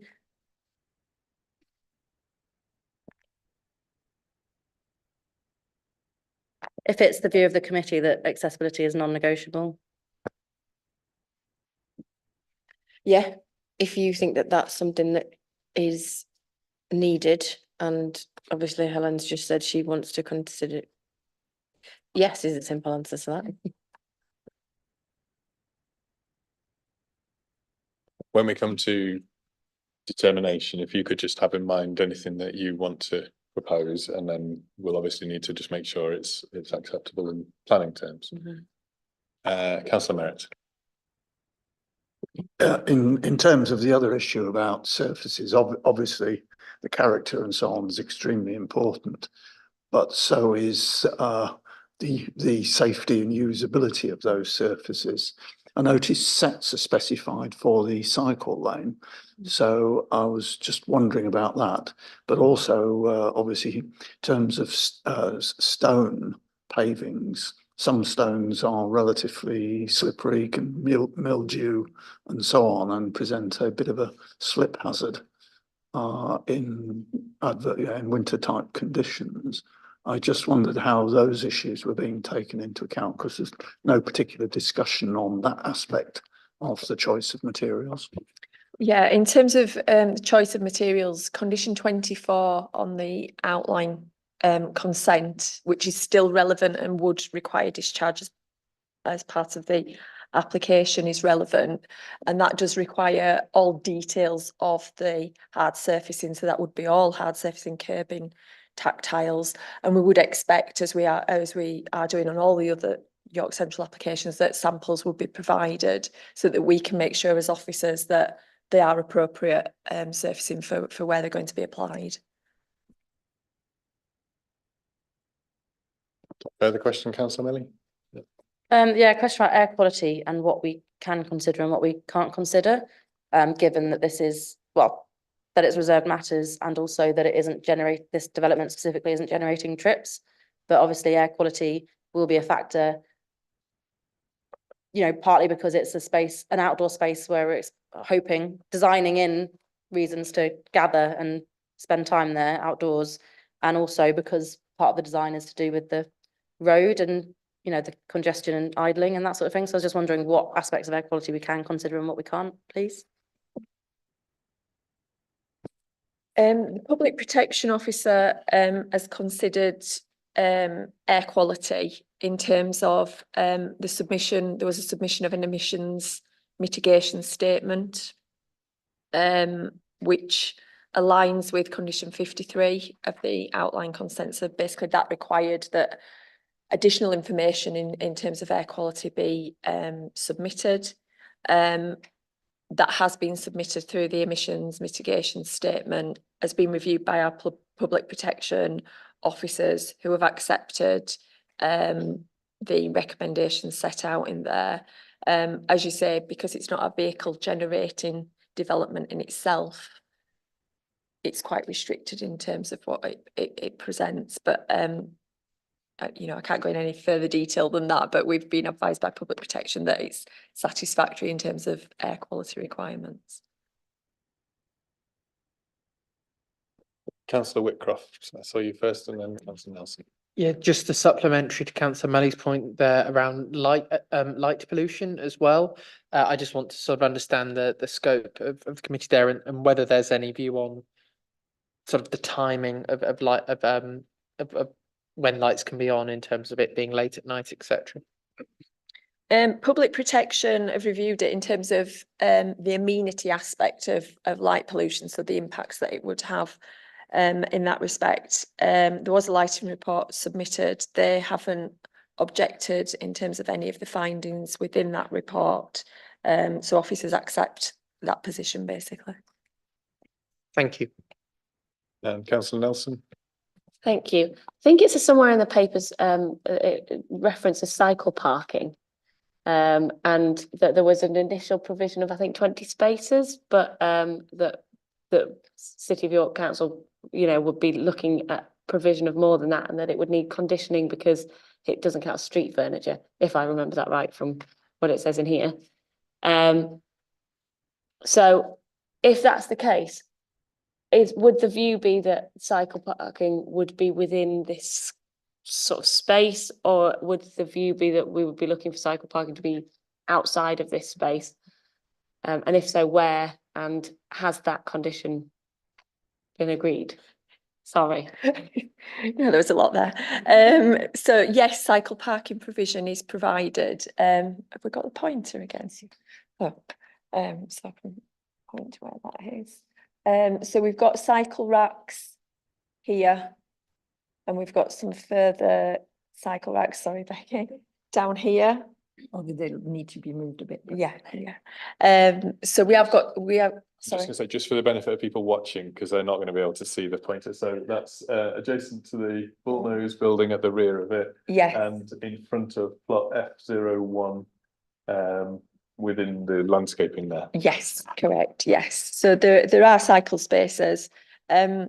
Those spaces have been increased in number from what was originally submitted. So that was on the basis of comments from Active Travel England, who were seeking more spaces to be provided, and spaces for adapted or cargo cycles as well. So those have all been incorporated now into the plans that you see in front of you. Councillor Melly. Can I just ask about the cycle parking by the bullnose building? Because it looks like it's quite enclosed by the wall of the building and a row of trees. It doesn't seem very overlooked in terms of designing out crime and preventing cycle thefts, which are quite a big problem in York. Has that been considered? And also how you get to them on a cycle, because they're in the middle of a large pedestrianised area. Yeah, I mean, obviously the space around the cycles would be more than what's probably perceived, that there is quite a bit of space between the seating and where the cycle racks would be, so there should be space for them to sit along there comfortably. Issues of cycles being in natural surveillance, obviously it is a public realm space, so there would be, you would envisage that there would be a lot of activity and people mulling around that space. So yeah, I mean, city centre councillors here, where we have a lot of public realm with the cycle racks in, there's many thefts even from areas that you'd expect that were overlooked. And in terms of getting, so were you saying that in that cycle parking up by the bullnose building, there was cycle rack suitable for adapted cycles and that sort of thing? So people who are using their cycle as a mobility aid would have to cycle through the pedestrian area to have somewhere safe and secure to leave it. That was sort of a question, but getting nods. So yes, yeah. And we have raised this point. I have been asking for more cycle parking in more visible areas, but I wasn't successful in my request. I also think that obviously the accessible cycle parking will have to go through the HVMs, which are at 1.2. So if you have a wider bicycle, it's probably possible, but it might be difficult to get through. And we were told that the NRM could always open the bollards to let somebody through. But again, I just think that just adding a bit of cycle parking somewhere that's really visible, easy to find and accessible, that was my view anyway. Okay, I had Councillor Merritt next, and Councillor Nelson, is that supplementary? Is yours supplementary to this as well? Okay. Yes. Is there actually going to be any CCTV monitoring of this square? And you know, coming back to Rachel's question, monitoring of cycle parking is absolutely essential in terms of security, and it won't just be daytime use. NRM you know, hosts a number of evening meetings, because I actually very regularly used to attend some of them. So it's also evening parking, and in the winter when it's dark. In answer to that, yes, there will be CCTV. There is conditions on the outline consent in relation to designing out crime and security. So CCTV is part of that, condition 19. So that would need to be visible given the trees along the front. I can't answer that until the scheme comes in. I would hope so, yes. Okay, Councillor Nelson. It strikes me that part of the role of this committee is to make sure that disabled people in this city are not an afterthought in design and planning. I think that you've clearly noticed and highlighted an issue which has come up here, which is that people with disabilities, particularly who might be using cycles or mobility aids that are wider than possibly or difficult to get through the HVMs, we'll still have to go that way to find somewhere safe and secure to park there. You know, it's great that we have, that there is parking there for a range of different types of bicycles, but it does strike me that it's not really acceptable that when we're at the design phase, we're designing in bollards that then make it really more difficult for those people to access the parking that we are designing in for them to access. So I mean, obviously this is something that can to a certain extent be conditioned. Can a condition around moving cycle parking to somewhere, or even if it's just the accessible cycle parking, can a condition that requires accessible cycle parking to not require going through the HVM, for example, is that something that can be included as a condition, even if the rest of the cycle parking is adequate and fine? Thank you.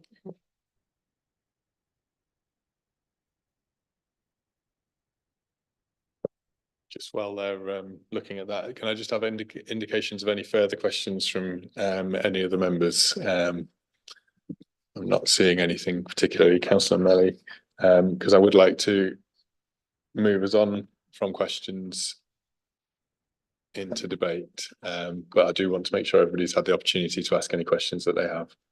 I had a question about the soft landscaping scheme. Just hang on one sec. So, Councillor Melly, if you want to put your question. Sorry, I'm not a gardener. I'm trying to remember what perennial means. Is that the one where you have to replant it every year? Is that it's the one that comes back every year? Okay, because I had a question about things like the raised planters and public participants reference perennials and that sort of thing. I'm just wondering who's responsible for long-term maintenance of the soft landscaping. Is that all going to become kind of part of the public realm that's maintained by the council?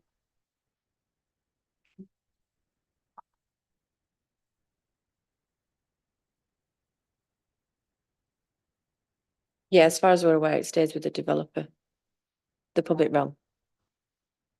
Presumably that's covered in the condition around landscaping. It'll say something about ongoing maintenance or other. Something like that. Yeah. I can't remember anything. We'll just double check that as well.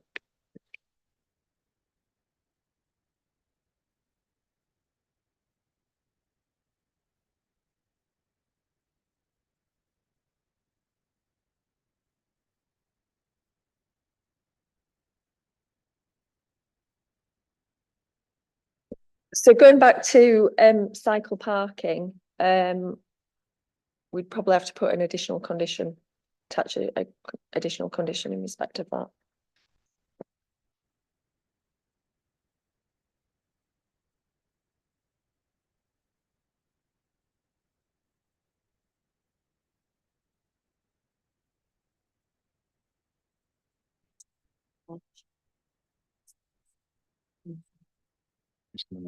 Planters, all those sort of things.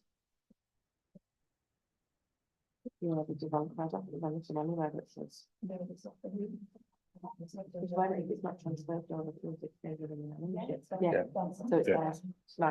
So in terms of the who looks after the landscaping, because the square doesn't transfer over into the ownership of the local authority, then the responsibility for the upkeep of the planting and the landscaping that's within that area remains the responsibility of the owner of the land, effectively.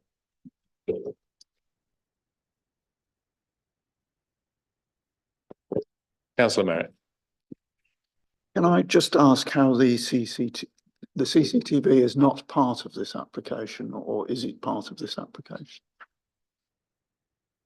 Yeah, it's covered under conditions on the outline consent, which are still relevant and they do still need to discharge as part of this condition. So I think it's condition 19, which relates to that. Just let me find it. Yeah, so condition 19 specifies that prior to commencement of each phase, details of general security measures for that phase shall be submitted to and approved in writing by the local planning authority, and the development shall be carried out in accordance with the approved details. And it goes on to say that secure by design measures shall cover, but shall not be restricted to, CCTV, security lighting, location, access and design of post boxes, utility meters and entry systems, shuttering and openings, secure refuse storage, communal bins, boundary treatments and secure vehicle and cycle parking. I'm really sorry, it's just difficult when I've got it in writing. Do you mind saying the first bit again? The opening bit of the condition.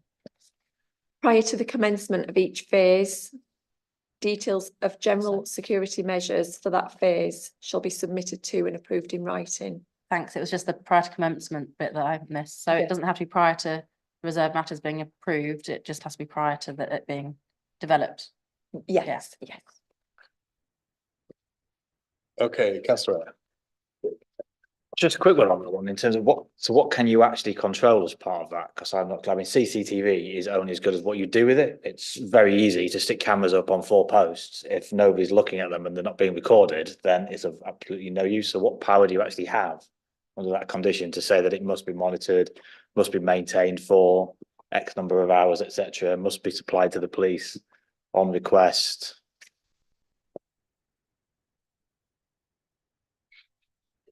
The original condition doesn't go into that level of detail, so it doesn't specify in terms of, it would be a case of they would put the details of the security measures in, and ourselves in consultation with North Yorkshire Police Design and Out Crime Officer would advise us in terms of whether those arrangements were sufficient or not.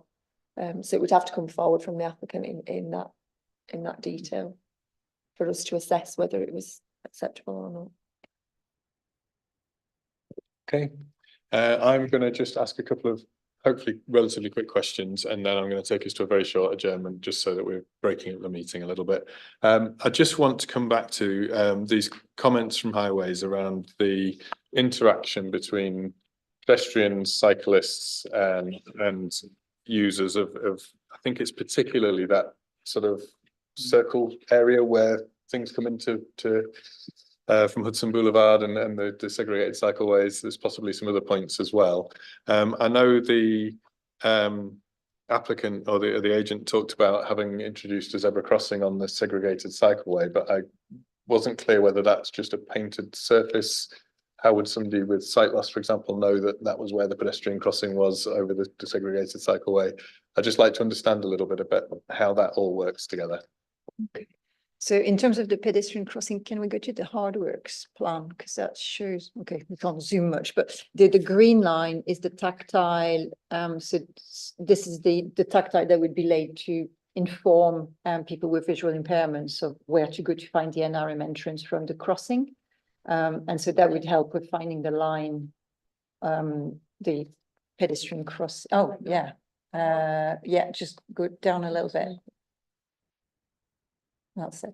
So the green line, this is the tactile that people with visual impairment could follow to find the NRM entrance from the pedestrian crossing.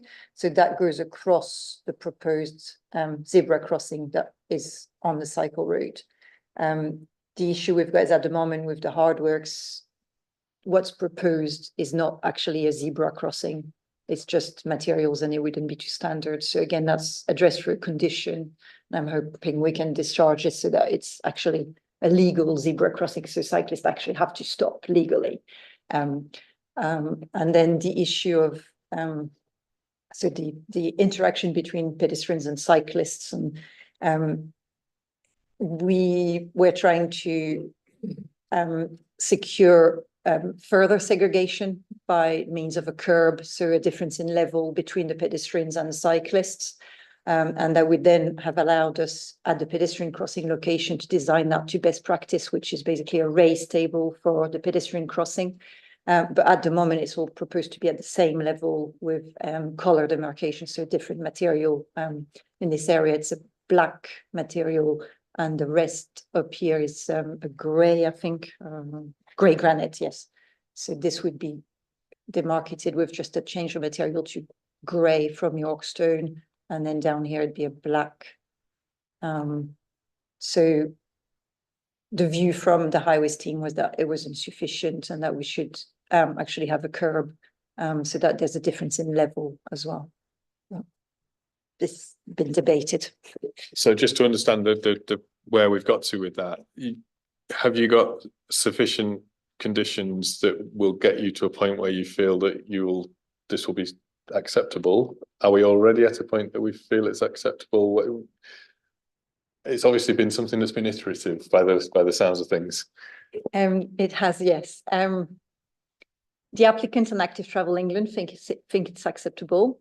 But our opinion is that it's not to the LTN 120 standard that we would like to see implemented. And we think that a difference in level would be a better design, and it's supported by various paragraphs in LTN 120, but we'll say it's a design choice, isn't it?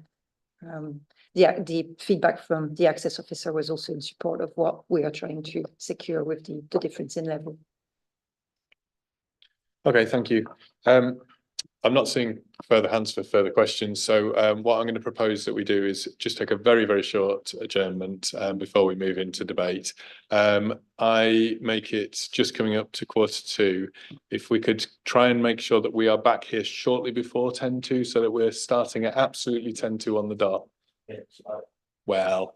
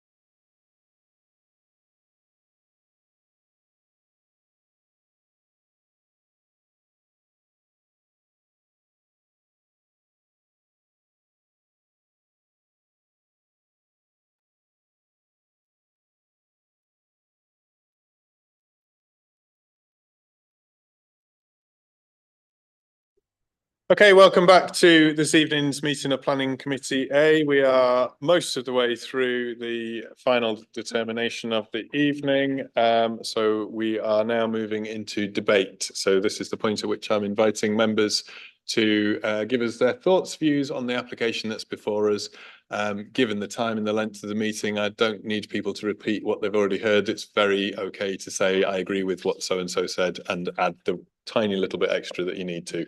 But if I can invite any members who want to make a contribution, Councillor Stewart. I'll go first and I can say absolutely everything. No.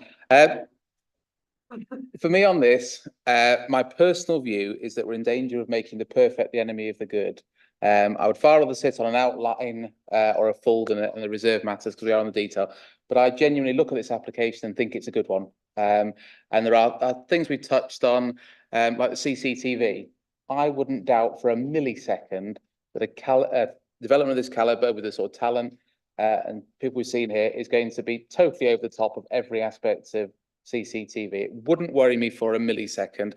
On things like the disabled parking, it's not for me to speak for disabled people in the slightest, but I actually think that they've done quite well. I mean, I think, again, there's obviously higher standards on a new development than there would be on existing.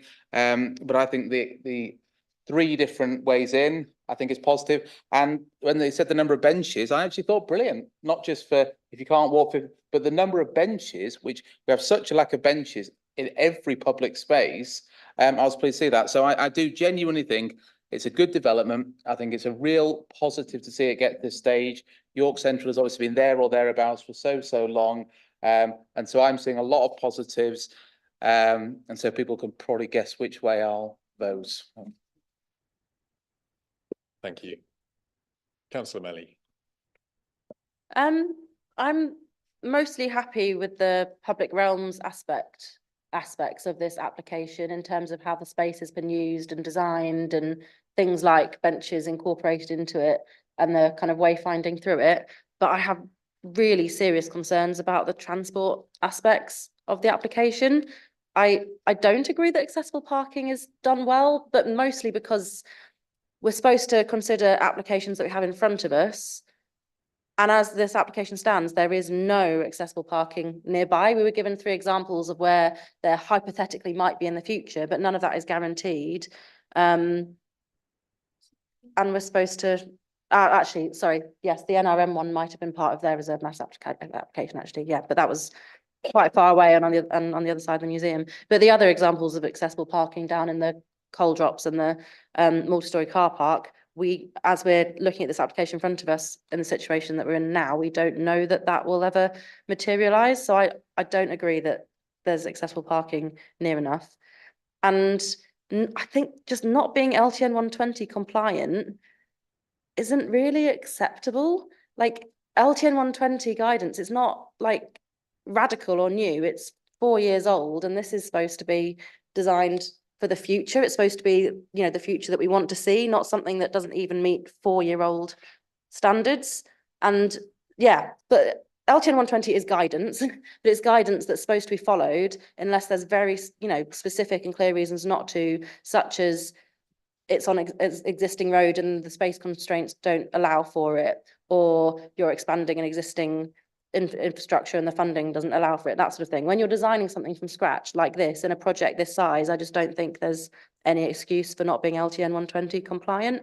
But apart from that, as long as the benches are all accessible and age friendly and aren't hostile architecture, and the cycle parking, that's another aspect of transport that just seems very, very poorly designed and not actually practical or usable. It might, there might be cycle parking shown on the plans, but that doesn't actually mean it's usable or well designed. So I'm going to listen to the debate and see whether I think the good aspects of the quality of the public realm outweigh the really quite poor transport aspects of the scheme. Thank you. Councillor Nelson, so you next. Thank you. I think I'm kind of straddling both of those things. I do agree with Councillor Stewart that on the whole, I think this is a good application for a good piece of public realm, except for there's nothing I can play on. I do think that although I understand Councillor Melly's point about some of that disabled parking doesn't exist yet, the whole of this site doesn't exist yet. So we have to have a certain amount of flexibility with that. I am happy that it's being considered, that it's being taken into account, and that there are at least some places, and the prospect of other places that will be within that 50 metres. I'm really happy with then the benches and rest spaces and travel through the space. But I do think that this committee sets a precedent, and everything we do sets a precedent. And what concerns me about this, my main concerns are that in discussion with our highways team, the discussion doesn't seem to have been much of a discussion. And the bit that has been lost are the accessibility standards that we are asking for, based on guidance which is common, accepted guidance nationally. It's not something that York has invented. And I do think we need to look at that. My hope is that there are some conditions that we can put in that would establish that. Things like, I don't think our highways team should be having to fight for red tactile paving, for example. And this is a new site that is coming from scratch. I think we need to have an expectation that what we are being presented with is at the best it can be from an accessibility point of view, from the point of being built. An example of where that just doesn't work is accessible cycle parking that isn't in an accessible location to get to. For example, I appreciate, yes, the HVMs can move, and and that is how it works in the city centre for car vehicles.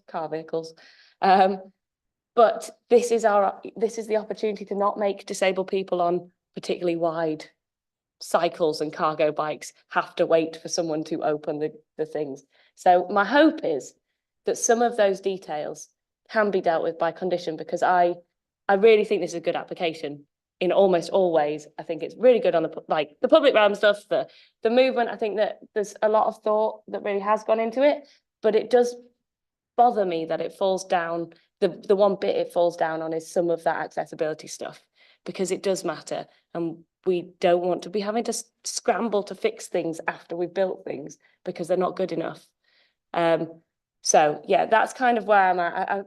I'm sort of, yeah, I couldn't tell you really which way, but that's how I feel. And it would be really useful if you could maybe talk us through what can be done with conditions, what would be acceptable and what wouldn't, but perhaps someone else wants to speak. Okay, I see exactly what you're saying in terms of the balance to be struck, and that's what Louise has done as a case officer. She's taken everything into account. Sorry, did you want me to do this? Yes, no, absolutely. No, don't worry. Yes, the application that we've got, it's exactly what we want to see coming forward. There are highways concerns, but we say this to you every time, there's a planning balance, and there are conditions there that we think can overcome these concerns. Condition 8 that I've just had put underneath bit from Louise are the highways conditions that we think specifically nail down the issues that highways have got that we think can overcome it. So we've made a balance, we've recommended those conditions to get the information out. If you think, as Councillor Melly talked about the red tactile paving, we can add that as part of condition 8 if that was a thing that you felt was necessary. That's not an unreasonable condition at that point. But what we've done, and what Louise has done as officers, is taken everything into account. We've tried to work with the applicants, and we've got to the position that we've got to when we think we can cover everything via condition.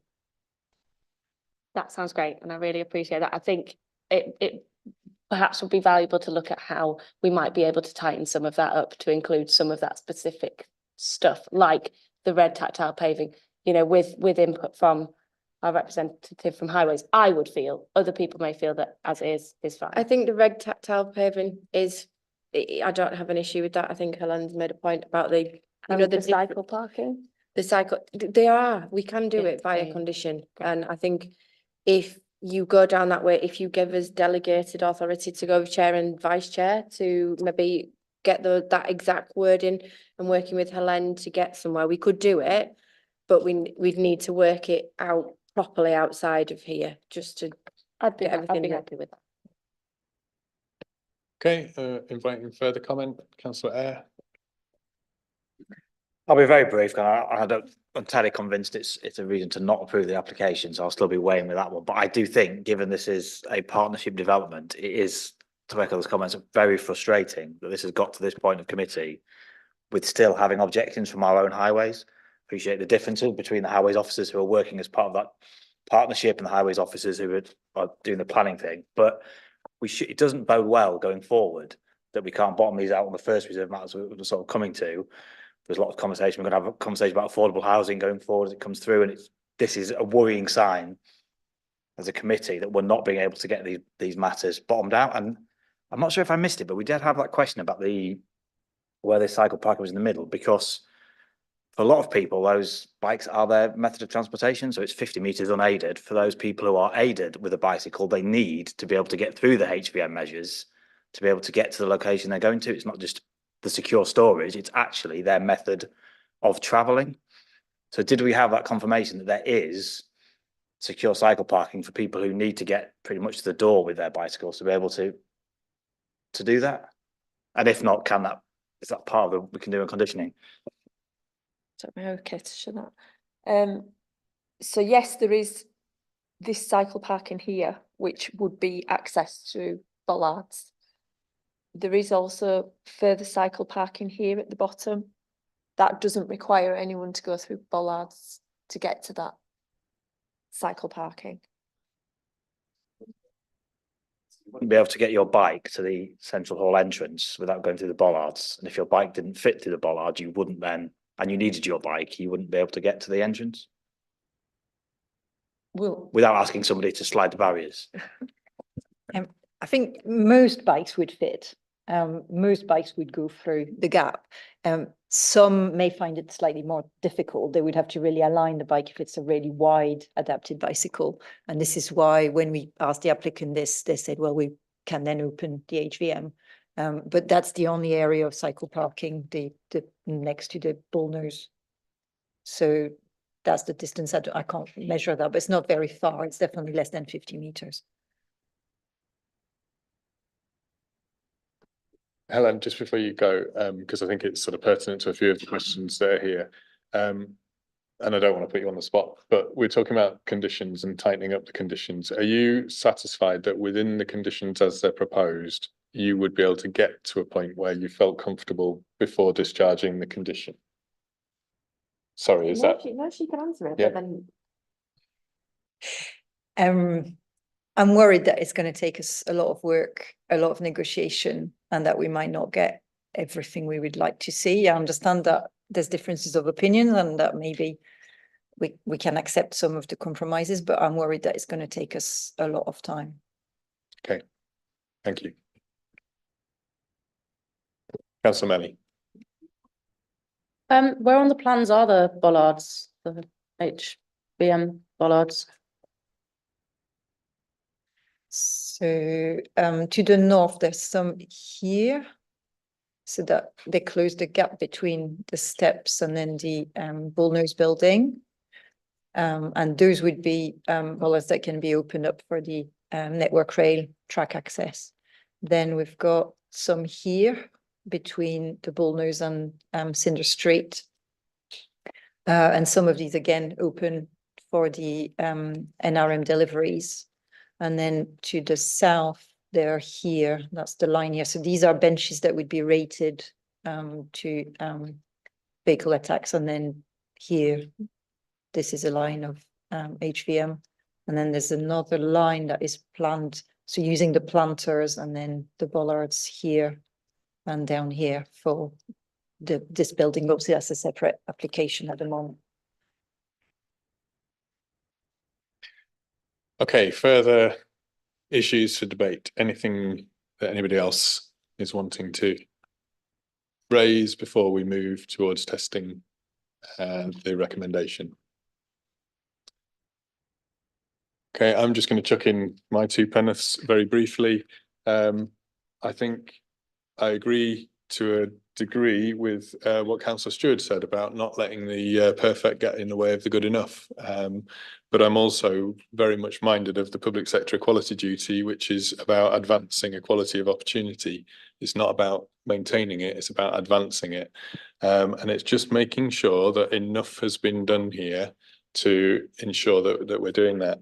I think where I'm sort of landing is that actually we don't discharge the conditions unless we're satisfied, and that's where it's at. And it's a shame to hear the officer saying that they feel it'll take an awful lot of negotiation, but I think that the clear steer from the committee is that we are supporting fully not discharging those conditions until such time as you're satisfied that you've met the requests that you're asking for, which are essentially a safe, accessible space which is inclusive of everybody. And I fully appreciate some of that is subjective, but actually I think making sure that we're going back and speaking to the various different communities that might be wishing to use this space, to make sure that they are all feeling heard and feeling that they've had sufficient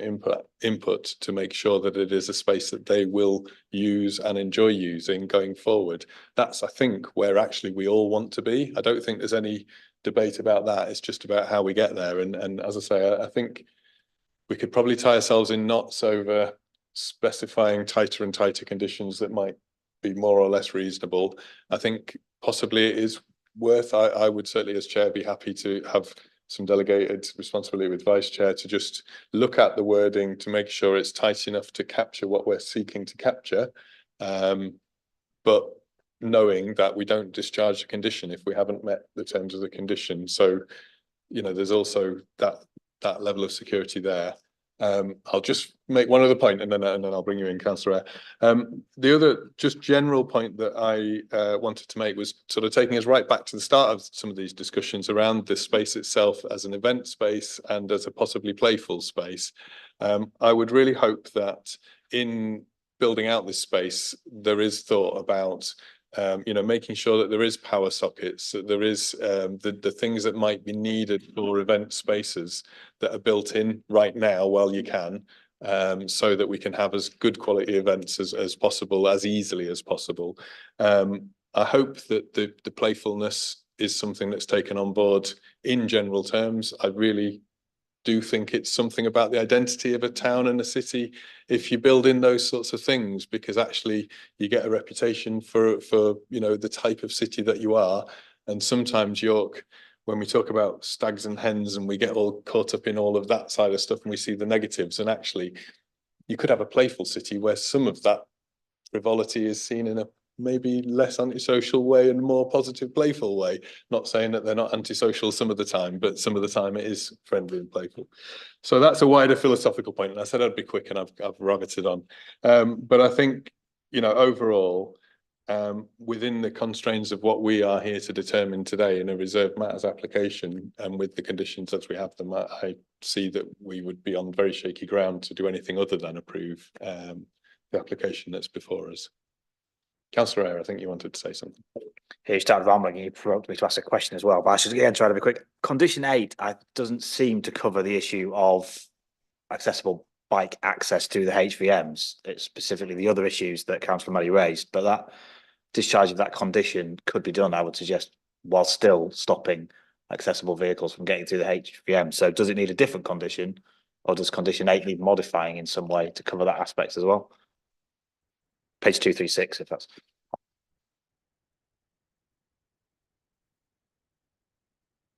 When I was talking about modifying that condition, I was talking with regard to the red pavement and the difference in the levels of that Helen was talking about. I didn't meet, that wasn't to cover the cycle parking. I think potentially if you want that would have to come under a slightly different an additional condition, unless Louise disagrees. No. Yeah, because I think you're going to have a notwithstanding the details. We'd then look to see whether or not we'd revise the cycle parking that way. The specific thing is if you're using that vehicle as your mobility aid, you couldn't get into the middle and sit down on the bench and enjoy that without sitting and waiting for somebody to let you in. And that's not covered under any of the conditions, so it couldn't be discharged No. through condition. No, but as we've said, that is covered through the NRM lowering the bollards.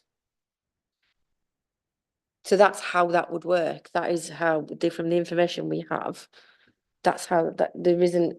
I don't know what you would condition to I think the that. point that Councillor Eyre is making, which I would agree with, is that if what we're saying is that the only way in which you could access the square if your mobility cycle was not able to fit between the HVM is to have to ask somebody to allow you to access, that's not equality, that's not meeting the public sector equality duty. What we're saying is there a way of enabling a route that is accessible, that we can ensure is accessible in perpetuity, to enable somebody on an adapted cycle to access that square. I think if that's, yeah. How we do. I don't think you'd be able to do that without a lot more HVM. So you would need a line of HVM much closer to the building so that then the rest was, but obviously that would defeat the objective of having the open space to have events, etc. So I'm really not sure how we could do that. We could probably condition additional cycle parking to be located outside the HVM, but then that might be considered too far, I guess. So it's this balance, isn't it?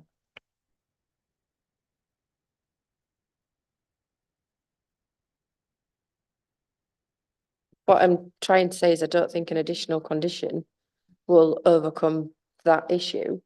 But you've got to, as I've said before, you've got to put it within the balance. Councillor Nelson. Can I suggest we consider in that case, because if I understand is correct, the only accessible bike parking is within the square.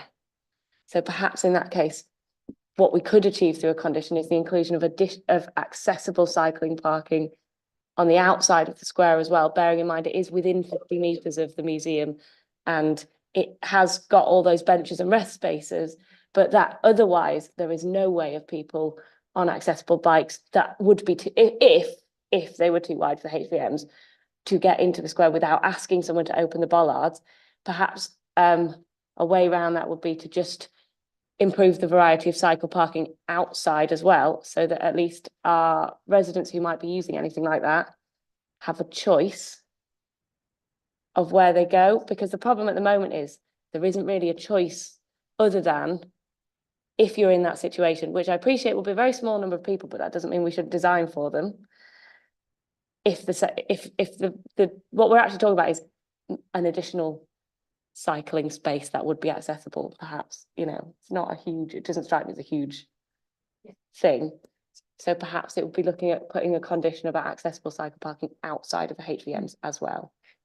The racks that are at the south crossing, obviously, if you were to park on the outside of those racks, that would provide enough space for an accessible bicycle.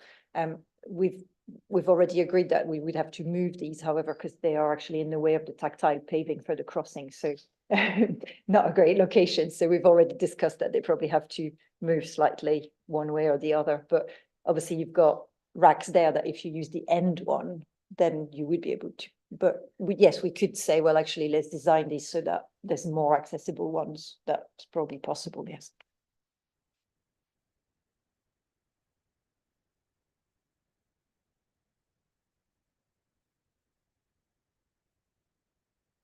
Okay. From taking that into account, you could add additional condition about further accessible bike space. There's in plural, yeah. So if we take a condition to be agreed, if we delegate to chair and vice chair to agree the wording with officers of an additional condition, plus any tightening up of the wording of condition 8 to capture the position of the committee around accessibility, and with that delegated, we consider whether or not we think that that is sufficient mitigation to go to test the officer recommendation, which is where I'd like to get to. But Councillor Stewart. The question I would just float, coming back to my point earlier, is would this be a condition we'd be having with any other applicants? We absolutely would. If we absolutely would with any other applicant, then absolutely fine. If we can definitely say that, in this scenario, we expect every building to be accessible to this extent by everybody in these hypotheticals of whether they need a wheelchair, whether they need a cycle access on everything. Okay. If that's what we'd ask. Our public realm should be accessible to everyone and every application that comes forward, particularly with guidance that's come in more recently. I would hope that this committee would take that view on all applications where it's relevant and where we're talking about public realm being accessible by the public. Right, I'm going to move us to testing the officer recommendation with those additional tweaks to wording, additional condition as agreed and delegated.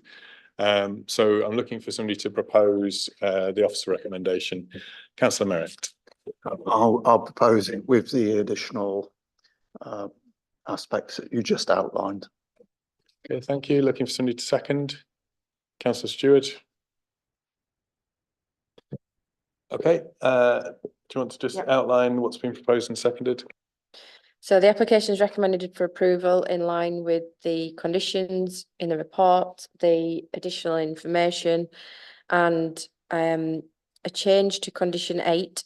So it needs rewording in order to tighten it up in line with what members have said, giving delegated authority to that for the chair and vice chair and myself, and also additional condition with regard to accessible bike spaces, again with delegated authority.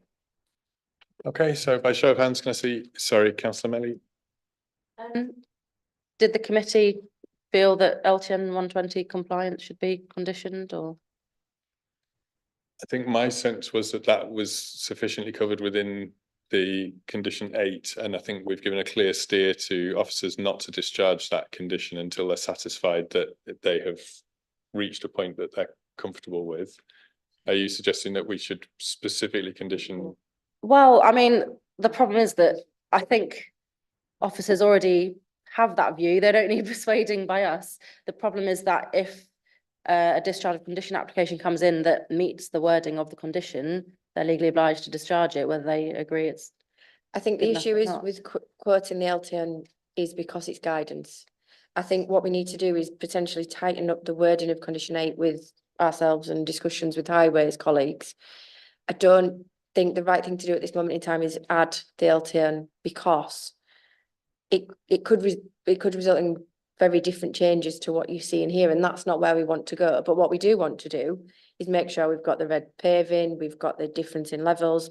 There's other ways that we can do it without specifically saying that, because again, we've got to be reasonable in our conditions, and I think we can tighten it up sufficiently to give us that comfort without being specific around that, because you've clearly heard that we think there is more that they can do, and we will work with that to get that through that condition. The LTN 120 guidance includes in it, though, circumstances in which it doesn't need to be complied with, doesn't it? But you're working within planning at this moment in time, and I know it's guidance and I know it's separate. I just think that we have sufficient here in terms of the condition, and what we're suggesting through the amendments is enough to tighten it up to give us and obviously the chair and vice chair will be heavily involved in that with highways. That is enough to give you the confidence that we will achieve as best as we possibly can, working within the parameters of the reserve matters. Yeah, thing is, I trust officers do the best they probably can. What's important is that they have conditions that they can use as a tool to do that, to do the best they possibly can. And on this very same development, in the York Central development, people have raised concerns and been told, oh, it's fine, that can be guaranteed through condition. And then when the application for discharge of condition has come in, we've raised those same concerns and said, here it is in writing, you told us it'd be dealt with in the condition, and we've been told, no, because it's not in writing in the condition, so there's nothing we can do. It legally meets the wording of the condition, so we're legally obliged to discharge it. And I want to avoid that happening again, and now is the time I completely understand that, but there's already A to G on condition 8 in terms of all the additional information that we want. There is a significant amount of information required there and I'm not saying that what you wanted is, it's the reference to the LTN that I think takes it too far in terms of being reasonable as a condition. I think we can look to achieve what you're wanting to do through the tweaks, through the extra bits for the tactile pavement and everything else. There is if you look at condition 8, there's a lot there that they're going to need to do to satisfy us. It's not that we're just going to take that. I just have this issue with that. I'm sort of looking at the room and I'm looking at the responses of the committee, and I'm hearing the officer advice, which is not to be so prescriptive as putting that in. So I think we're not going to be in a position of being able to put a specific condition wording on that. I'm wondering if a sort of compromise is an informative that just spells it out, that the expectation is that, you know, as far as is possible, and probably that's probably slightly too loose wording even, but something along those lines, as far as is possible, the LTM1 guidance is practically possible, is applied. I appreciate that's not entirely as tight as you might like, Councillor Melly, but I think in terms of when officers are saying to us that's too prescriptive, we've just got to fit where the line is, and I think that's where I think it probably is. Councillor Fisher. It's not statutory. There are exemptions if you can only achieve things. It's not statutory guidance, but it should be complied with as far as is practically possible. I think that's where I'm going to be going when we draw these conditions out. Yeah. So I think we've had the proposal, we've had it seconded, we've had the amendments that we've suggested. I was about to go to asking for the vote. I think it's worth noting, you know, the people sat in the public gallery have heard where we have been at with this as a committee, and I hope that they're taking on board the comments that we're making around what we're hoping to see from this. So with all of that said, I'd say it's been proposed and seconded that we accept the officer recommendation. So if I can see by show of hands all of those who are willing to support that proposal.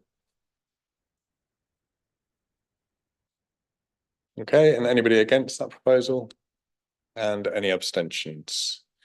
Okay, so with only one abstention, that is then approved and subject to those conditions. And I will just reiterate, we are very clear that we don't want the officers to discharge the conditions around that accessibility and the different interactions with people until they're satisfied. So we hope that that will be taken in good faith by everybody. I'd just also like to say thank you very much to everybody who has been here since 2:30. Obviously everybody else as well, but it has been quite a mission. You'll be very pleased to know there is no urgent business. So thank you all for your time today.